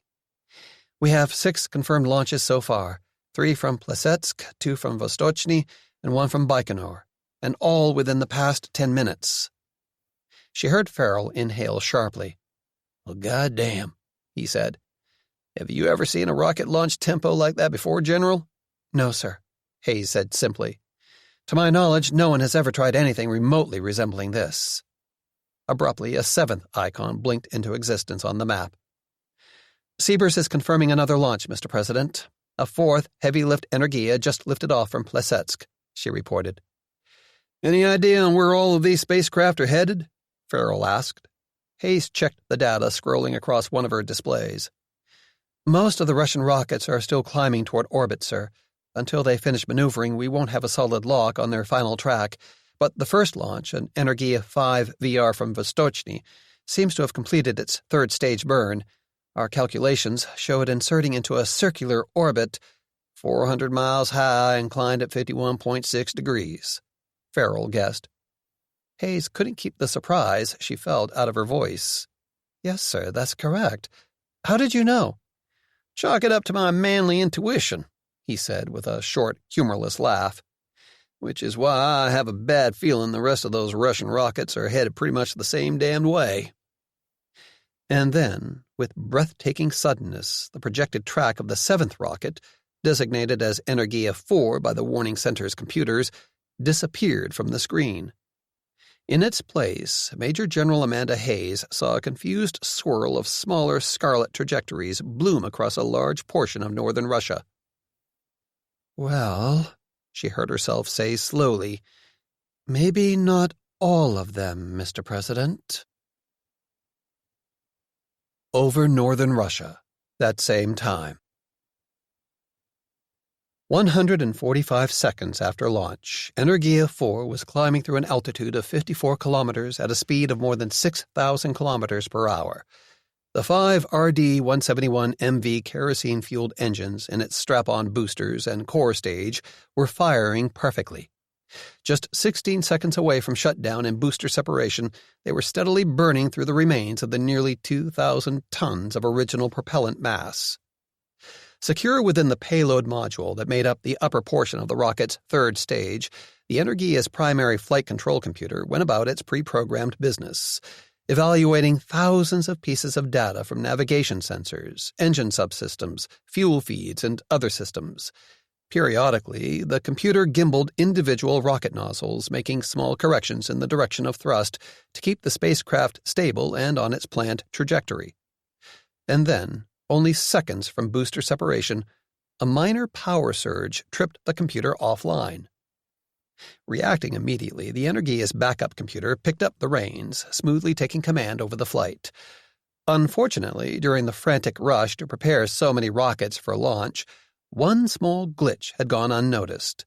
The backup computer's internal clock was set 12 seconds fast. Following its programming, the computer immediately commanded the third stage's 2 RD-0150 liquid hydrogen-fueled engines to fire, while the strap-on boosters and core stage were still attached. Milliseconds later, their white-hot exhaust plumes ripped through the thin metal shell surrounding the core stage's liquid oxygen fuel tank. Instantly, Energia 4 blew apart in a huge explosion that lit the sky over northern Russia. Hurled out of the enormous fireball, thousands of pieces of burning debris rained down. Within minutes, nearly a dozen wildfires were raging across a vast stretch of primeval coniferous forest. Over the central Pacific Ocean, that same time. Energia 1's third-stage fuel tank and payload module coasted silently through space, on course to its intended orbit. Explosive bolts fired in quick puffs of vapor. Their task complete, the 2 spent RD-0150 main engines spiraled away, drifting lower on a trajectory that would eventually cause them to burn up somewhere over the South Atlantic. More explosive bolts detonated, jettisoning fairings, thin sheets of metal, which had protected the module's special radar-absorbent coatings during launch. Years ago, under Colonel General Leonov's direction, Russia's aerospace engineers had come up with several ingenious variations on the Energia 5VR's original third-stage design. Its 2 large internal tanks, one for liquid hydrogen, the other for liquid oxygen, had been drastically reduced in size, leaving room for just enough fuel to reach the right orbit. The remaining space was now allocated to compartments containing deployable solar power arrays, military-grade radars and infrared sensors, retractable weapons mounts, crew living quarters, and life support systems. Seconds later, small valves opened. Plumes of liquid hydrogen and oxygen vented into space, instantly becoming clouds of glittering frozen gas. Once sensors confirmed the module's internal fuel tanks were empty, the valves closed again. Now even those spaces could be used for additional consumables storage. Hundreds of kilometers behind the Energia 1 module, 5 faint, moving specks of light glittered against the infinite blackness, rising slowly above the cloud-dappled curve of the Earth.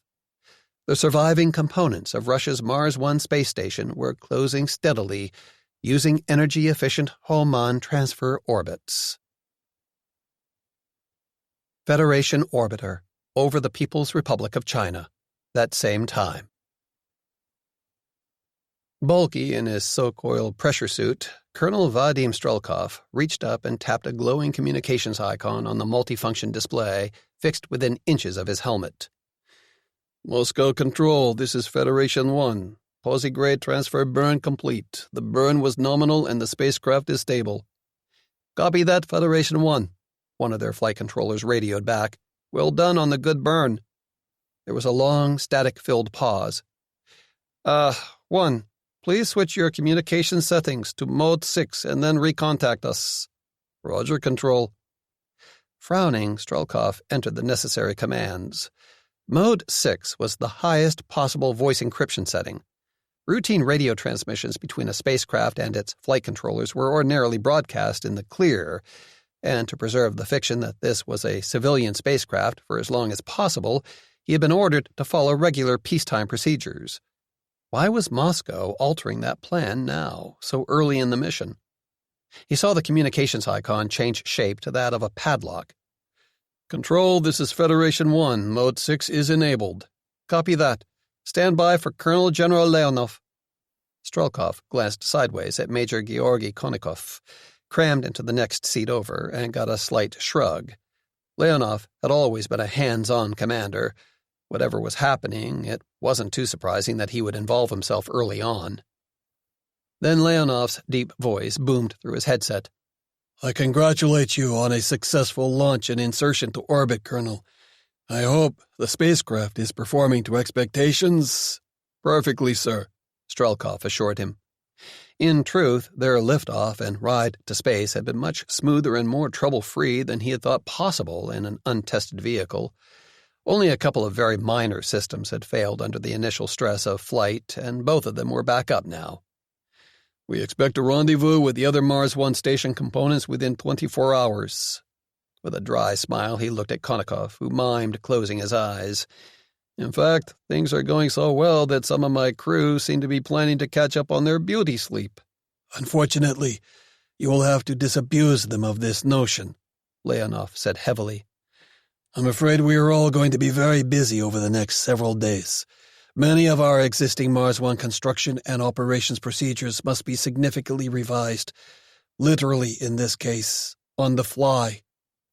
Strapped snugly into the capsule's command seat, Strelkov could not sit bolt upright in shock. That was probably just as well, since he would have only banged his helmet on a bulkhead. Compared to Russia's old Soyuz spacecraft, the Federation orbiter was a technological marvel, but with 6 cosmonauts on board, it was still incredibly cramped. What? We've lost one of the Mars 1 modules, Leonov said bluntly. An Energia 5 VR blew up in flight, approximately 2.5 minutes after launch. Strelkov bit down on an obscenity. He took a couple of short breaths, trying to compose himself. Not that he would be fooling anyone, he knew.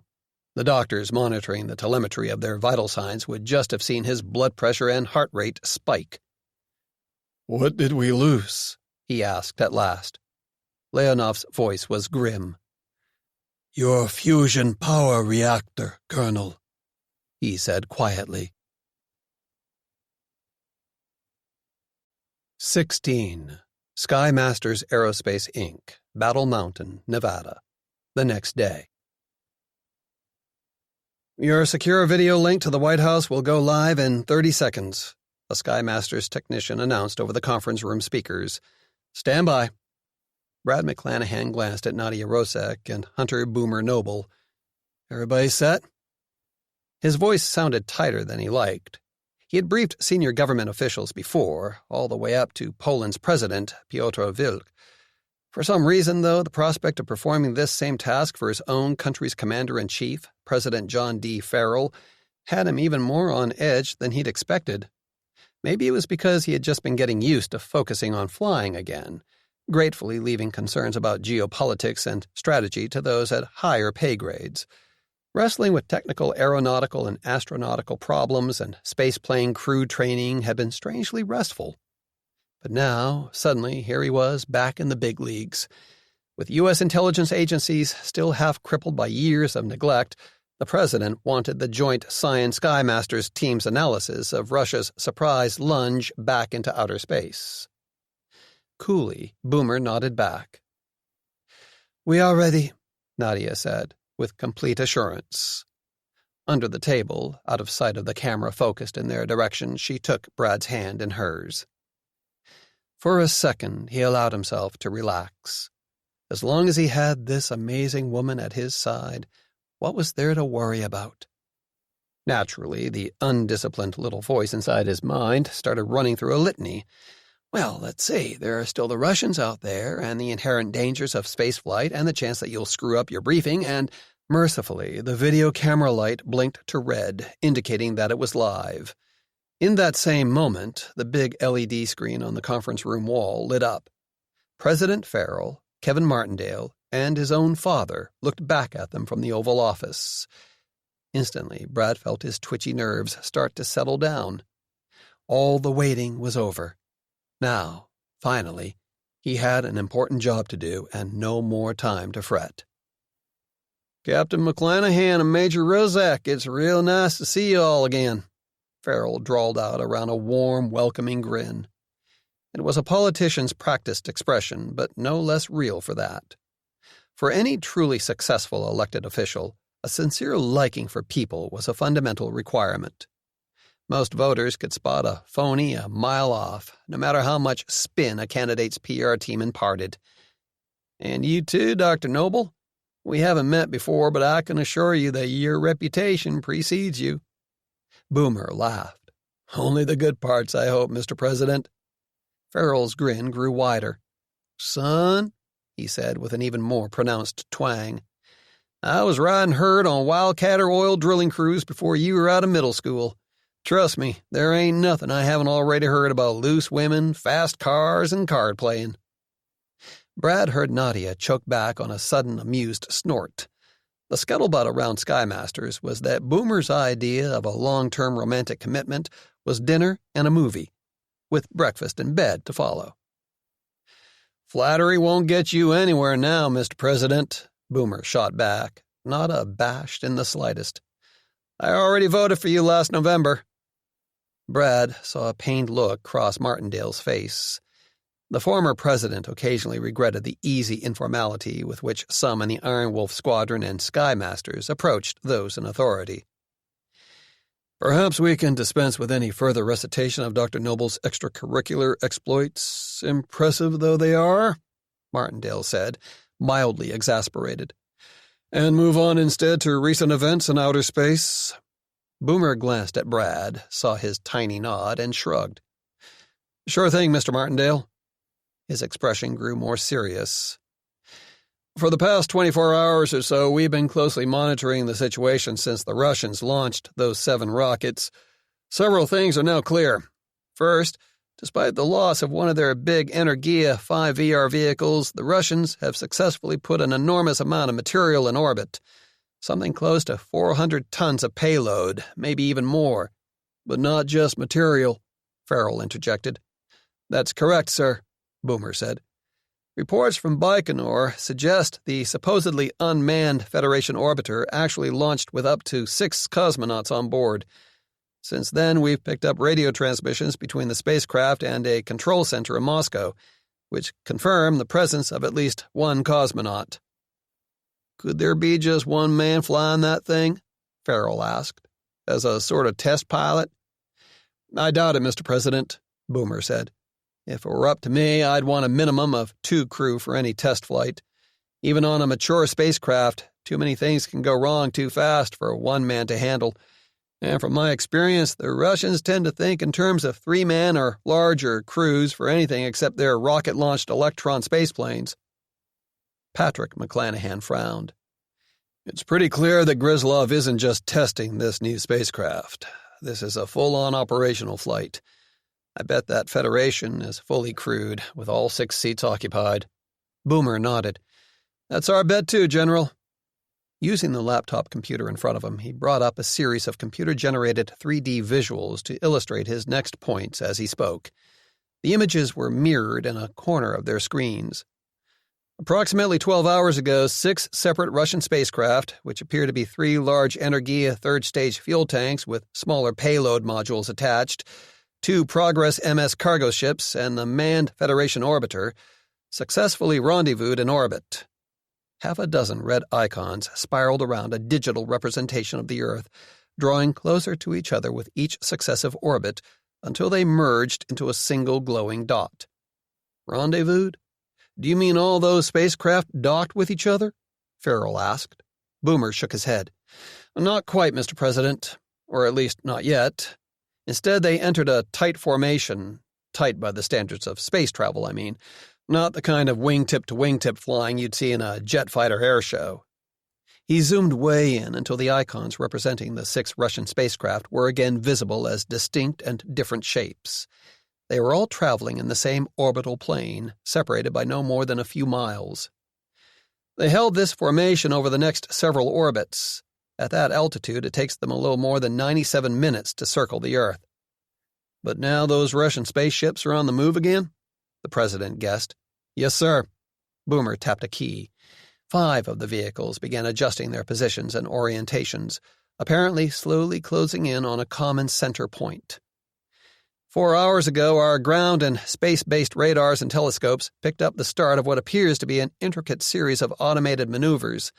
Our analysis indicates these maneuvers are designed to create a single multi-component structure in orbit.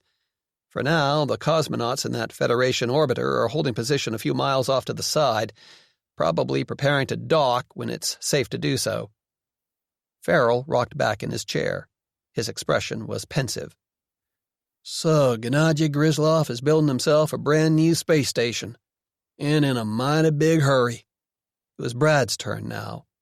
Yes, sir, he agreed. We think the Russians are pulling the same stunt we used to build Skylab back in the 1970s and then Armstrong Station after that. We strongly suspect they've converted those Energia third-stage fuel tanks into modules containing living quarters and all the other hardware needed for an operational orbital platform. Farrell nodded his understanding. America's first space station, Skylab, had begun life as an empty Saturn V third-stage fuel tank before its conversion into an orbiting habitat and science outpost. Do you have any evidence to back up your suspicions? We do, sir, Brad said. We spotted each of those tanks intentionally venting gases after they reached orbit, and spectroscopic analysis confirms those gases were liquid oxygen and liquid hydrogen. They were dumping unneeded fuel, Martindale said slowly. Brad nodded. Yep. But here's the kicker. Our guys at both Skymasters and NASA say the amounts involved were way too low. So either those big-ass fuel Energia tanks are going to dock with tons of liquid hydrogen and oxygen still sloshing around, or there's no fuel left on board any of them because the vast majority of that tankage space has already been reconfigured for other purposes, his father said. That's our assessment, Brad confirmed. What about the rocket the Russians lost on launch? The President asked. Do we know what its payload was? Beyond the probability that it was another of those converted fuel tank modules, not really, Brad said doubtfully. He highlighted the graphic representation Boomer had created again. It showed the 5 surviving unmanned spacecraft still firing thrusters, slowly pirouetting through space as they maneuvered into docking positions. Though we might be able to make some educated guesses once we have a clearer picture of the Russian station's design architecture. For a long moment, Farrell watched the computer-generated imagery play out across their screens. Then he shook his head with a frown and turned his attention back to Brad. Which leads straight to the big question, Captain McClanahan, he said bluntly. What the hell is Moscow up to? Brad looked him straight in the eye. Considering the intelligence Mr. Martindale's agents picked up on Gryzlov's cosmonaut training program, we think there is only one reasonable conclusion. The Russians are building an armed orbital platform. Can you prove that? The President demanded. In a court of law, or in the court of international public opinion? No, sir. Brad nodded toward Martindale. Not without blowing Cyan's intelligence operation in Russia sky high. Even doing that won't achieve much, Martindale pointed out quietly. My people couldn't penetrate Gryzlov's security directly. We don't have any written or other clear-cut technical evidence to confirm what this failed Russian cosmonaut candidate told them. Which makes their report nothing more than hearsay, Farrell said with a sigh. So if we go public with this situation as things stand now, it's just going to end up being my word against Grislov's." Martindale nodded. "I'm afraid so. And that's not enough to sway any of the non-aligned nations our way. Nor can I see many of our allies thanking us for provoking a new confrontation with Russia without better proof." "Poland will stand with you, Mr. President," Nadia said fiercely. "As will the other countries of the Alliance of Free Nations. I am sure of it." Somberly, Farrell inclined his head to her. "I do thank you for that, Major." Then he shrugged his big shoulders. "But I'm not ready yet to ask anyone to go all in with us, not when we're holding such a weak hand." He looked them all over.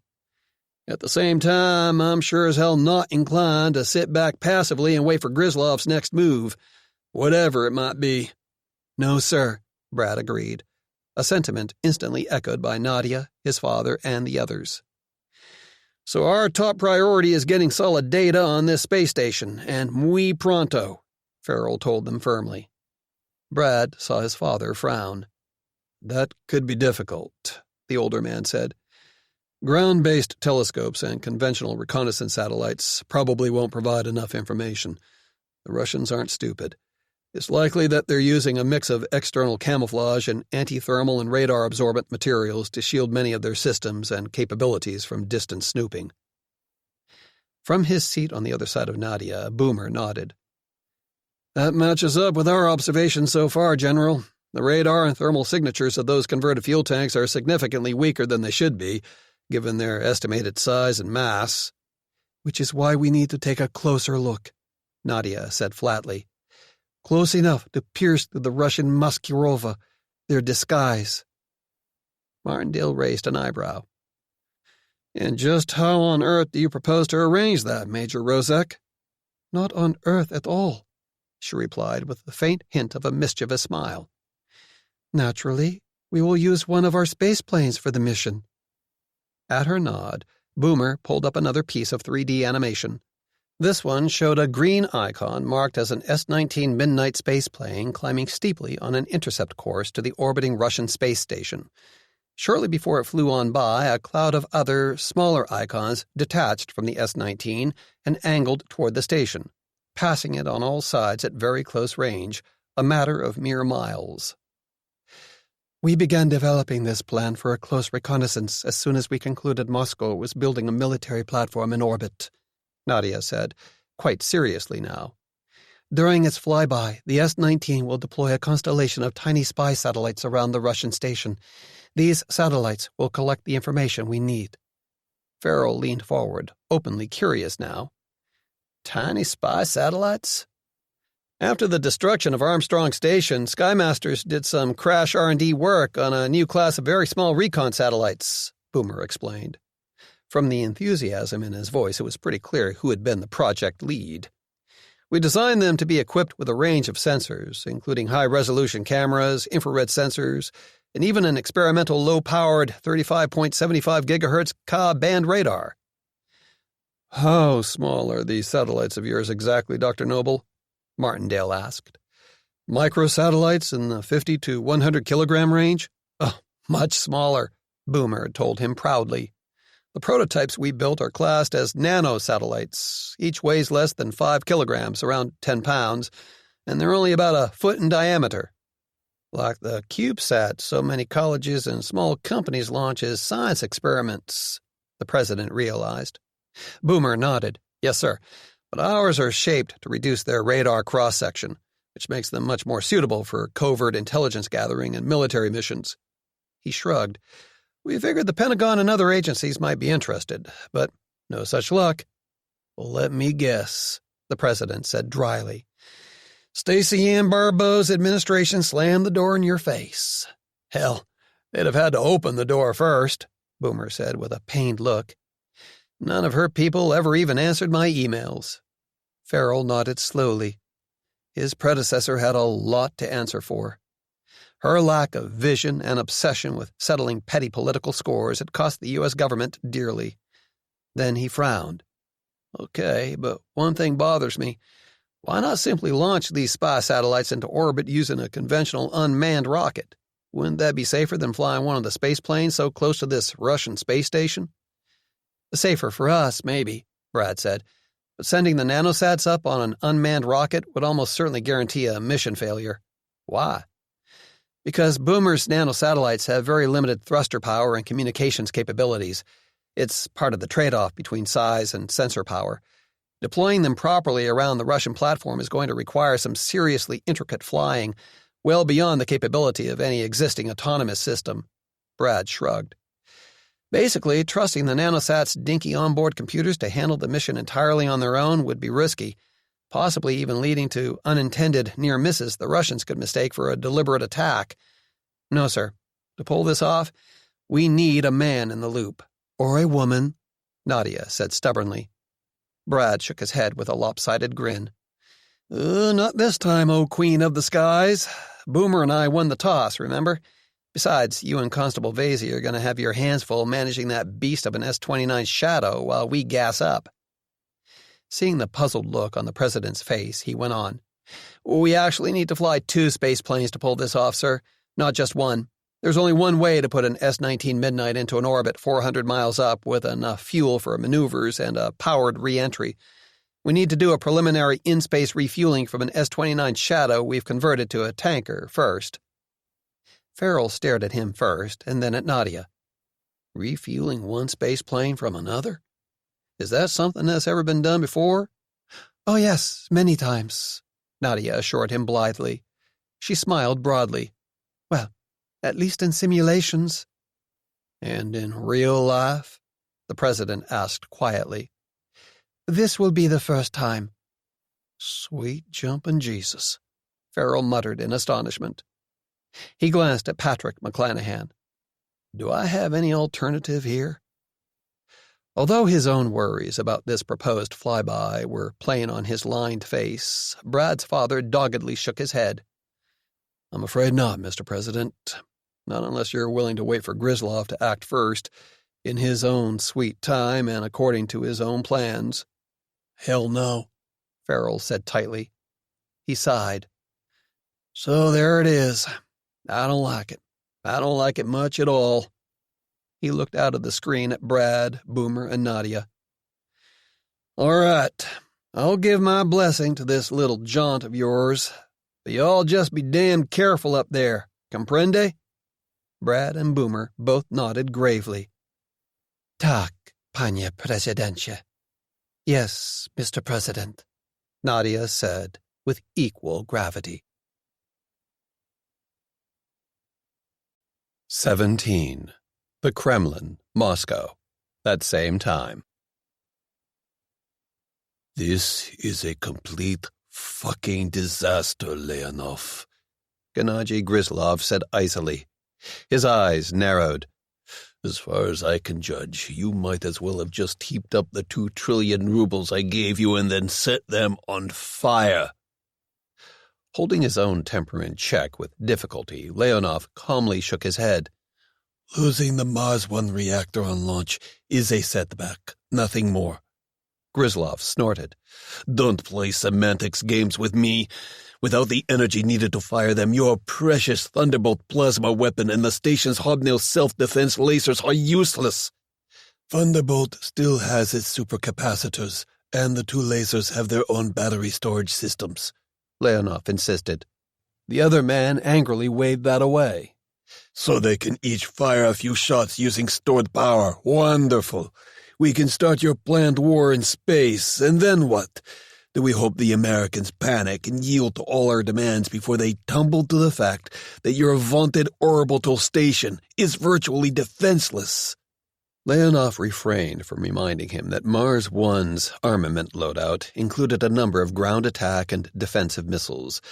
Where it counted, Gryzlov wasn't wrong to see the orbital station's energy weapons as crucial. Ultimately, to achieve Russia's strategic and operational objectives, both the longer-range Thunderbolt plasma railgun and shorter-range hobnail lasers were essential. To recharge Thunderbolt and the lasers, we can divert electricity from the station's secondary solar arrays as needed, he argued. My engineers and Strelkov's crew are working out the details and procedures now. Gryzlov raised an eyebrow. Tell me, Leonov, he said with deceptive calmness, How much electricity will be generated by those solar panels? 75 kilowatts. Grisloff nodded. His eyes were hooded. And how much power would have been generated by the fusion reactor that's now scattered in a million twisted pieces all the way from Plesetsk to the Urals? Leonov grimaced. The compact fusion reactor destroyed aboard Energia 4 had been a technological marvel. Within the reactor, rotating ring-shaped magnetic fields were used to confine the plasma created by heating deuterium and helium-3 with low-frequency radio waves. Like the Thunderbolt railgun, it was the product both of daring Russian espionage and years of expensive research and development. A small American company affiliated with Princeton University had researched such reactors in the hopes of building direct-drive fusion-powered rockets for long-duration deep space missions. While the Americans limped along, hobbled by a lack of sufficient funding, Leonov's teams of scientists and engineers had taken their stolen data and designs and made them work. The Mars 1 reactor was rated at 10 megawatts, he admitted. More than 100 times greater than the amount produced by those solar arrays, Grisloff noted dryly. That is rather a drastic reduction in the station's available power supply, is it not? Using solar cells to recharge the batteries and supercapacitors will significantly reduce the rate of fire for our energy weapons, Leonov acknowledged reluctantly. Below the optimum level recommended for effective full-scale military operations? Grisloff pressed. I am afraid so. Impassively, Grisloff nodded. I see. He looked across his desk at Leonov. So what course of action do you recommend now, Colonel General? Once the station's surviving modules are connected and fully operational, Colonel Strelkov and his crew should sit tight, Leonov suggested. For the time being, Mars 1 can appear to be exactly what we say it is, simply a new manned orbital science platform, our own replacement for the old International Space Station. Grisloff smiled thinly. And you think the Americans will buy that story? Leonov shrugged. They may be suspicious, but absent proof of our hostile intentions, what can they do? Without further warning, Grislov's temper flared. And so we come full circle, Colonel General, he snarled. Without a combat-ready station, your whole damned Mars project is useless. What do you have to show for all the resources I've given you? Nothing. Just a few horrifically expensive pieces of metal aimlessly circling the Earth. He scowled. I warned you earlier about the consequences of failure, and I assure you those were not idle threats. I never thought they were, Leonov said steadily, all too aware that his freedom and his very life now hung by a slender thread. It would do him no good to protest that he had warned about the hazards involved in relying so heavily on an inadequately tested heavy-lift rocket design. Russia's leader lived by one overriding principle. Failures were never the consequence of his own mistakes or hasty, ill-considered decisions. They were always the fault of other, lesser men. I meant what I said earlier about this being a temporary setback, Gennady, he continued. We lost one reactor, yes, but it can be replaced. Grisloff eyed him thoughtfully. With the fusion reactor module being built for Mars 2, you mean? Leonov nodded. Full implementation of the Mars project plan had always called for launching a second station to increase the reach of Russia's new space-based weapons. Meeting the rushed tempo Grisloff demanded had forced him to send the first station's modules into orbit before those for its planned counterpart were ready. Our second reactor is nearly finished, according to the Trinity Institute Generator Construction Unit at Akadem Gorodok. They are less than a week away from certifying it as flight-ready. Tell them to cut that time in half, Grisloff snapped. I don't care how they do it, whether it means working around the clock or cutting normal safety procedures. Wordlessly, Leonov nodded. Then he warned, Even when Akadem Gorodok's work is finished, it will take more time to transport the reactor to Vostochny and mate it with a new Energia 5 VR. Gryzlov leaned forward. His hands balled into fists. Make it happen fast, Mikhail. If you have to liquidate a few of the lazier railway workers to encourage their comrades, don't hesitate. His expression was unpleasant. You've already tested the limits of my patience today, so no more screw-ups, eh? No, Mr. President. Leonov agreed.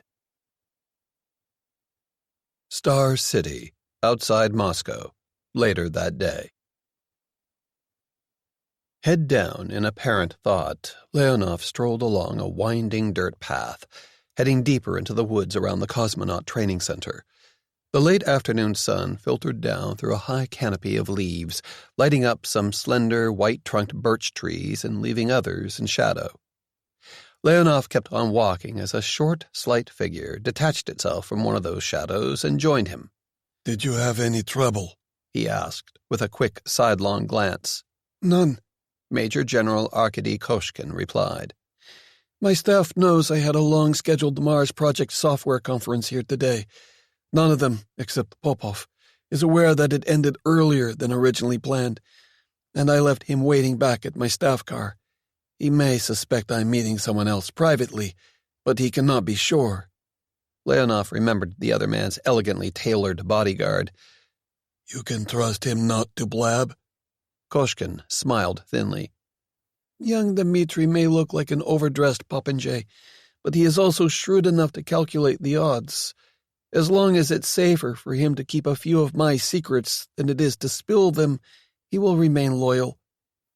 That seems a rather tenuous form of loyalty, Leonov said wryly. When one's life is at stake, all loyalty is tenuous, is it not? The head of the FSB's Q Directorate said with equal irony. He shrugged. Perhaps more so now than in the recent past. Leonov let that pass. They walked on in silence for a few more moments. At last, Leonov stopped and turned to face his smaller companion. Arkady, I need your guarantee that the fail-safe protocols you've planted in various Mars One station operating systems have not been compromised. They remain undetected, Koshkin told him confidently. Attempts to pry into those codes would trip a large number of cybersecurity alarms. We would be alerted within seconds. Leonov stared at him. Even with the station modules already in orbit? Koshkin nodded. We've buried the secret and highly secure backchannel of our own among the routine telemetry feeds from Mars One. Behind his thick spectacles, his dark brown eyes revealed a small measure of the smug self-satisfaction of a magician astonishing his audience by pulling a rabbit out of an apparently empty hat. We can monitor the station systems in real time, Mikhail, and communicate with them as needed. Is there any chance that the fail-safe protocols could be triggered accidentally?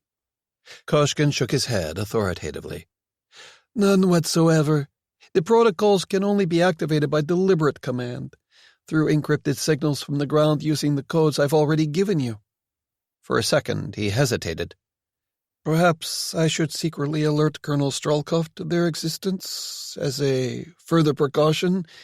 Then, if the Americans successfully attack Mars One, he could input the necessary commands directly. No, Leonov said flatly. In such a case, Strelkov and his men would already be either dead or taken prisoner. He turned his hard-eyed gaze fully on the shorter man. The knowledge of these hidden safeguards must remain between ourselves, Arkady. Ourselves only. You understand?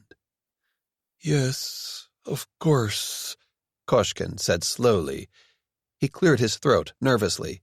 There are others in Moscow who, I believe, share our concerns about the risks the president is running. If we could just brief them— That would be foolish beyond measure, Leonov interrupted. His voice was harsh. You forget, Koshkin. 3 men can keep a secret, but only if 2 of them are dead. 18. Ministry of Foreign Affairs, Moscow, the next day. Russia's Ministry of Foreign Affairs building was one of the 7 sisters dotting Moscow's skyline, 7 large skyscrapers built around the city on the express orders of Joseph Stalin. Intended to glorify the Soviet state in the waning days of the dictator's brutal reign, they were also an unintentional monument to Soviet inefficiency, since each building was squatter, heavier, and costlier to construct than those erected in the West at the same period. Foreign Minister Darya Tetenova saw another irony in this vast slab of concrete and steel. For all of the size and prominence of its Moscow headquarters, Russia's diplomatic service was the poor stepsister in Gennady Grislov's government, an afterthought in the president's mind compared to the armed forces. He viewed negotiations and the ordinary give-and-take of day-to-day diplomacy with scarcely concealed contempt. At best, as far as he was concerned, they were useful only as a means of deceiving foreign enemies about his true intentions until it was too late. Like now. Squaring her shoulders resolutely, she strode out onto the stage of the ministry's press briefing room. Compared to the cramped press quarters in America's White House, the large chamber was almost luxurious, with elegant wood paneling, a backdrop featuring Russia's double-headed eagle coat of arms, and plush red seats for journalists. Perhaps lies are easier to swallow in comfort, she thought cynically. The chamber was full of television news crews and reporters from around the world. They had been summoned here with the promise of an official statement on the incredible developments currently taking place in orbit around the Earth. With a gracious smile plastered across her still attractive face, Tetenova stopped behind a polished wood lectern topped by microphones. Ladies and gentlemen, thank you for coming. Her words were in thickly accented English, a not-so-subtle indication of the intended audience. My remarks this afternoon will be brief and to the point. She looked out across the sea of faces and cameras.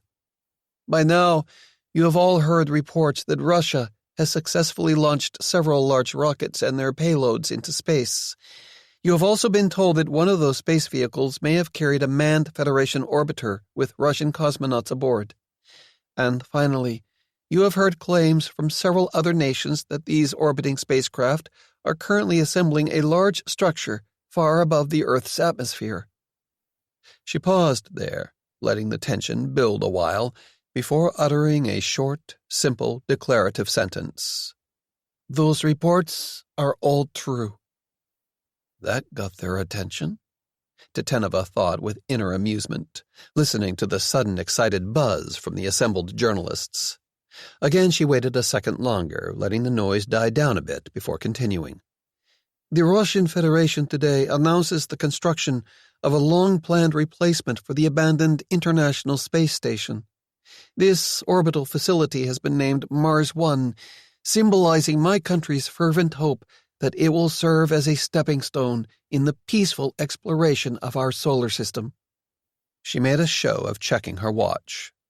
And now I have time for questions, but only 1 or 2. This, as you may imagine, is a very busy day. The clamor rose higher as individual journalists rose in their places, waving and calling out to gain her attention. Tetenova pointed to one, the correspondent for a large German newspaper with noted pro-Moscow leanings. Yes, Eric. Madam Foreign Minister, you have described this new space station as a replacement for the ISS, he said deferentially.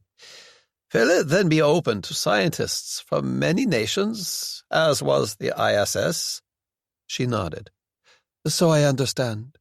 Even though Mars 1, unlike the ISS, is entirely the creation of advanced Russian engineering and space technology, we do not intend to be selfish. Once initial construction is complete and the orbital facility is certified as safe for human occupation, I am sure Russia will invite scientists from friendly nations to make use of its extensive research capabilities.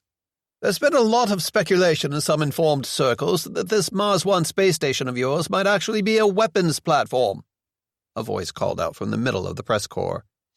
Simon Turner, the BBC's veteran Moscow correspondent, never hid his deep skepticism about the official statements issued by any government, including his own.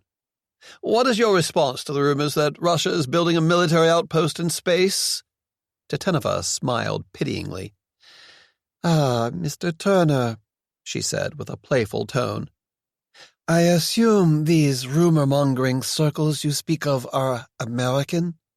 "Some of them." She shook her head in mock sorrow.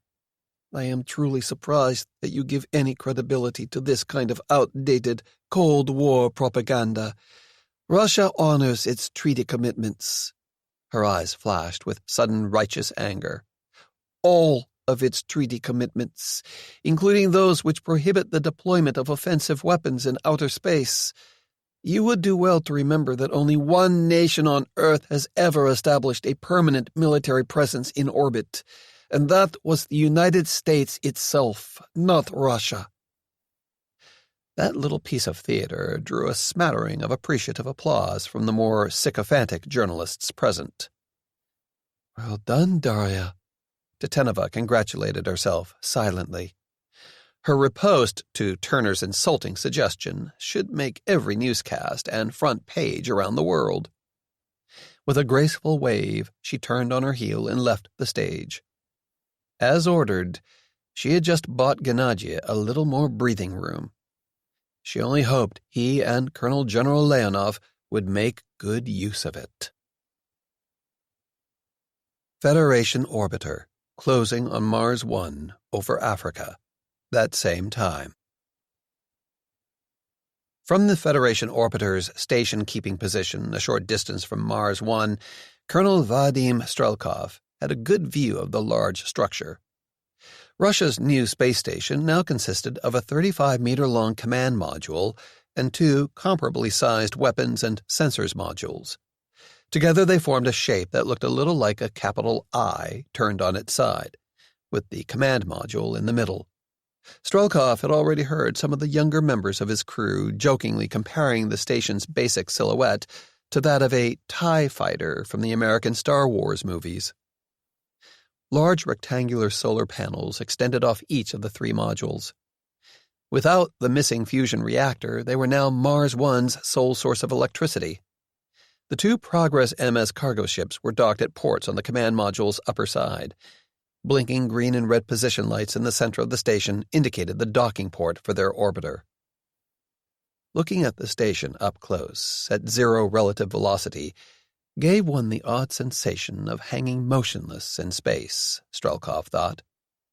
Only turning one's gaze toward the sunlit world as it spun past below revealed that both spacecraft were speeding along in tandem at well over 27,000 kilometers per hour.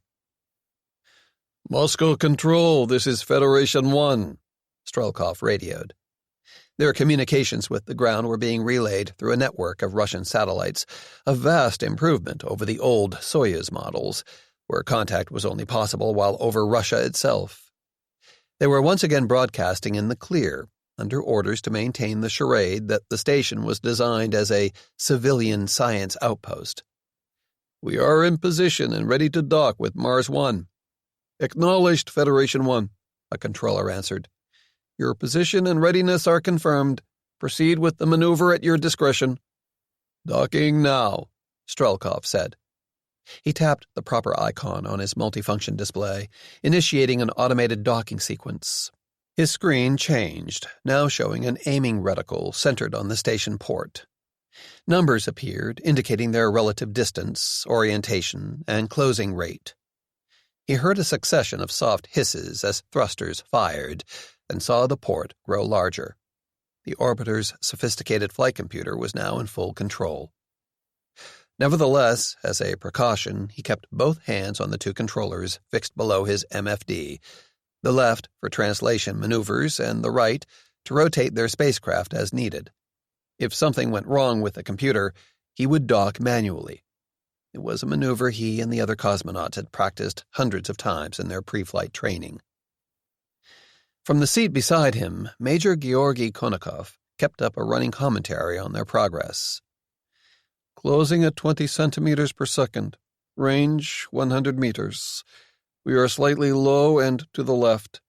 New thrusters fired briefly. Closure rate now 18 centimeters per second. Range 80 meters. Good position and angle. Minutes passed, slowly at first, and then all in a rush as they drew nearer to the space station. Closing at 10 centimeters per second. Range 4 meters. In the groove, Konnikov intoned.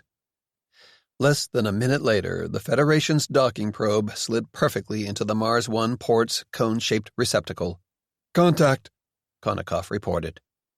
A tiny vibration rippled through their spacecraft as latches closed around the probe and retracted, pulling the Federation orbiter tightly against Mars 1's port.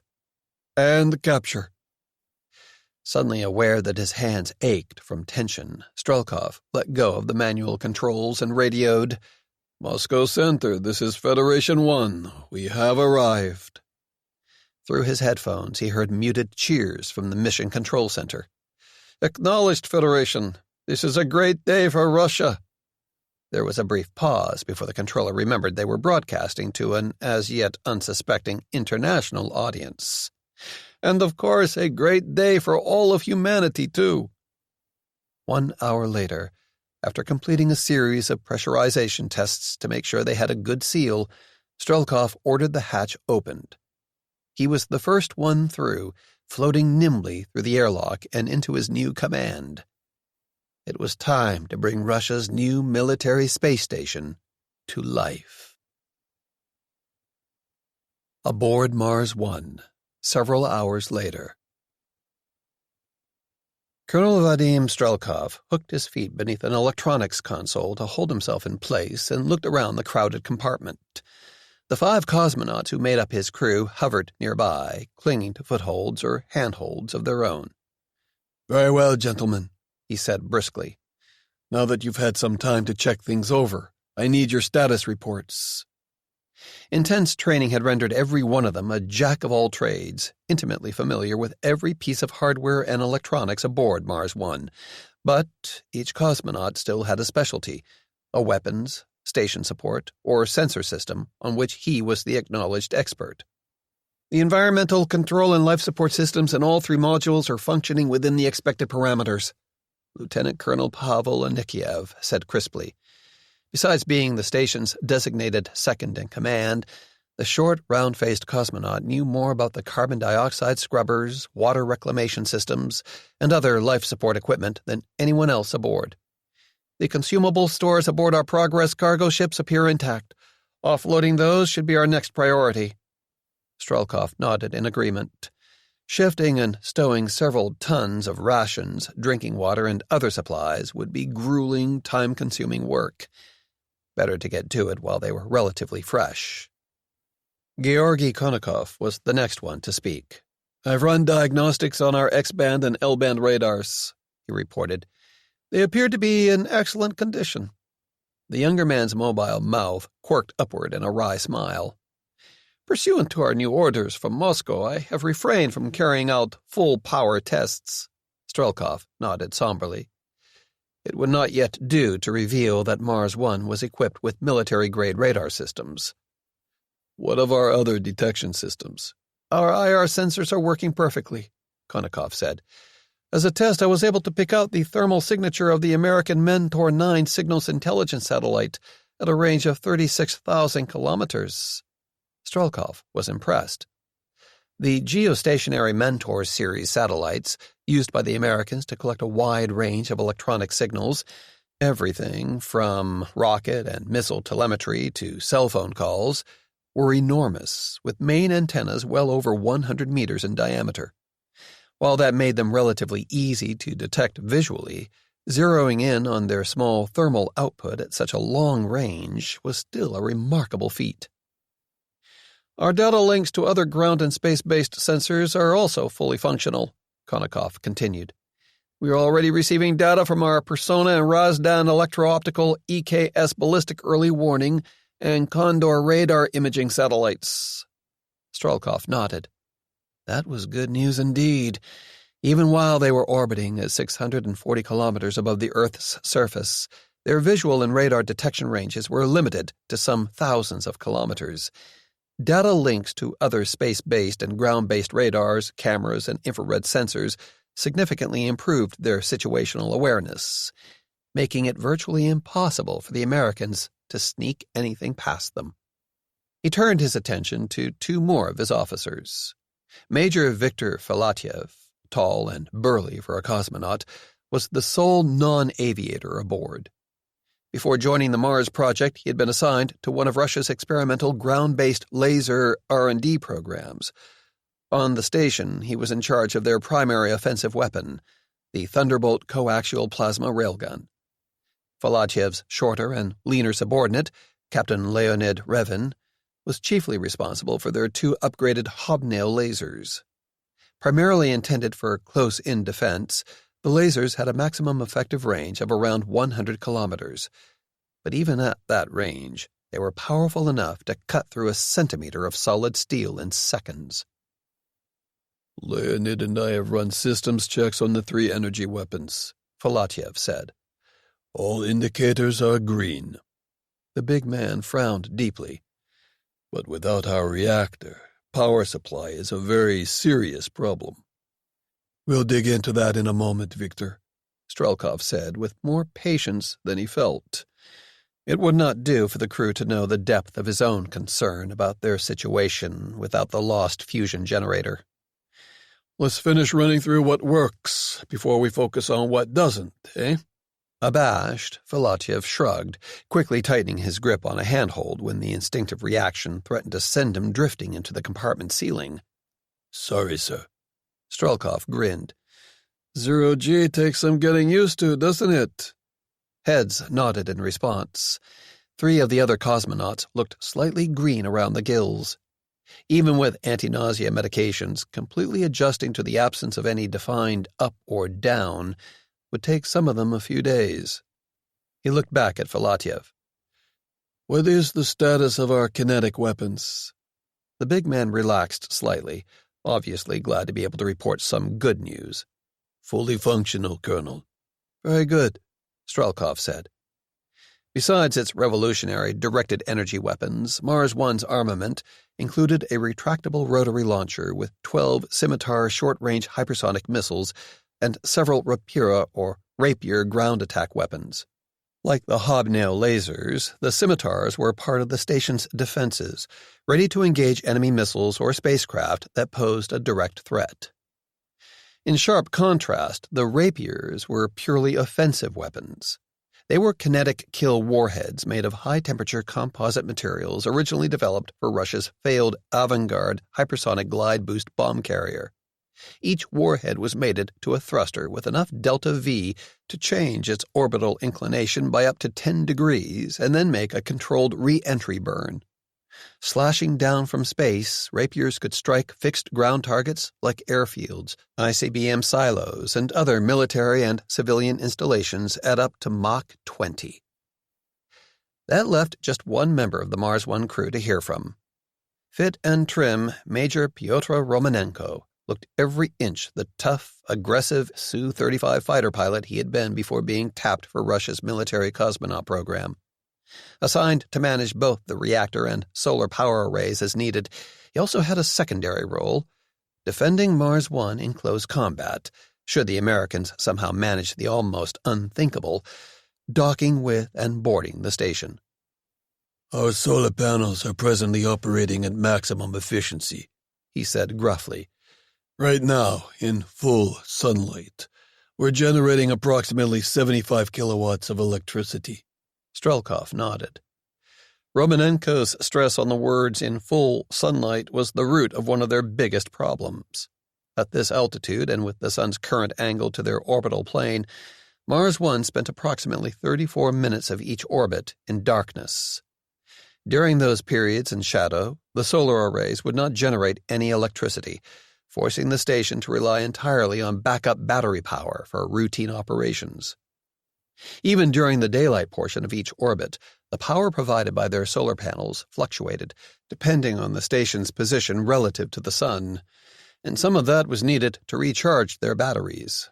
After figuring in the electricity needed to run their life support systems, computers, and various sensors, relatively little would be left over to recharge the two lasers and their plasma railgun. Strelkov shifted his foothold a tiny bit so that he could face Filatiev and Revan more fully. If we have to fire Thunderbolt or the hobnails before the replacement reactor we've been promised arrives, what is our tactical situation? Revan spoke up first. Each laser's battery pack provides about 30 seconds of total firing time, sir. That's what?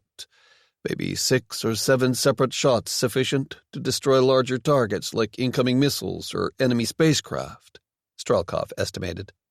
Yes, sir, but killing or deflecting smaller pieces of shrapnel or space debris requires much less energy, Revan said. We could successfully engage targets of that type with short, single-second bursts. Strelkov breathed a little easier. Even relying solely on battery power, the hobnail lasers could still defend Mars 1 against anything but a sustained mass attack. They were orbiting well above the reach of the standard SM-3 anti-satellite missiles employed by the U.S. Navy and Japan's Maritime Self-Defense Force. And while the larger, more powerful ballistic missile interceptors that formed America's ground-based mid-course defense might be able to attack the station, there were relatively few of them, and they were only deployed in fixed silos at California's Vandenberg Air Force Base and New York's Fort Drum. Given Mars 1's high relative velocity, there should be no way the Americans could hope to launch their interceptors rapidly enough to overwhelm his defenses. But what about the unknown factor? His mind reminded him coldly. What about the Sky Master's space planes? Current intelligence reports from the GRU suggested they were unarmed, but Russia's spies were never infallible. Defeating an attack by missile or laser-armed space planes might take a longer-range weapon. He looked at Filatiev. And your Thunderbolt railgun, Major? How many times can you fire using the energy stored in its supercapacitors? Only twice, Colonel, the big man replied. The gun requires a substantial amount of power to create plasma toroids and magnetically accelerate them up to 10,000 kilometers per second. You can fire only twice, Strelkov repeated flatly. He turned to Romanenko. How much time do you need to recharge the lasers and railgun using power diverted from our solar arrays? The engineering officer shrugged. Of the two weapon systems, Thunderbolt is the easier to replenish. Its supercapacitors can be charged much faster than conventional batteries. Based on the numbers I've worked out in consultation with Moscow, we ought to be able to fully power the railgun every 5 or 6 minutes. That's assuming, of course, that we shut down every other non-essential system aboard the station. And that's also assuming the solar panels are in full sunlight and at peak efficiency, he warned. Anything less will greatly slow the process. And the hobnail lasers? Given our battery technology and other power constraints, it would take a miracle to recharge them in anything less than 2 or 3 full orbits. Strelkov's jaw tightened. That was pretty much what he had expected to hear, but it didn't make the news any more welcome. Pavel Anikiev, his second-in-command, cleared his throat apologetically. I'm afraid we do have one more problem, sir. Briefly, Strelkov closed his eyes in frustration. Then he reopened them with a crooked smile. Only one, Pavel? I should kiss you, he said sardonically. The other cosmonauts laughed. Without power from the lost fusion reactor, the station's advanced ion thrusters are useless, Anikiev pointed out. Shit, Strelkov muttered. Somehow he had missed that fact in the frantic rush to figure out workarounds for their energy weapons and bring Mars 1's systems online after they boarded. But his deputy was right. And without those ion thrusters, their 400-ton station's ability to maneuver in orbit would be severely limited. Whether compensating for the recoil generated by the plasma railgun or fighting atmospheric drag, they would be forced to rely solely on the conventional rocket engines and thrusters of the 2 docked cargo modules and their own Federation orbiter. Until the replacement fusion reactor promised by Colonel General Leonov was docked with Mars 1 and functioning, they were far more vulnerable to an American attack than originally anticipated. 19. Aboard an S-19 midnight spaceplane, high over the South Pacific Ocean, the next day. Through the spaceplane's forward cockpit windows, Brad McClanahan could see a black sky stretching above them toward infinity. Stars, visible as hard, bright pinpoints of light, were strewn across the blackness in all directions. The sheer beauty of it would have robbed him of breath if the G-forces they were pulling hadn't already accomplished that. Passing through 64 miles, Boomer grunted from the left-hand pilot's seat. Good ignition on the Leopards in rocket mode. Speed 14,000 miles per hour and increasing. As he followed the steering cues on his heads-up display, his gloved hand nudged the side-stick controller forward a tiny bit. The nozzles of the 4 Leopard's engines gimbaled slightly, adjusting the direction of thrust. The S-19's nose dipped in response until the spaceplane had almost completely leveled off. Now the rounded curve of the world was distinctly visible, with a sharp blue band along the horizon marking the division between sky and space. They were just above the Kármán line, past the point where the increasingly tenuous upper atmosphere could provide any aerodynamic lift. Staying aloft now required attaining orbital velocity, the speed at which their forward motion would equal the acceleration of gravity pulling them downward. Altitude 72 miles. Speed now 17,000 miles per hour and still climbing, Boomer said, pushing the words out against the 4 Gs, pressing them back into their seats. Engine cutoff coming up in 5 seconds. 4, 2, 1, shutdown. Brad felt the sensation of enormous, overwhelming pressure gripping his body suddenly disappear.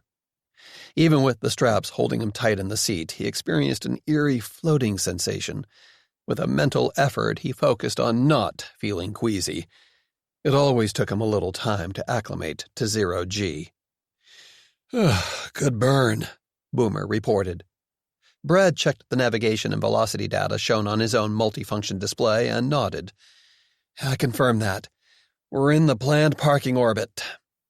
Their S-19 Midnight was far out over the South Pacific, flying northeast along the same relative orbital track as the slower-moving Russian space station, still several hundred miles ahead of and above them. Since the velocities necessary to stay in orbit decreased with altitude, if nothing else changed, they would catch up with and pass far below Mars 1 in approximately 1 hour.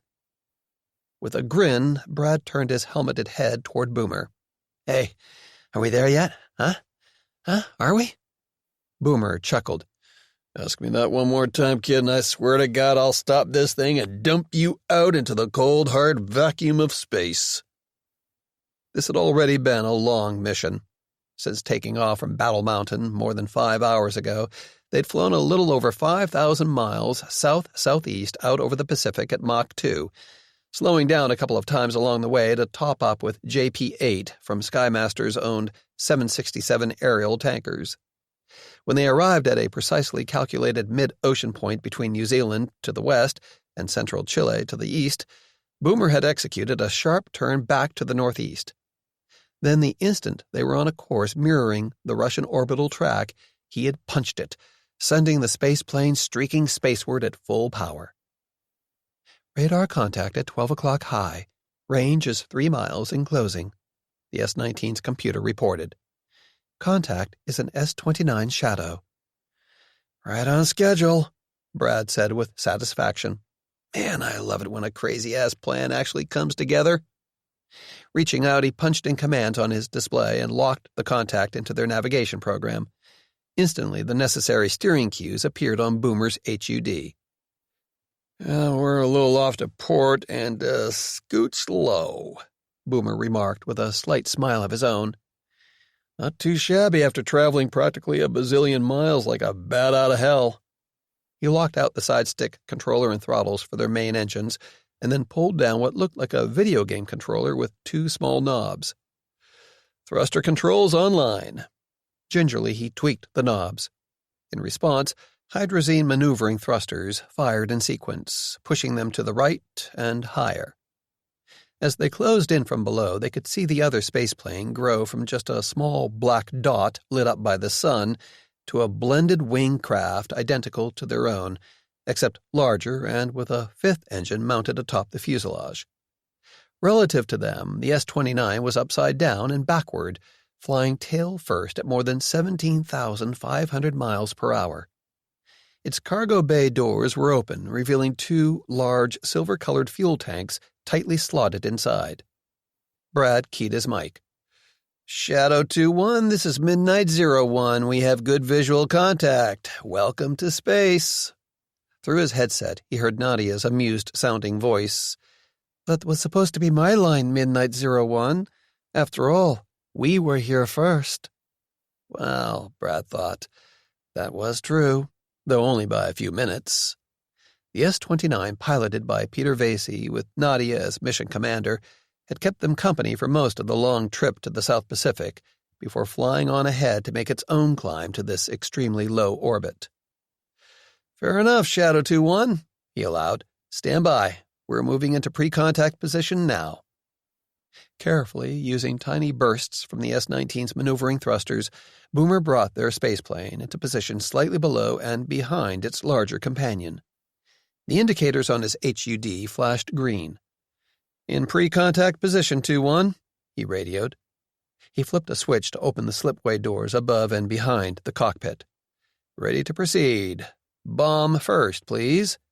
"Roger, 01, Nadia replied. "We show you stabilized pre-contact. We are ready with bomb. You are cleared into contact position." Boomer glanced at Brad with a quick smile. "Now we find out if this cockamamie idea of yours will work." "Hey, you're the one who did the math," Brad retorted virtuously. "I'm just the big picture guy here." Ostentatiously, he folded his arms. "If we blow up, it's not my fault." "Well, that'll be a comfort, no doubt," Boomer said dryly. "Shadow 2-1, Midnight is moving into contact position now," he said into his mic. His hands made small, precise movements on the thruster controls. Slowly, with infinite care, the S-19 slid closer to the larger spaceplane, drifting higher to within a few yards of its open cargo bay doors. A new set of green indicators flashed on his HUD. One careful tap activated thrusters arrayed around the S-19's nose. They fired, canceling out the additional forward motion he had imparted earlier. "Good position, 0 relative velocity," Brad confirmed after checking his own display. Boomer breathed out. Unlike a regular air tanker, the S-29 Shadow they'd hastily converted for this mission didn't have any of the visual guides, flashing director lights or painted lines, pilots relied on when maneuvering into position. To assist him, Skymaster's techs had done some very rapid coding to create a variation of the computer program used for docking with other spacecraft and space stations. He radioed Nadia. "Midnight 01 is stabilized in contact position. Over to you." "Roger, 01, Nadia replied. "I am maneuvering the bomb refueling boom now." Brad peered up through the canopy into the S-29's cargo bay. Directed by Nadia, a long, flexible boom unlatched from one side of the bay and slowly extended toward them. Tiny thrusters attached to the end of the boom fired in microsecond bursts. Seconds later, he and Boomer felt a gentle clunk as the nozzle at the end of the boom slid into the slipway and seated itself in their spaceplane's refueling receptacle. "I show contact," Nadia told them.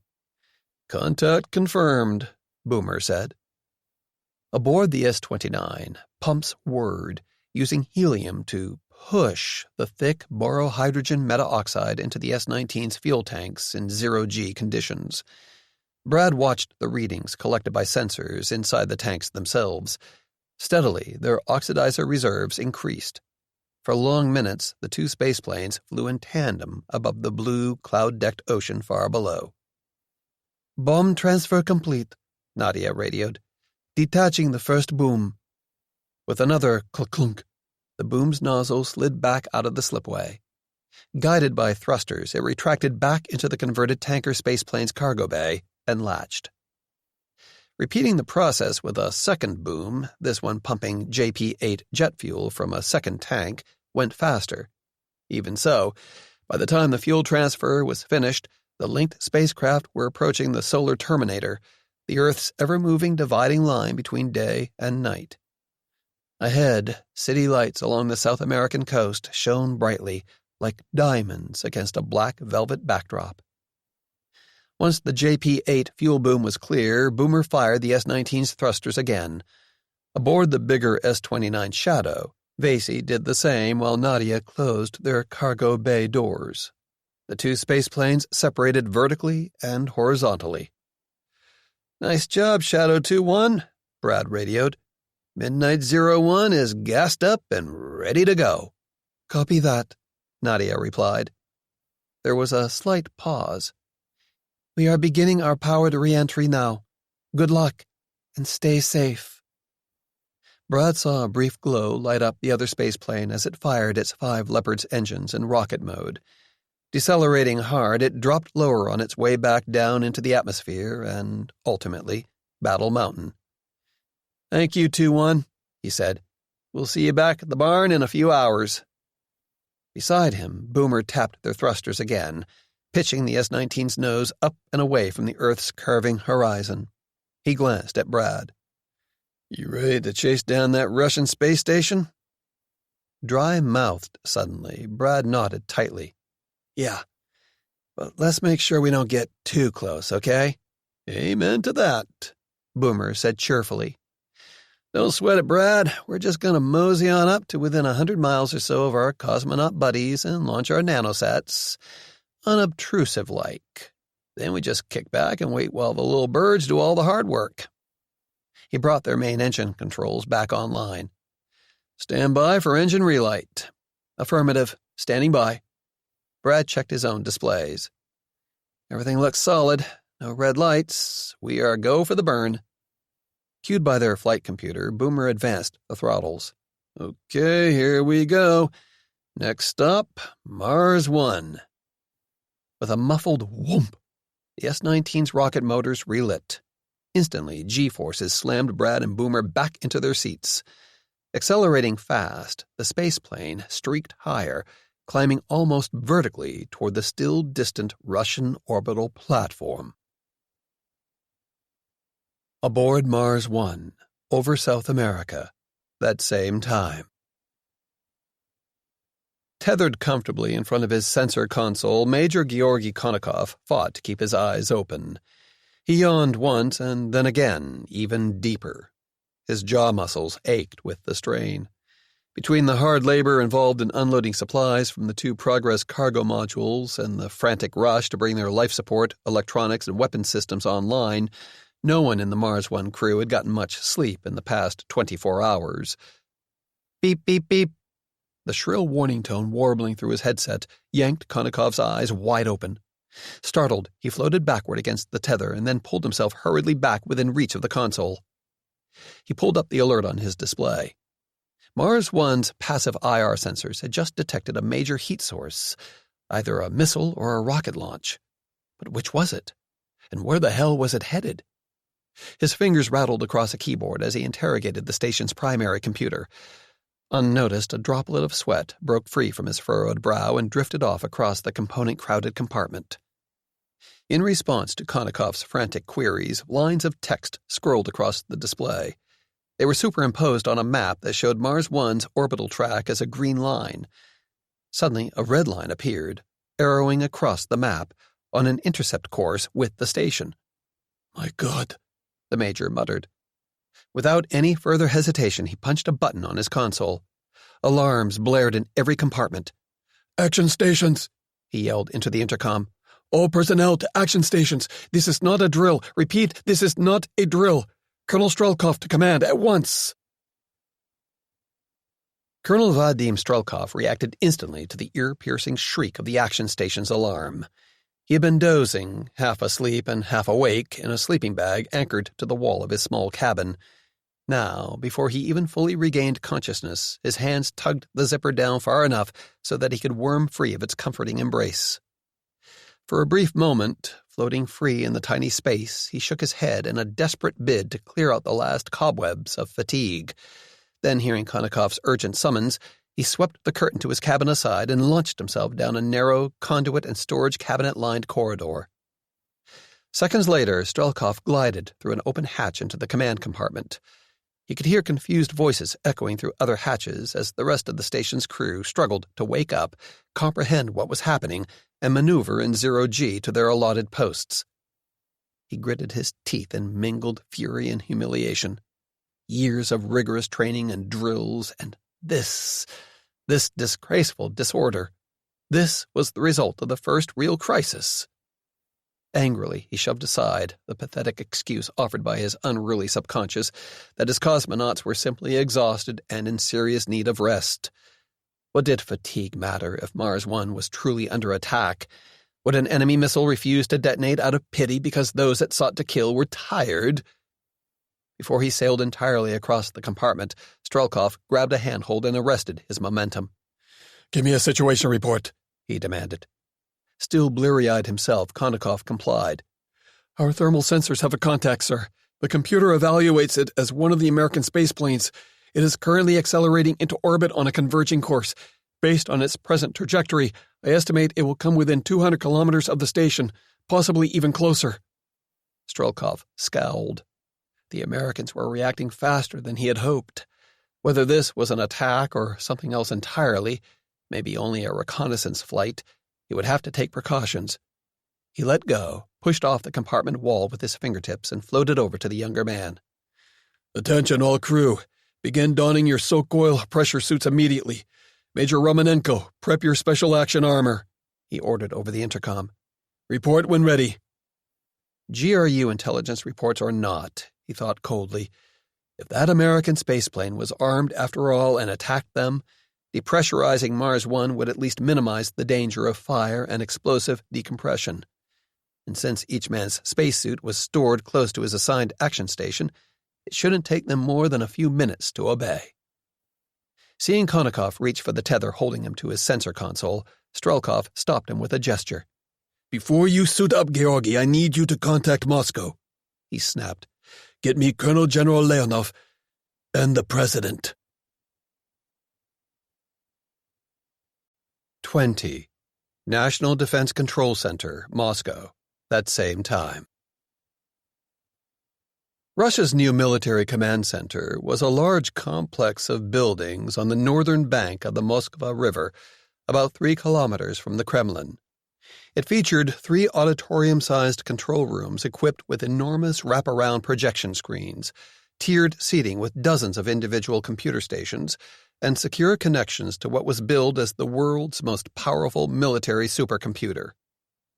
Privately, Colonel General Mikhail Leonov judged those vast, futuristic-looking control rooms to be mere theater, stage sets to impress the gullible Russian public with a display of their nation's military power and advanced technology.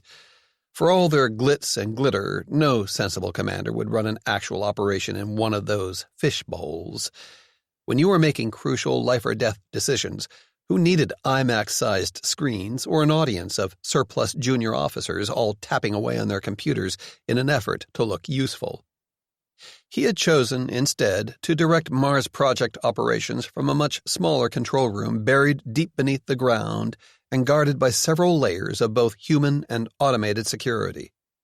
4 workstations, 1 for him and 3 more for his principal deputies, were sufficient to manage operations, especially when coupled with secure video links to the Kremlin, the Mars One station, Vostochny, Plesetsk, and other key sites across Russia. It had one other advantage, an adjoining bedroom suite. While they were not luxurious, these living quarters allowed Leonov to exercise direct operational command at any time of the day or night, with minimal delays. And during these first critical weeks, he believed it was vital to keep a firm hand on matters. So when Strelkov's emergency signal from Mars One arrived shortly before 5 a.m. Moscow time, Leonov was able to reach his desk within a matter of minutes. The colonel's image, bounced through a network of military communications satellites, was up on one screen. His normally lean face looked puffy, a common hydrostatic effect of prolonged weightlessness where fluids normally drawn by gravity down toward the legs and lower torso accumulated instead in the face and upper body. A second screen showed Gennady Gryzlov in his private Kremlin office. He appeared to be wide awake. Given the president's proclivity for keeping late hours, Leonov suspected he had not yet gone to bed. "What is your status, Colonel?" Leonov asked. "We have detected an American spaceplane, probably an S-19 Midnight from its thermal signature, climbing toward Mars 1. "Не пизди!" Gryzlov thundered over the secure video teleconference link. "Don't bullshit me. I thought you told me the American spaceplanes could not fly high enough to reach Mars 1. "We have not yet positively identified the spacecraft, sir," Strelkov said. "It could be a new model of their single-stage-to-orbit spaceplanes." "You had better get a positive identification and get it now." "On its current course and velocity, we predict this spaceplane will very shortly enter a stable orbit, offset from ours by less than 200 kilometers. Strelkov looked off-camera toward one of his subordinates and nodded sharply. "Major Konnikov is relaying our sensor data to you now." "Is this an attack?" Gryzlov snapped. "Could that thing be a missile or weaponized satellite?" "It is possible," Strelkov admitted. "Our cameras will give us a positive identification soon. I find it troubling that the Americans have timed their approach with such precision." Gryzlov stared at him. "How so?" "We are still in darkness, and thus unable to recharge our directed energy weapons," Strelkov said, unable to hide the anxiety he felt. "If the Americans are making an offensive move against us, this is the best possible moment for them, when our defenses are at their weakest." "Calm down, Vadim," Leonov said coolly. He needed to reel Strelkov back from the edge before he overreacted. Tired men could make very bad decisions, and tired and frightened men were prone to jump at every shadow. "There is no evidence our enemies have breached the Mars Project's security, let alone learned anything about your station's temporary vulnerability." He looked at Gryzlov. "This American spacecraft is almost certainly only flying a reconnaissance mission. This is a probe, nothing more. It poses no real threat." He shrugged. "From the outside, Mars 1 looks exactly like the peaceful, unarmed orbital facility we have proclaimed it to be. If we are careful, the Americans will learn nothing of value, certainly nothing that will contradict our cover story." Gryzlov frowned. "You seem very confident, Mikhail." "For good reason," Leonov assured him. "At 200 kilometers, or even at 100 kilometers, an S-19's limited onboard sensors should not be able to penetrate the station's disguise." "And if the Americans come even closer?" Gryzlov wondered acidly. "If they poke the nose of that spaceplane right up Mars 1's ass, how well will your much-hyped camouflage and stealth measures work?" Leonov shook his head. "The crew of that spaceplane isn't likely to be so foolish, Gennady. Without positive coordination between Mars 1 and the American spacecraft, a very close approach would only risk a collision that could destroy them both. Since our two nations are nominally at peace, there is no reason for the Americans to take such a risk." "You think not?" Gryzlov said with undisguised scorn.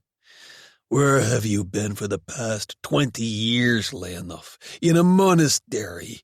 Have you forgotten all the other times the United States has launched unprovoked surprise attacks on Russia or on our interests abroad?" "No, Mr. President." Leonov saw little point in debating the subject. Gryzlov's definition of unprovoked was much the same as any 4-year-old's complaint that his younger sibling had hit him back first. "Exactly. And how many of those illegal aggressions were carried out by that madman McClanahan or his lunatic son?" Gryzlov went on, his handsome face contorted in anger. "You would do well to remember that they, along with their co-conspirator Martindale, now have the ear of the new American president." Leonov noticed that Strelkov looked even more perturbed now. Acutely aware as the colonel was that the S-19 was closing fast, the last thing he needed was seeing open friction between his two superiors. Gryzlov turned his attention to the commander of Mars 1.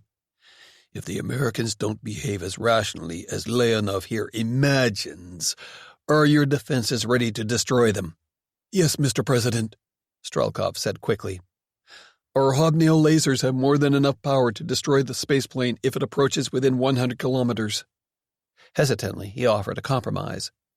If the Americans do try a close approach and fail to shear off after being warned, we could activate and fire a single laser. Why rely on only one laser? Gryzlov asked. Because then we could blame the incident on an unintentional malfunction of Mars 1's automated defenses against dangerous space debris, Strelkov said. The Americans would find it difficult to prove otherwise, and the rest of our station's weapons systems would remain hidden. Gryzlov nodded his approval. A good plan, Colonel. Thank you, sir. Any comments, Mikhail? Gryzlov asked, almost offhandedly. Silently, Leonov shook his head. Strelkov's proposal threaded the needle between common sense, sitting tight until the Americans grew weary of seeing nothing suspicious on Mars 1 and departed, and the President's obvious eagerness to test their new weapons on a real live target. In the circumstances, it was probably the best they could do. Very well, Strelkov. You may proceed, Gryzlov said. But maintain this direct link to Moscow, and stand by for further orders as the situation warrants. Aboard the S-19 Midnight spaceplane, a short time later. Again, Brad McClanahan felt himself pressed back into his seat as the spaceplane's main engines fired in rocket mode for the third time on this mission. But this time they shut down after only a few seconds. Numbers and graphics flowed across his display. "Good burn," he announced. "Our orbit is circularized and stable at 380 miles up." "Fuel status?" Boomer asked. Brad paged through to another screen. "Plenty of hydrazine for the thrusters, and we've got more than enough JP-8 and bomb remaining for additional on-orbit maneuvers and a powered descent. But I'd recommend a rendezvous with another 767 aerial tanker once we're back in the atmosphere." He raised an eyebrow. "Unless you want to try making a dead-stick landing like the one Nadia and Constable pulled off in the simulator." "Not me," Boomer retorted, smiling. "A man's got to know his limitations, and I draw the line at trying to fly this sucker like it's a glider. Sims are one thing. Reality, well, that's a whole lot different." He poked at his own display, transmitting a text to Skymasters requesting additional tanker support. "In the meantime, let's do what we came here to do. Can you give me a visual cue to the Russian station?" "No problem, boss," Brad said. Their S-19 was in an orbit whose inclination matched that of Mars 1, though offset by roughly 100 miles. Right now, they were also trailing the station by 20 miles. On the other hand, their lower altitude gave the spaceplane a slightly higher orbital velocity. Not much, just around 40 miles per hour. Still, that meant they would pass Mars 1 in a little over 30 minutes. Quickly, he instructed their computer to match their known position in orbit with the current estimated location of the Russian space station. Fractions of a second later, it sent a steering indicator to Boomer's HUD. Maneuvering thrusters fired as the spaceplane yawed, swinging its nose around until they were pointing almost at right angles to their direction of travel. Bright green brackets appeared in the upper part of their individual heads-up displays, highlighting where Mars 1 should be. But at this distance and deep in the darkness of the Earth's shadow, it was still effectively invisible to them. "Any luck with the nav radar?" Boomer asked. "Little blips and skips," Brad said. "But I can't lock the station up. That damn thing is definitely coated with some kind of radar-absorbent material." Boomer snorted. "Yeah, that's just what you'd expect from a peaceful civilian orbital platform." He shook his head. "Well, let's see how much info we can shake loose up, close and impersonal. You ready on the nanosats?" Brad nodded. "I'm on it, spinning them up now." He began entering the commands that would bring their payload of 8 tiny recon satellites to life. One by one, he activated their propulsion systems and electronics. Green lights blossomed on his display. "Good indicators on all 8, he reported. "Initializing guidance systems." More taps on his MFD sent precise navigation fixes to each nanosat's tiny onboard computer. These computers were essentially derivatives of consumer-grade smartphone technology. Using them to control a spacecraft sounded crazy, except for the fact that the Apollo computers that made it to the moon and back were millions of times slower and less powerful than a modern smartphone. This time, though, Brad saw only 7 green lights. One remained stubbornly red. One of their satellites, one of 3 rigged to carry a sensitive infrared camera, was refusing to accept data from the S-19's computer. He tried again. No joy. Without up-to-date navigation data, that particular nanosat was as good as dead. Sure, it could still fly, but God alone knew where it was likely to go if they launched it. "Well, crap," he muttered. "We've lost Sierra 4. It won't accept data." He glanced across the cockpit. "I bet a cable connector jarred loose during one of our burns." Boomer nodded. That was a reasonable theory. The need for speed in readying this mission had forced shortcuts in normal procedures, including having Skymaster's technicians double and triple-check the bracing used to secure their payload under acceleration. Considering the shake, rattle, and roll they had put the S-19 Midnight through over the past hours, he and Brad were lucky only to have lost one of the 8 miniature spacecraft they'd brought into orbit. He checked the elapsed time since they had reached this orbit. "We'll cross into sunlight in 10 minutes, he reminded Brad. "So let's crank open the cargo bay doors and get these birds in flight while we've got some cover." "On it," Brad said in agreement. He punched a control to open the cargo bay. Releasing their tiny recon satellites while they were still in darkness was a good move. True, compared to Mars 1 or even the S-19, the nanosats were about as big as fleas on an elephant, but they weren't invisible, and launching a flock of them in full sunlight would certainly catch somebody's unwelcome eye. Since the whole point of this trip was to recon the Russians' new space station without unduly spooking them, that was definitely something to avoid. Through the deck plating beneath his booted feet, he felt a soft rumble as the spaceplane's cargo doors unlatched and swung open. A light above the control he had pushed flashed green and stayed lit. "The doors are fully open." "Roger that," Boomer acknowledged. "Launch at your discretion." "Launching now," Brad said. He tapped icons in sequence, releasing clamps that had secured each of the 7 functioning satellites in place. Small spring mechanisms ejected them into space one by one. As they floated free out of the cargo bay, the nanosat's onboard computers took over. Short bursts from their chemical engines, which used highly efficient and non-toxic AFM-315E hydroxyl ammonium nitrate as a propellant, sent them outward on diverging courses aimed roughly at where Mars 1 would be in approximately 20 minutes.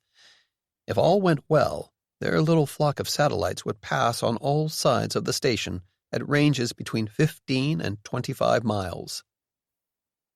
A red icon suddenly blinked above the image of one of the stylized nanosats on Brad's screen. "Oh, shit," he growled. "Problem?" Boomer asked. "Yeah, the burn on Sierra 6 was a fraction of a second too long. She's heading off into deep space," Brad answered. His fingers flew across the display, sending a series of new commands to the errant satellite's computer through a secure data link. In response, 3 small magnets aboard the nanosat, oriented along the X, Y, and Z axes, powered up in a precise sequence. Together they generated a tiny local magnetic field oriented in a specific direction.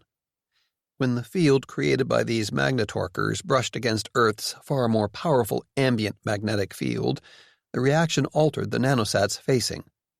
In much the same way, a child could use a more powerful magnet to tug at a smaller one. Once the satellite was properly aligned, its chemical engine fired again, using just a quick pulse to push it back onto its pre-planned flight path. The red icon blinked off. Brad breathed out in relief. "We're good. All 7 birds are flying straight and true. And there you see the value of having a man in the loop," Boomer said in satisfaction. "Now all we have to do is sit tight out here in the dark and see what turns up." 21. Aboard Mars 1, a short time later. Colonel Vadim Strelkov saw the Earth below them emerge from darkness as Mars 1 crossed the Terminator line and came back into daylight. Swirls of brilliant white cloud covered much of the North Atlantic. Just ahead lay the rugged mass of Portugal and Spain, an undulating mix of arid brown mountains and plateaus and green wooded ridges and valleys. Our solar arrays are back online at maximum efficiency, Pyotr Romanenko reported from his post in another compartment near the aft end of the command module. And our backup batteries are recharging at the expected rate. Strelkov felt some of his tension ease slightly. Very good, Major, he said over the intercom. Cut power to all non-essential systems. I want electricity available to recharge the Thunderbolt railgun and our lasers if necessary. Yes, sir, Romanenko said. Cutting power now. In response, lights dimmed across the command compartment. The constant background noise of their air recirculation fans faded. Indicators on various consoles went yellow as whole subsystems, oxygen generators, water recovery, waste management, and others were put on standby. Satisfied that his orders were being obeyed, Strelkov turned his attention back to the distant American spaceplane. Up to now, it had been visible only as a blotchy, glowing heat signature, but as it crossed the Terminator, still behind them, though slowly catching up, the black-winged S-19 took on shape and definition in Mars One's powerful telescopes. He frowned. The spaceplane's nose was aimed straight at them. Are the Americans closing on us, Georgi? He demanded. From his sensor console, Konnikov replied, No, sir. Their spacecraft is continuing on the same slightly lower orbit, offset from ours by 160 kilometers. He leaned closer to his display. They've probably rotated toward us to increase the efficiency of their onboard radar. Has it locked onto us? Konnikov turned his helmeted head. Since they were still on station air, his visor was up. No, Colonel. He shrugged. The S-19's radar is far too weak to penetrate our stealth coating. He turned back at his screen. One thing is odd, though, he commented. The spaceplane's payload bay doors appear to be open. Strelkov felt colder suddenly. What were the Americans up to? From the forward weapons module, Leonid Revin suggested, Maybe they need to radiate heat generated by their life support system, like NASA's old space shuttle orbiters. I do not think so, Captain, Strelkov said slowly. While training for duty aboard Mars One, he had studied every piece of information gained by observing Skymaster's spaceplanes during their flights to and from America's Armstrong Military Space Station and the International Space Station.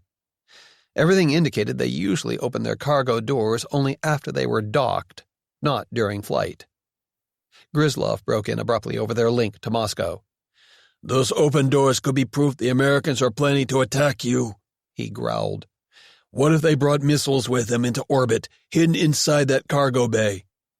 Strelkov felt his pulse speed up. My God, he realized. The president might be right. Frantically, he pulled up what was known about the S-19's payload capacity on his command console. Current intelligence suggested it was little under 3,000 kilograms. At first, that didn't seem like much, not until he had the computer run that figure against different U.S. missile types. His eyes widened. The American AIM-120D Advanced Medium-Range Air-to-Air Missile was the most likely match. The AMRAAM's solid-fuel rocket motor meant it could be fired in space. With a maximum range of more than 180 kilometers, attack speed of nearly 5,000 kilometers per hour, and 23-kilogram high-explosive blast fragmentation warhead, a salvo of AIM-120s might pose a serious threat to the Mars One station. And that Skymaster's S-19 out there could be carrying up to 16 such missiles in its bay. Aboard the S-19 Midnight spaceplane, that same time. Hunter Boomer Noble kept his eyes fixed on the brightly lit dot that was Mars One. They were almost level with it now, though still at a lower altitude. Even from 100 miles away, that Russian space station gave him the creeps. Something about it made him imagine a huge shark silently gliding through the ocean depths in search of smaller prey. "Getting anything yet?" he asked. "Well, nothing obviously bad, at least not so far," Brad told him. He had his eyes fixed on his display while he scrolled through the thermal and visual imagery collected by nanosatellites as they flew closer to Mars 1. But our birds are still a little too far out to pick up much detail. Our guys on the ground ought to be able to get a lot more with computer-assisted image enhancement, though. Boomer nodded. Every piece of data obtained by their constellation of spy satellites was being relayed to Battle Mountain in real time. The Scion and Sky Masters intelligence analysts stationed there should be having a field day sorting through all the information they were gathering. Through the S-19's cockpit canopy, the glittering point of light that was the Russian space station slid slowly to the left. They were passing Mars 1 now. Thrusters fired, yawing the spaceplane to keep its nose centered on target. Boomer frowned. You know, those bastards over there are being awfully quiet. You think they're all asleep? Brad suggested, with a lopsided grin. Fuck no, Boomer grunted. The Russians must have spotted us almost as soon as we boosted. On any half-decent IR sensor, we'd have stood out like a sore thumb. He chewed that over for a few seconds.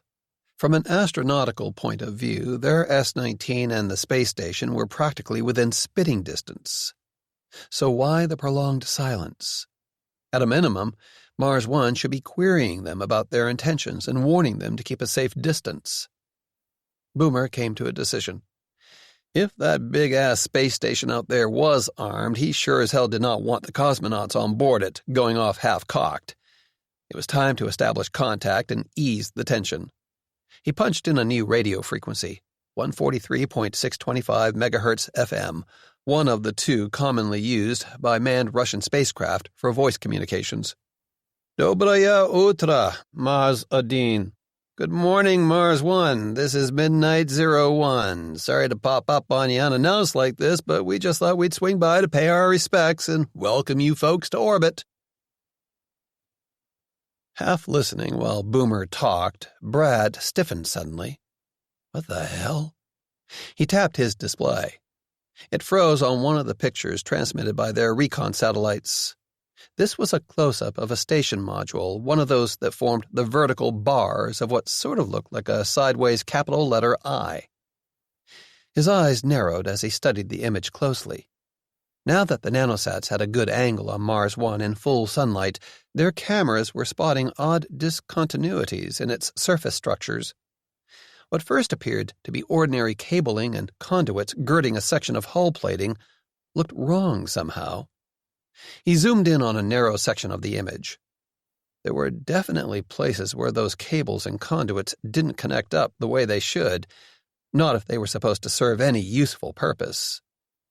Yeah, he thought coldly, that's not my imagination. They were fakes, window dressing. But why would the Russians build a space station hull and then layer it with phony conduits? Struck by what at first seemed a pretty wild theory, Brad pulled up more data from another of their nanosatellites.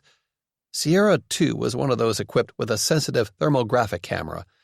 The images it had captured showed Mars 1 as a riot of psychedelic colors, revealing even tiny differences in the station's surface temperatures. In some ways, that wasn't surprising. Depending on whether a given section of hull was in sunlight or shadow, you could expect its temperature to range anywhere from plus 250 degrees to minus 250 degrees Fahrenheit. But even allowing for highly efficient insulation, some of the readings he saw were significantly outside the predicted norms. And that matched up with his suspicions. Excitedly, he turned toward Boomer. Holy shit, parts of that space station's hull are definitely fake. Fake? Fake how? Swiftly, Brad highlighted sections on several of the pictures sent back by their tiny satellites and copied them to Boomer's display. See? These are supposedly solid sections of hull, but that's bullshit. They're actually camouflaged hatches or ports. Slowly, Boomer nodded. Yeah, I think you're right. His mouth tightened. Okay, let's do our damnedest not to find out what's behind those hidden doors the hard way. Aboard Mars 1, that same time. Thought we'd swing by to pay our respects and welcome you folks to orbit. Strelkov was caught off guard by the American spaceplane pilot's cheerful, friendly-sounding greeting. Why this sudden radio transmission from the spaceplane that had been trailing them in silence for more than half an hour? Konnikov glanced over at him from his sensor console. "Should I reply, Colonel?" Strelkov nodded tightly. "Be polite, Georgi, but instruct them to keep their distance." "Yes, sir." Konnikov keyed his own mic. "Midnight 01, this is Mars 1. Thank you for the kind sentiments. However, for flight safety reasons, we must insist that you approach no closer." Long seconds passed before Strelkov heard the American's elaborately casual reply crackle through his headset. "Copy that, Mars 1. Don't sweat it. We'll be sure not to crowd you. The sky up here is plenty big for both of us." Perplexed, Strelkov turned back to the comm screens showing Grizlov and Colonel General Leonov listening in from Moscow. "What kind of game are these people playing?" he wondered. "First, they creep up on us in the dark, and now they pretend we're all friends together?" Grizlov scowled abruptly. "They're distracting you, Colonel," he snapped. "Like a sleight-of-hand conjurer gesturing broadly with one hand while he palms a card with the other." Dismayed, Strelkov stared at the president's furious image. "Distracting us from what?" he asked. "We have not detected any overt hostile activity from the American spaceplane since we made visual contact." "Don't be an idiot," Grizlov snarled. "Remember those open cargo doors? They could have launched their weapons much earlier while you were both orbiting through darkness." Strelkov saw Leonov frown. "Using some kind of new stealth missile?" the Colonel General asked dubiously. "A missile we've never heard of before? That seems highly unlikely." With an imperious gesture, Grizlov cut him off. "Strelkov," he demanded, "is your L-band radar active?" Despite the hydrostatic effects of 0G, Strelkov felt the blood drain from his face. Mars 1's long wavelength L-band radar was the best choice to detect stealth targets. Without it, they were effectively blind to any attack by weapons purposely shaped to reduce their radar cross-section. But Moscow's earlier orders had been clear. To preserve the fiction that Mars 1 was a civilian space platform, they had been directed to avoid using either of their military-grade radars, if at all possible. Unfortunately, caught up in the press of events since that American spaceplane appeared seemingly out of nowhere, he had neglected to request a change in those instructions. And equally unfortunately, the station's L-band radar, with its substantial electricity requirements, was one of the systems he had deliberately ordered kept offline to free up power in case it was needed to recharge their directed energy weapons. He stabbed down at the intercom button. "Major Romanenko, restore power to our radar systems, right away." Then, without waiting for a reply, he swiveled toward Konnikov, holding tight to his console to avoid spinning off helplessly across the compartment. "Georgi, bring your L-band and X-radars online, and for Christ's sake, hurry! We may already be under missile attack." 22. Aboard the S-19 Midnight spaceplane, now over Western Europe, moments later. Two bright red warning icons flared suddenly on Hunter Noble's cockpit display. He tapped each of them. In response, text boxes opened, conveying information gathered by the S-19's radar warning receivers. Unidentified L-band search radar detected at 12 o'clock, range 100 miles. Unidentified X-band target search radar, same bearing, same range. "Well, shit, that tears it," Boomer muttered.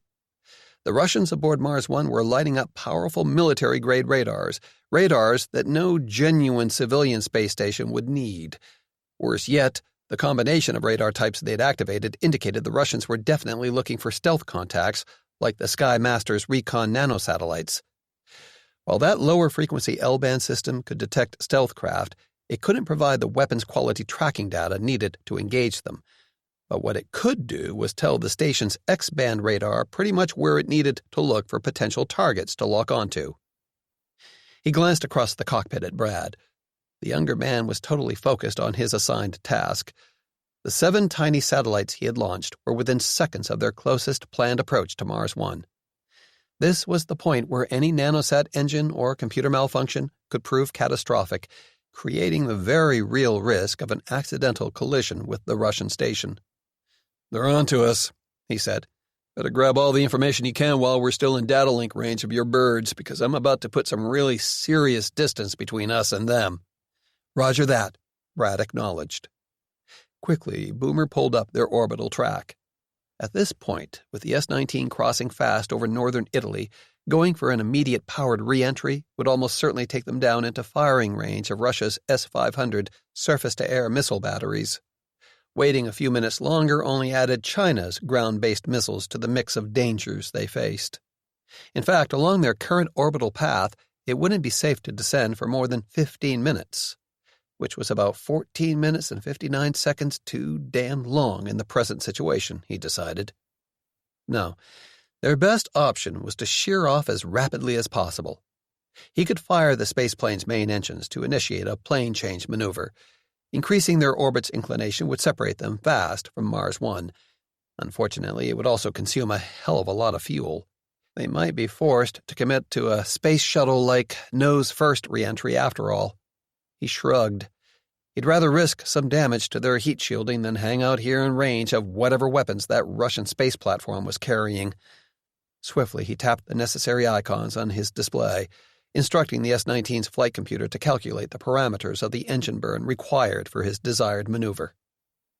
While the navigation program did its stuff, Boomer put his hands back on the thruster controls. He adjusted them gently, making small inputs.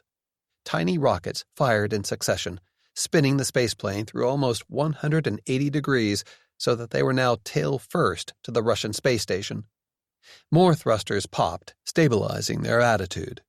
He brought the side stick controller and throttles for the S-19's 4 big engines back online. Readouts showed everything in the green. Numbers counted down across one corner of his HUD. They were 10 seconds away from ignition. "Stand by for acceleration," he said tightly. "Standing by," Brad replied. He leaned forward and sent an activation command to Sierra 6, their lone radar nanosat.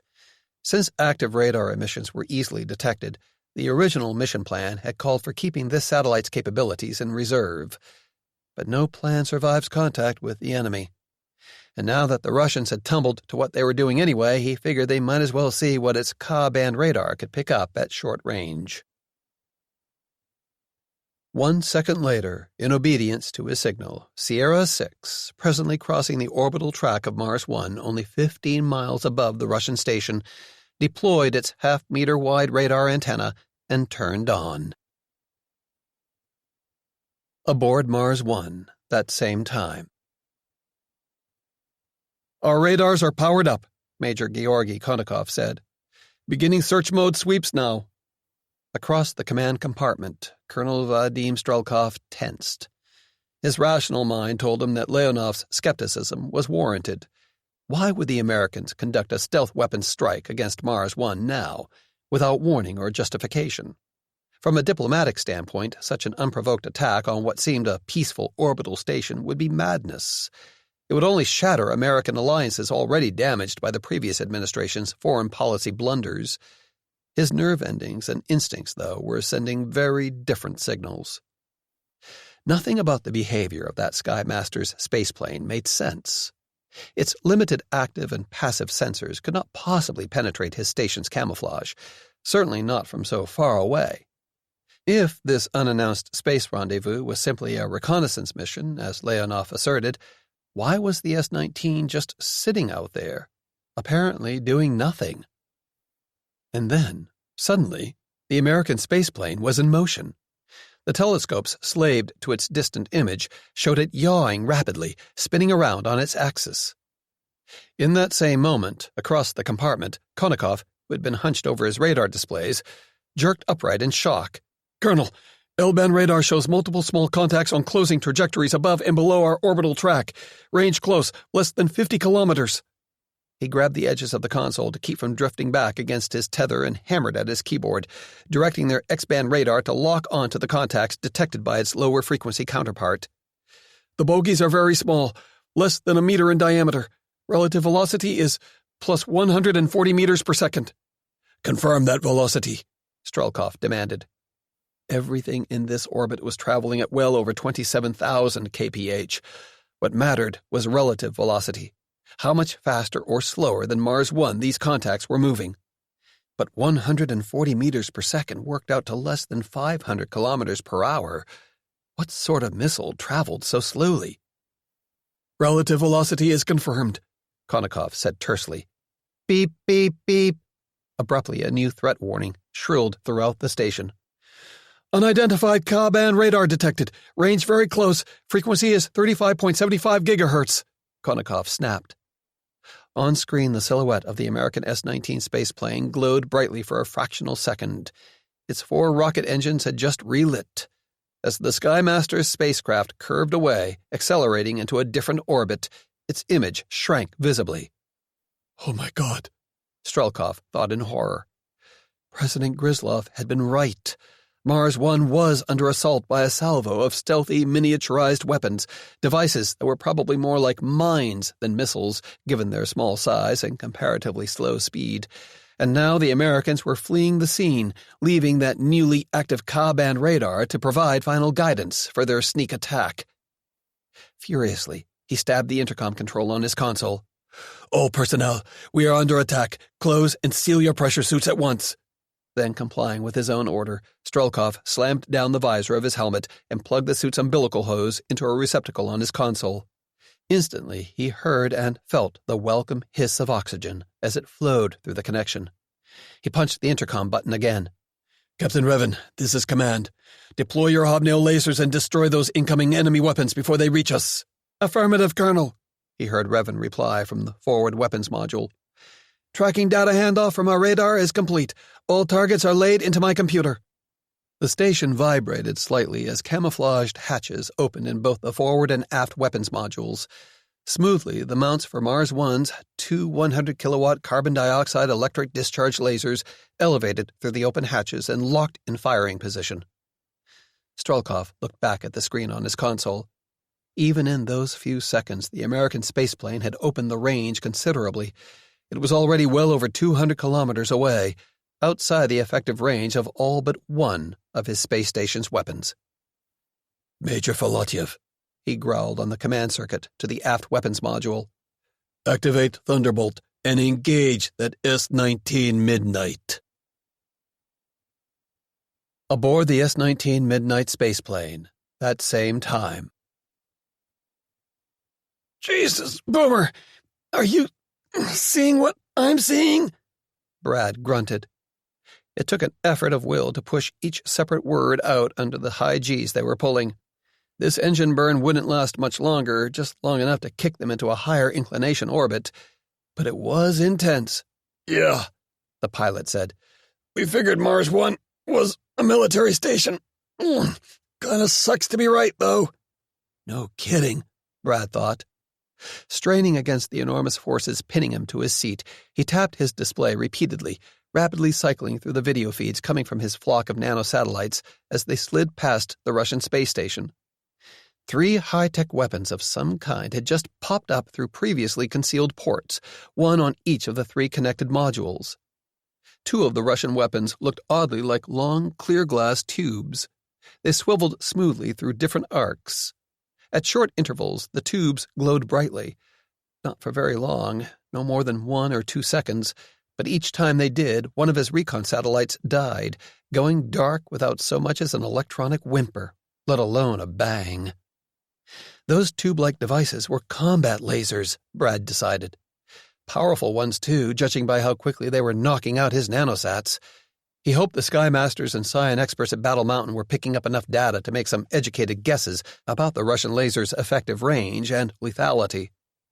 What he couldn't make out was the nature of the space station's 3rd weapons system. Much larger than the 2 lasers, this one had emerged through a camouflaged hatch in the central module. From what he could see, it consisted of a stubby cylinder surrounded by an array of other components mounted around it in a weird starfish pattern. And then, as he stared at the image relayed by his last surviving nanosatellite, Brad saw the center of this strange weapon disappear in a dazzling pulse of light. Wham!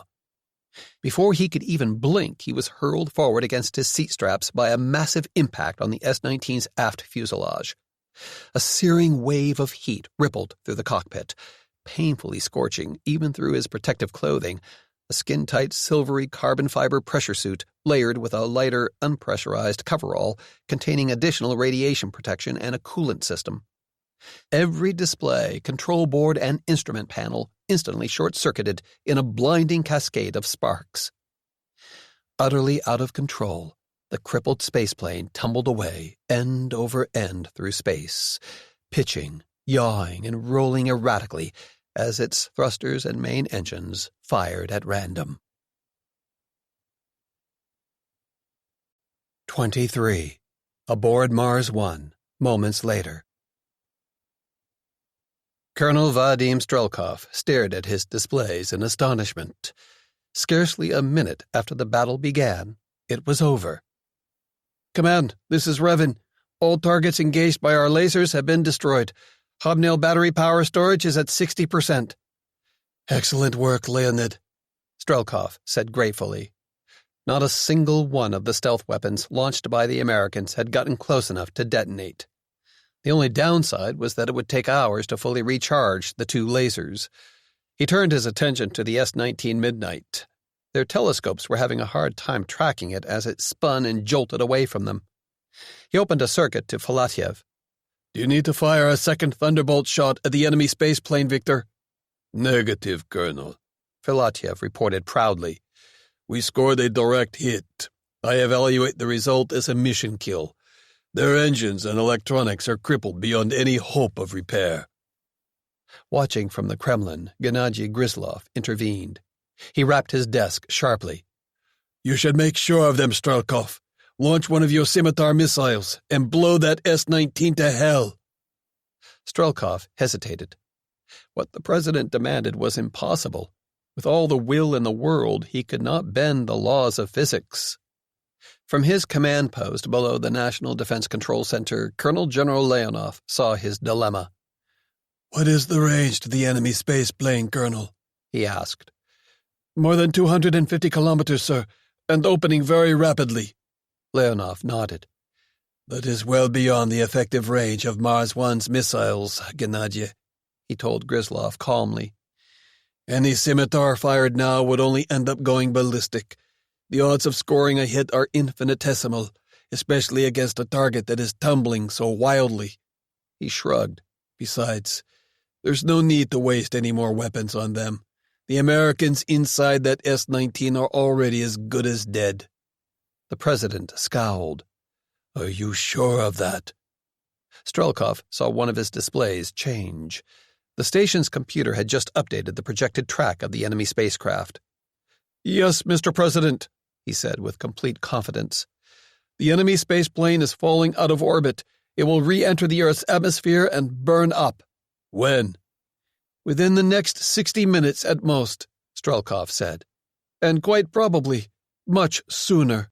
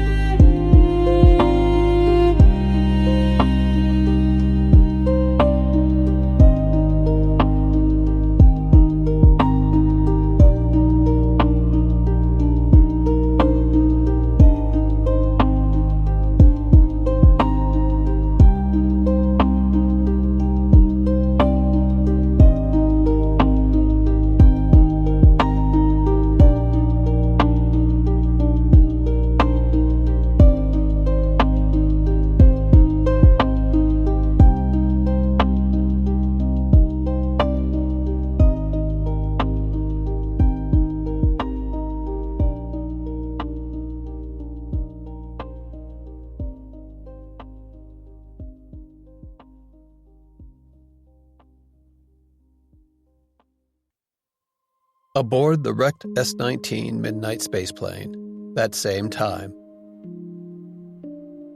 As the crippled spaceplane spun end over end through space, the world's cloud-streaked blue, brown, and green surface unrolled across its cockpit windows, sank out of sight in a blaze of stars or the blinding glare of the sun, and then reappeared, never in quite the same place or for the same number of seconds, but always looming ever closer, ever larger. Pinned in his seat by sharp jolts as different engines or thrusters fired, Brad McClanahan fought to stay conscious. His vision was blurred by the dying spacecraft's wild, erratic motion. Awkwardly, he reached for the display in front of him. It was dark. Their computers, both the primary and its backup, were down, knocked offline or fried by whatever the hell it was that had just hit them. Come on, baby, wake up, he thought as he punched buttons on the side of the display to try a hard reset. Out of the corner of his eye, he saw Hunter Boomer Noble doing the same thing from the pilot seat. Seconds passed, but nothing happened. The S-19's cockpit screens and instrument panels stayed obstinately black. Brad scowled. Swell. Just fucking swell. Without those computers, they had absolutely no way to regain control over the spaceplane. Then he noticed the little row of red lights glowing on the right sleeve control panel of his spacesuit and realized he could not feel the comforting sensation of air flowing through the umbilical hose connected to his seat. Their life support system was dead too. So was the intercom that allowed them to talk to each other when suited up. On the plus side, he guessed, was the fact that they hadn't blown up. Yet. Without waiting any longer, he reached out and grabbed Boomer's shoulder. With an effort, the other man turned his helmeted head to look back at him, one eyebrow strained upward in a silent question. Brad jerked a thumb up toward the canopy over their heads. Every system in the cockpit was shot, and they were pretty clearly dropping out of orbit. It was time to get out. Through the clear visor of his helmet, he saw Boomer nod and mouth back, "Gear up and grab your Aero kit." Mercifully, the engines and thrusters that had been firing randomly began shutting down in ones and twos, either because they had consumed all their fuel or because they had burned out. At least that would make it slightly easier to move around inside the S-19's cramped cockpit, but only slightly. Between zero-G and the weird centrifugal and Coriolis effects induced by the spaceplane's tumbling motion, even getting out of the seat was going to be a bitch. Brad swallowed, fighting the urge to throw up. He gritted his teeth. The longer he just sat here, the harder this would be. Carefully, he unbuckled his harness and pushed the straps out of the way. Then he bent at the waist and raised his thighs toward his chest as though he were doing a stomach crunch. While his left hand gripped the edge of the seat, the fingertips of his right gently pushed off against the other side. Still holding on, he pivoted slowly up and around to face the back of the cockpit. One of his knees slammed into Boomer's helmet. He tightened his hold on the seat as the reaction pushed him away. "Oops," he muttered, feeling his face redden slightly. He guessed no one would award him a prize for grace and style in zero-G any time soon. "Or ever, McClanahan," his mind scolded, "unless you stop screwing around." Cautiously, he reached out with his right hand, grabbed onto the back of his seat, pulled himself over it, and twisted around again. Then he reached down and grabbed the pull handle set almost flush with the deck between the cockpit seats. At his tug, a section of the deck plating rose smoothly and pivoted away, revealing the deep compartment containing their plus life support gear and emergency return from orbit kits. Boomer had already unlatched his own harness and turned to face him. He reached out with a gloved hand and took the bulky white backpack Brad gave him. It took them both several minutes to struggle into the backpacks and connect up their umbilical hoses. Instantly, fresh oxygen started flowing to their suits. The red lights on their suit sleeve environmental control panels turned green. "Radio check." Brad heard Boomer's voice clearly through his headset. The short-range radios in their backpacks were working. "Roger," he replied. "Loud and clear. How me?" "I hear you too, loud and clear," Boomer said back. He sighed. Okay, McClanahan, are you ready to field test those Rube Goldberg-style emergency return from orbit kits I showed you way back when at Battle Mountain? Almost against his will, Brad shot him a crooked grin. Do I have a choice? Nope.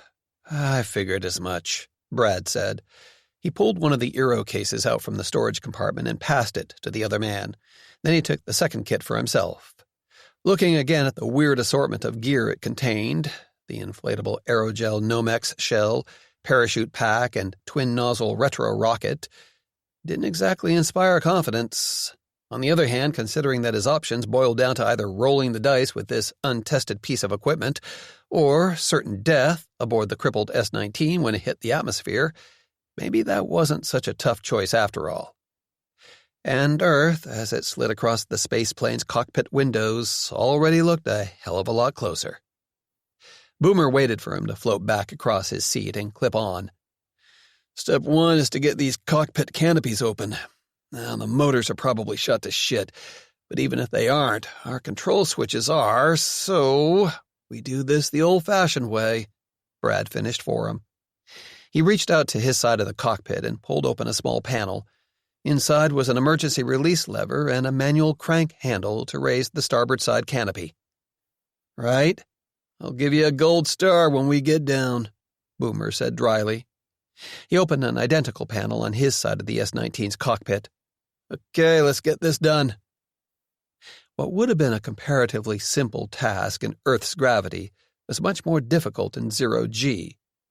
Brad found he had to wedge his booted feet under his seat to get enough traction just to turn the handle. With excruciating slowness, the twin canopies unlatched and cranked open, straining upward into the blackness of space. Who gets out first? Brad grunted, struggling to turn the crank handle for his canopy. I already tossed that coin in my mind, Boomer said, sounding equally exhausted. You won. Brad forced a smile.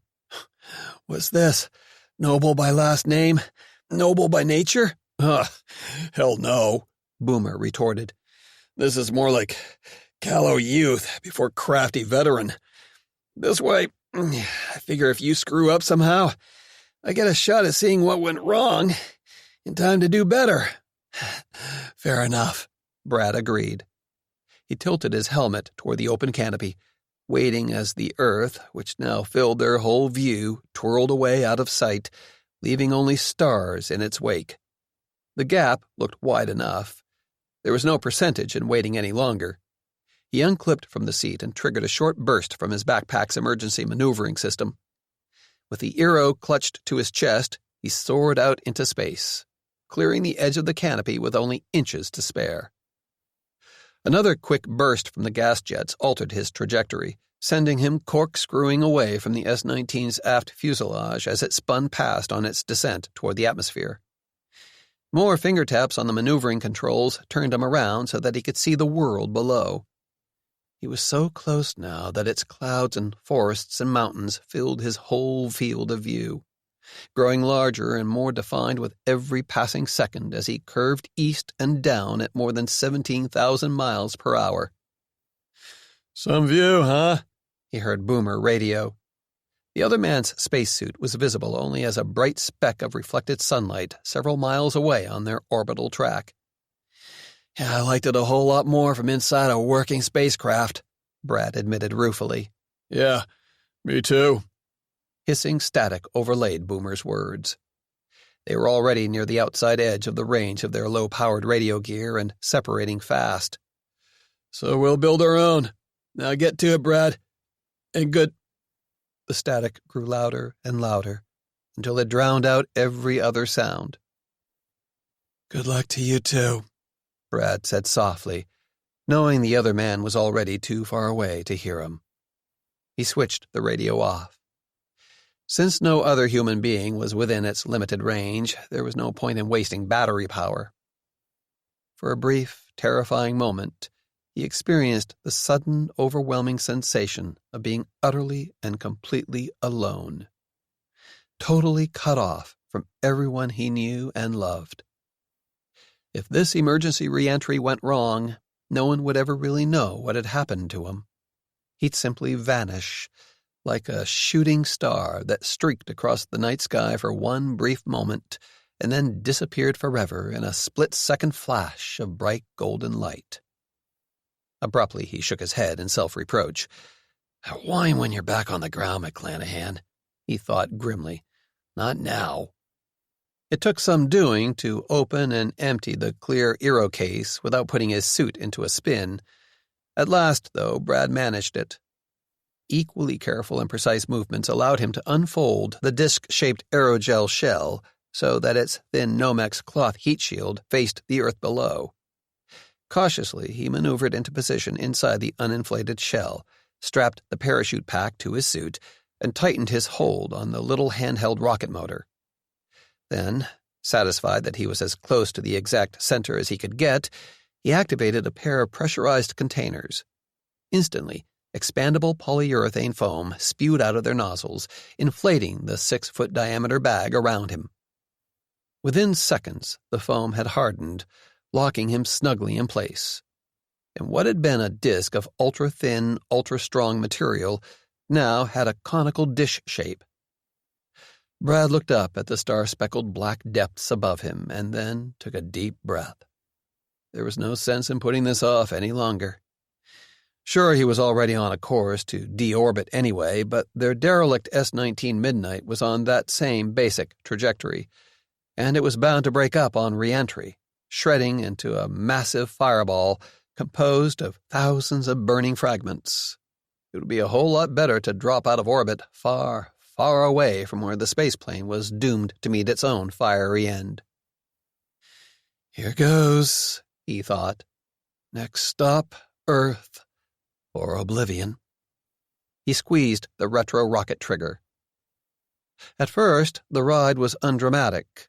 When the rockets fired, he only saw 2 quick puffs of vapor and felt a tiny jolt, about the same as if someone had dropped a 5-pound weight on his stomach. But the velocity decrease was just enough to steepen his descent, further tightening gravity's grip on his improvised re-entry capsule. For long moments, though, nothing seemed to be happening. Since he couldn't see the world growing beneath his heat shield, Brad had no visible frame of reference and no way to judge his relative motion. All that changed the moment he crossed the Kármán line and hit the tenuous upper fringes of the atmosphere. As the aerogel and Nomex sled tore deeper and deeper into thicker and thicker air, it decelerated fast. G-forces slammed into Brad's chest, squeezing down harder and harder the farther he fell. Despite his training and pressure suit, the G's kept piling up with crushing force. It grew more difficult to breathe. Desperately, he contracted his stomach, thigh, and shoulder muscles, fighting to keep enough blood in his brain to stay conscious. Colors started to leach out of the world at the far corners of his vision. Superheated filaments of electrically charged plasma streamed past him in a dazzling light show. Gradually, the sky above him changed color, shading from the black of space to a rich blue hue. Rivulets of sweat stung his eyes. It was getting hotter now. Much, much hotter. Down and down Brad plunged, blazing across the sky like a meteor, or a fallen angel cast out of the heavens. 24. The White House Situation Room, Washington, D.C., that same time. President John Dalton Farrell watched the last few seconds of nanosatellite imagery through narrowed eyes. His jaw tightened angrily when the screen froze on a blinding flash from one of the Russian space station's weapons and then went black. "Those sons of bitches," he growled. "So much for Foreign Minister Titinova's public relations horseshit about the peaceful uses of outer space." He turned his head toward the 2 other men in the room, Kevin Martindale and Patrick McClanahan. "What type of weapon was that?" "It was definitely a directed energy weapon, and a remarkably powerful one," Patrick said tiredly. He seemed to have aged at least 10 more years in the last few minutes. "Brad and Boomer's spaceplane was more than 150 miles from Mars 1 when it was hit, but we lost all telemetry from the S-19 within milliseconds of that flash. No conventional missile or projectile could possibly have covered that kind of distance so rapidly. Farrell nodded. Was it a laser? Like the ones we saw knock out our recon nanosatellites? I don't believe so, Patrick replied. A laser weapon of sufficient power could definitely destroy one of our space planes, but not so quickly. At a minimum, we should have received telemetry from Midnight 01 indicating a rapidly rising hull temperature. But that is not what we observed. Using a small palm-sized computer linked to the White House network, he sent more images to one of the Situation Room's large screens. This is tracking data collected by the Globus 2 space surveillance radar at Vilda, Norway, right on the Russian border. The radar images showed the S-19 as it started to move away from Mars 1. A green line depicted its projected orbital track curving northward to enter an even more inclined orbit. Seconds before they were fired on, Boomer had initiated a significant plane change maneuver. To open the range fast, Farrell said. Patrick nodded. Yes, sir. By lighting up those undeclared military-grade radars, the Russians were demonstrating potential hostile intent. Boomer's reaction was exactly correct. He looked down for a moment, obviously trying to control his emotions. I would have made the same move if I'd been in the pilot seat. But they didn't get far, Farrell said carefully. No, sir. Patrick tapped an icon on his computer, advancing the radar footage. This shows the precise moment of the attack. On the screen, the blip representing the S-19 suddenly veered off its projected track, falling away from the Russian space station on a wildly eccentric trajectory. Everything we know now suggests the spaceplane sustained significant impact damage, probably coupled with intense electromagnetic pulse effects, the older McClanahan said bluntly.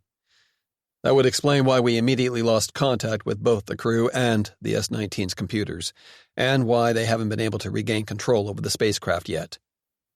Assuming they're even still alive, Martindale said delicately, plainly aware that he was treading on painful ground. Patrick nodded without speaking. He brought up a new map. This one showed the current trajectory of the crippled Skymaster spaceplane. If nothing changed, it was on course to hit the Earth's atmosphere somewhere over the western Pacific. A digital readout showed the estimated time remaining before catastrophic re-entry. It was down to less than 20 minutes. His lined face showed little emotion, but his eyes were full of sorrow. If Brad and Boomer are still alive, one thing's certain, they're running out of time fast. Farrell winced. What could he possibly say to a father about to watch his son die? Nothing useful, he supposed. Horrible though it was, however, he needed the other man's experience and knowledge right now. Expressions of shared grief and sympathy would have to wait. Okay, so the S-19 wasn't hit by a laser, he said slowly. Then what could have caused this impact and EMP damage you mentioned? Probably a plasma cannon, Martindale said.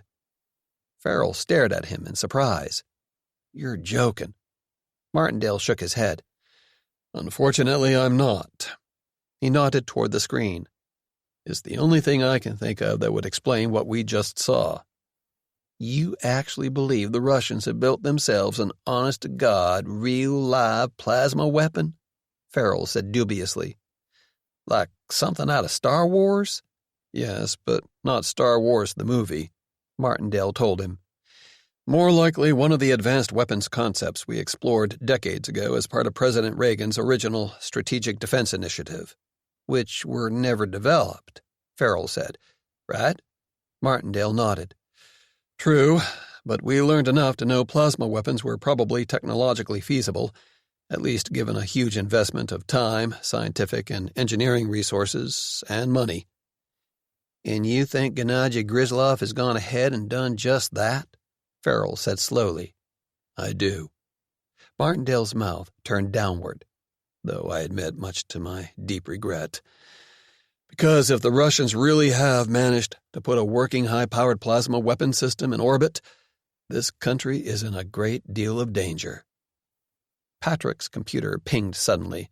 He read the alert and then looked up at them. His eyes now showed a tiny flicker of hope. That was Mission Control at Battle Mountain. Several minutes ago, one of our space surveillance satellites detected two small objects separating from the S-19 Midnight. Martindale looked wary. Well, that might just be debris breaking loose from the wreck, he cautioned. It could also be the crew bailing out. The older McClanahan countered sharply. Bailing out? Farrell didn't bother hiding his confusion. How the holy hell can anyone bail out in space, for Christ's sake? I mean, even ignoring the fact that there's no air, how could anyone hope to survive re-entering the atmosphere wearing just a spacesuit? His perplexity cleared slightly. Or do you mean Brad and Boomer are clear of the S-19 and can stay in orbit long enough for us to send up another one of the space planes to rescue them? Patrick shook his head. I'm afraid not, Mr. President. Given the trajectory the space plane is on, their emergency backpack thrusters can't possibly boost the crew back into a stable orbit. They don't have the power or fuel required to do the job. And even if they could, by the time we can sortie another S-plane and achieve rendezvous, Brad and Boomer would already be out of oxygen. Farrell stared at him in honest bewilderment. Then how? He began. Quickly, Patrick gave him a rundown on the emergency return from orbit gear now carried by every Sky Master's spaceplane. When he finished, Farrell let out a low whistle. Hell, General, that's like betting your whole stake without seeing a single goddamn card. It's not quite that bad, Martindale said evenly. While I admit that no one has ever used the Euro system in real life, we have run a substantial number of computer simulations to pin down the odds of a successful re-entry. Farrell looked straight at him. Which are? Somewhere around 50%, Martindale admitted, if everything goes perfectly. Patrick's computer pinged again. He grabbed for it eagerly, read the new message, and looked up with the faint beginnings of a smile. Brad and Boomer both made it out of the S-19 alive. That satellite spotted both contacts outside the spaceplane executing controlled burns, with a 5-minute separation between the first and the second. He tapped quickly on the tiny screen, sending a short text message. Seeing Martindale and Farrell's quizzical looks, he explained. I've ordered Battle Mountain to send us estimates of the crew's probable landing zones. Between what we know about their known angles of descent, velocity, and the reported atmospheric conditions along their re-entry tracks, our computers should be able to narrow those down pretty well. Less than a minute later, Battle Mountain's updated estimates blinked onto the Situation Room's main screen. Red ovals centered on the most probable landing sites for each era were displayed on a large digital map of Asia and the Pacific. For a long moment, the three men stared at the map in horrified silence. Recovering fast, Farrell grabbed the secure phone next to him. "Give me the commander of the Pacific Fleet," he snapped, "and then patch me through to the Japanese Prime Minister." National Defense Control Center, Moscow, that same time. Leonov waited patiently for Gennady Gryzlov to run through the telescopic imagery collected during Mars One's first engagement yet another time. They were dramatic, he admitted to himself, more so than he would have predicted. Military power laser beams, despite the way they were often depicted in films and popular entertainment, were not visible, especially in space. But their devastating effect on targets, especially small targets like the stealth mines or missiles the Americans had launched, was undeniable. Short hobnail laser bursts had torn them into clouds of glowing superheated debris. The resulting plasma bloom had the additional benefit of nudging those debris clouds safely away from the space station. Eventually, they would drop out of orbit and burn up in the atmosphere. The most incredible footage, though, showed the American spaceplane just as it was struck by Thunderbolt's plasma toroid. It disappeared momentarily in a dazzling flash, and when it reappeared, the S-19 was already tumbling wildly away through space, obviously completely out of control. "Beautiful," Gryzlov murmured. "Absolutely beautiful." On the secure video link from his Kremlin office, he looked up at Leonov with a cruel, wolfish smile. "Now that was a successful demonstration of Mars One's firepower, Mikhail. By now the Americans must be shitting in their pants with fear." Leonov nodded in agreement. While he would have preferred not to reveal the space station's armament so soon, the wholly one-sided battle ought to deter further American attacks for a time. With luck, long enough for them to launch Mars 1's replacement fusion reactor into orbit and bring it online. "It seems we have been far too cautious," Gryzlov said. Still smiling. "We worried too much about what the Americans could do to our space station before it was fully operational, but now we see the truth. They are impotent. With our new weapons, Mars 1 is safe from anything the Americans can throw at it." "Nothing made by man is invulnerable," Leonov cautioned. "Without power from a reactor, Strelkov's defenses might still be overwhelmed by a sufficiently large attack." Gryzlov dismissed his warning with a wave of his hand. "You sound like an old hen, Mikhail. Cluck, cluck, cluck. But, sir, enough." Gryzlov slapped his hand down on his desk. "I will no longer take counsel from your fears. It's time to move ahead with the next phase of the Mars project. You will direct Colonel Strelkov to open offensive operations at once." Leonov set his jaw stubbornly. "Such a move would be premature. The scientists and engineers at Akademgorodok are very close to finishing their work on the replacement fusion reactor module. Even so, it will take several more days to transport the reactor to Vostochny and mate it with the Energia 5 VR rocket that will carry it into space." He spread his hands. "True, we've won the opening skirmish, but that does not change the basic facts. Right now, the combat readiness of Mars 1's weapons and sensors is still very limited. Opening full-scale military operations in space remains unnecessarily risky." Gryzlov snorted. "How can you be so blind, Leonov? I thought you were a strategist." He shook his head in reproof. "The station's potential weaknesses are precisely why we should push ahead fast. Why give the Americans time to analyze their defeat and come up with some new plan to use against us? Now that they know we've deployed a military outpost in Earth orbit, it's more vital than ever to knock them off balance and blind them." He leaned closer to the camera. "My new orders stand, Colonel General Leonov. You will hit your targets as originally planned," he said fiercely. "You will not allow our enemies to regain their footing."